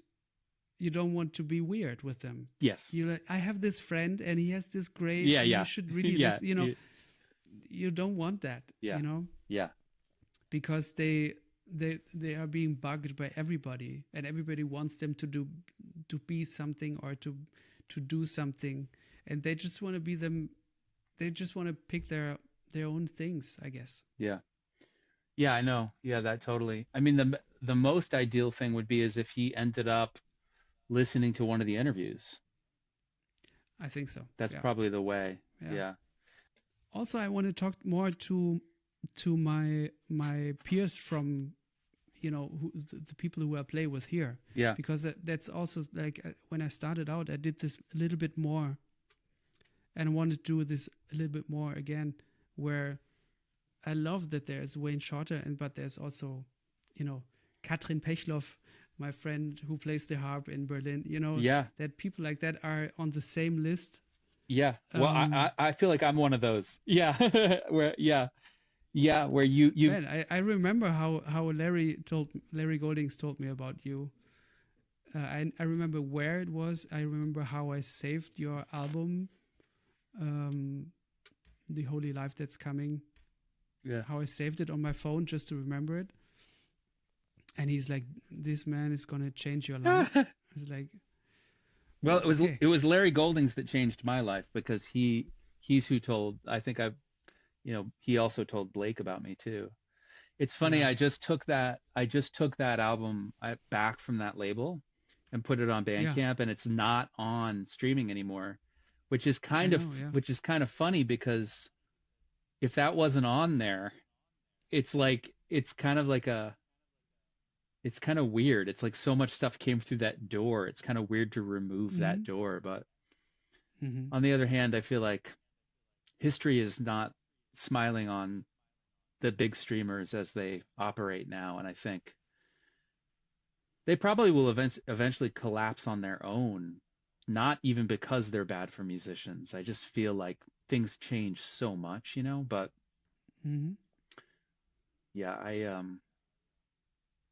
my career would probably be really different if I was on if my records were all on the big streaming. I think it would help a lot, but that's okay. I'd rather travel light. Yeah, exactly. I also love your Bandcamp. I just love that as a place. Oh, thank you. I also like how all these covers of yours look together as a unit. I do too. Yeah, it's really, really cool. Nice. I looked up like the last record that you did. What is it? Abiyati Moments. Yeah. I looked up where this came from. Did you find it? Yeah, it's you can buy like tombstones. At that place. Yeah, it's right in Brattleboro. And it's called Monuments, Abiyati Monuments. Yeah. And I love that. It's nice. You look at something and you see it in your own way. And I really liked it. I've been walking past Abbiati monuments for ever since I lived here. It's right in town near the co-op, and I'm often listening on headphones when I walk past it, and it's kind of coming down a hill when you go past it. And I've just had so many times where I'm like flying, just listening to music, just, really transported by the music and walking past this place. And I've had this joke with myself that those are Abbiati moments for Mm-hmm. for like probably over a decade, and then I eventually was like, I knew I was going to make some kind of weird noise album and it was going to be called that. I just got this whole concept, and Ah, then eventually I just yeah. kind of did that. Yeah. Yeah, it was fun. Very cool. Yeah. Very cool album also. Thank you. It's yeah, I don't know. I'm happy that I'm the kind of person that puts things out like that. And there, Mm-hmm. I think I'll probably relax about it more when it's further in the past, but there is a part of me that is like having like improvised, spacious, like 2 long tracks, like basically noise music. Like there's something really thrilling about putting that out because it's wrong to do in a way. And then Why is it wrong? just because I know I can write these pop songs, Mm-hmm. and it's funny to give somebody this really other thing, and it's not even like, it doesn't even, I mean, I stand behind it, but it also there's a risk there that, But I mean, in a way, you've always done that. yeah, I mean, you've not always released this kind of album, but you've played with expectations, and you've played with extending your musical reach, or being just interested in different fields, yeah, And to me, it just felt like let me document this moment in my life right now. This interest and this question that you have. yeah, And that's how it felt to me when I listened to it. And I had the same feeling today. I was listening to that. I'm sorry, I don't know the full name, but there's one album where nature is in the title. It's a longer title. If you truly love nature is a judgment. Exactly. Yeah. And the first song was my absolute favorite, whether you play the Vinova over these beautiful chords on the DX7. Yeah, I think it's the DX7. Yeah. And that had a similar thing, because the tracks also were a bit longer and more. Yeah. I could sense that you were trying to get into something, explore something. Yeah. And not just quickly, but like. Yeah. Yeah, those are both kind of deeply. Those are kind of both like between albums that are like, I mean, yeah, I won't lie, both of those albums make me uncomfortable when I think about them, because there's some risk there. Or maybe it's fear of, I can just tell they're less popular, which is fine. Cause it's me, I also made the other ones. So but I like it when I have the faith to do that. And whenever I'm doing it, it is true that I'm in there and I'm feeling it. I'm never going to put something out that I don't feel. So, yeah. But I think particularly right now, because I'm in this downtime, it's like when I make moves like that, it's because I have this yes in me, and that yes goes everywhere.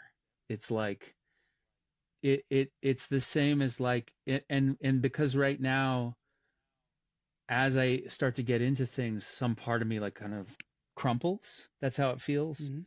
Even just talking, I sort of slump.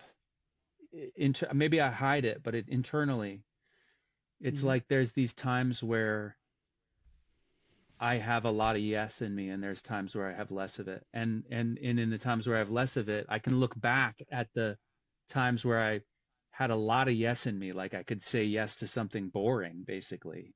And it can kind of scare me a little. Hmm. Like I'm, This makes me think of, there's this great classical this conductor, Sergio Celibidache, mm, and he's somebody who I really admire, and he's gone already, but you can look at great videos of him rehearsing orchestras, being super super strict, sometimes mean also, yeah, but he had this great love for music, and also this vision on music. Like, he didn't really believe in recording.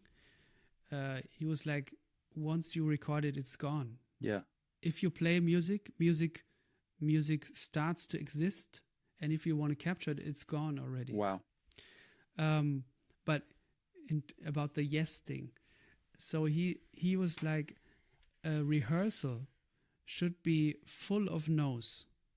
No, too slow. No, too soft. Not dynamic enough. More air, whatever. No, no, no, no, no, no, no. And a performance should be like a continuous yes. oh wow, Only a yes. that's cool. That's cool. One of my heroes, actually, this artist that I was friends with my brother in Boston years ago, this guy Chris Forgus, CF, um, who's really into noise music. He ended up, my friend Zach played him that album and he really liked it and wrote me about it. So I got like, that album has like one like particularly important fan for me. So I got what I needed out of it. But Yeah. and I enjoyed listening to it too. It was also a synchronicity because I had the idea for so long, and then I finally just did it in one sitting. It's live. There's no overdubs. Like, I really did kind of make it all, it kind of happened really naturally. And I had the titles and everything ahead, and it was just like all was like whook. Like, the cover was already done for a few months. Ellie helped me modify it. Ellie, and then I did it, and then the LA fires started.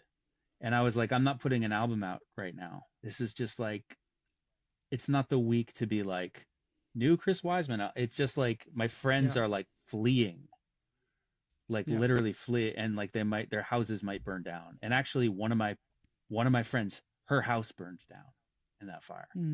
Like my friend Mira O'Reilly, who was in Feathers with Ruth and my brother and Kyle, her house burned down. So it was like, I just wasn't like in the, it just felt, there was a point at which it felt like not the time. Not the right. Yeah.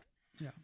And then I was walking down that hill in Brattleboro, and I looked at my phone, and my friend Matt Pike, who's in Spain right now, wrote me, and he wrote something, and I couldn't tell exactly what it meant, but I was like, oh my, I think he just said David Lynch. And I was like, oh my fucking God, David Lynch died. And it was right when I was walking past Abbiati Monuments. And all of a sudden I was like, basically the album sounds like David Lynch sound design. It sounds like the rumbling sound of like it's like the most David Lynch album I've ever made. I've always been influenced by him. Yeah. I wrote about that on my a newsletter. I love that newsletter. Oh, thank you. I love that one. That was super cool, and in a way, before I had never put David Lynch and you together in my mind, but now I can't unsee it. Yeah, I was in 8th grade when Twin Peaks came out, and I saw it on TV when it first came out, and then got really into him after. But I knew right away when I saw the trailer of the show, I was like, oh, this is for me. And it was like, I just knew, you know. Yeah, so I put it out that day that he had died. I think officially we found out that he died the day before, and then it was announced, I think, on the 26th of January. But I put it out. I think those are the dates. It might have been 28th or something. Second half of January. I put it out the day it was announced, because it was just too perfect. Oh, can I show you something really quick? Sure. I might not be able to play it perfect, but I've been like playing around with this with that song, There Is No Greater Love. Um, and I was just playing with this idea of putting so there was this Bill Frisell instructional video that I used to have a VHS copy of in college where he talks about it's particularly good on the guitar where you can barely do anything. You can't, it's all tricky. And he was talking about learning just the melody and putting the bass notes under it. And that then from there you can easily add other voices and stuff. And that's kind of like the main way I've probably worked on jazz on the guitar is that melodies with bass notes below, and then you end up being able to fill them in with more. But I've been playing around with putting the this is like, for some reason, this is like comical to me, is putting the roots up high. Oh, wow. So just like, because we're comfortable in jazz, like putting roots down low. We'll do other stuff too, but it's like it's okay to play the roots down low. But is something almost funny about playing the roots up high? It's just like there's something really funny about that. But I was just playing with like just the other day. We'll see if I can kind of do this, but I was doing this. I was going like, it's cold in here too, so be forgiving.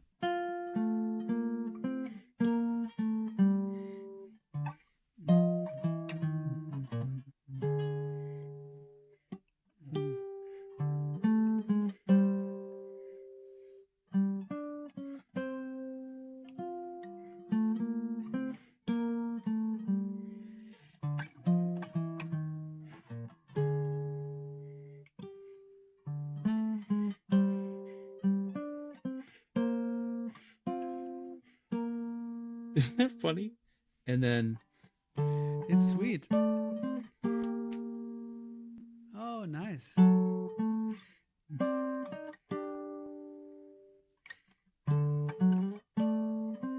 like this. And then I'll reach.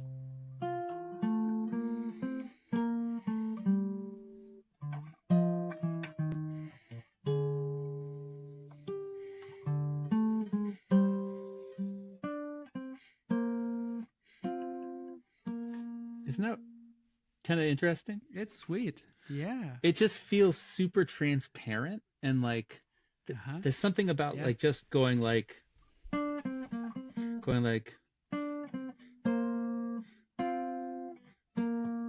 just like having this like funny a lot of the standards have most of the chord tones in their melodies, so they are already spelling out the harmony for you.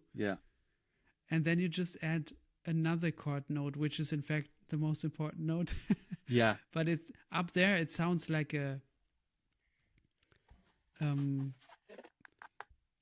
all of these chords become inversions a little bit. And there's a lot of octaves too. It's like there's something like really thin in a way I like you get there's something weird about it that I feel like I want to check out more. I don't know, just like studying melodies, and this isn't the right word, but it's humiliating. It's like that's too strong, but I like the idea that would, I feel you. I'm just like it's like, I'm not worried about the messing up.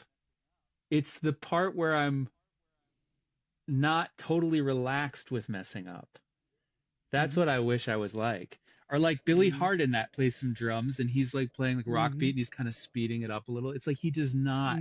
He's like knows he's the best and he just has not have to show you anything. He's like kind of playing the drums like he's playing them the first time or something. So good. Yeah. That was so cool with Billy. I got the chance to play with him on a recording and I kind of did a first first interview with him on the sound check in the studio. Oh, so wow. he was setting up the drums, and I was told before that this is usually a special moment with Billy because it takes like a crazy amount of time to set up his drums. Yeah. And he usually likes to talk while doing this. Yeah. So I came early and we met and I asked him all of these questions, you know. So it was basically first interview, and then we played, and it was of course incredible experience to play with him. But in the months after that, I kept in touch with him and told him about the podcast, and I would love to interview him. And we kept like pushing it off and saying, yeah, maybe in the summer sometime. And then one time I called him just to set a date, and he's like, yeah, how about now? And I'm like, now I'm supposed to, you know, put my kids to bed. Yeah. Let me make dinner for them. Let me put them to bed. I'll see you in an hour. And he's like, cool with me. Nice. And like for a lot of the other interviews, I'm like overly preparing, like obsessing and doing even too much. Like I sometimes have to, hold myself back in terms of and doing this Billy interview helped me in that way because I've always been preparing to get to talk to him, right. Which is why the conversation while he was setting up the drums was no problem for me. I didn't prepare for this because I've always prepared for this, you know? Yeah. I always say this, like, if you end up in an elevator that gets stuck with Paul McCartney, there's no problem to talk with him for 4 hours. Yeah. And you would come up with more questions all the time. It's no problem. Yeah. You don't have, you have always prepared for this. Yeah. And this interview with Billy really showed me that. It's a really good one. Just being, let's do it now. And then it's like, sure, yeah, okay. That's so cool. So cool. When we thought about doing a birthday episode, it was clear to me that I had to do this with you. Oh, that's you nice. know, and to celebrate and reflect on the podcast. And of course, this always leads us to other things as well, and that's what I love. But to me, you've become a friend, like from the first moment when we talked. I felt like a connection, and also for not only for me as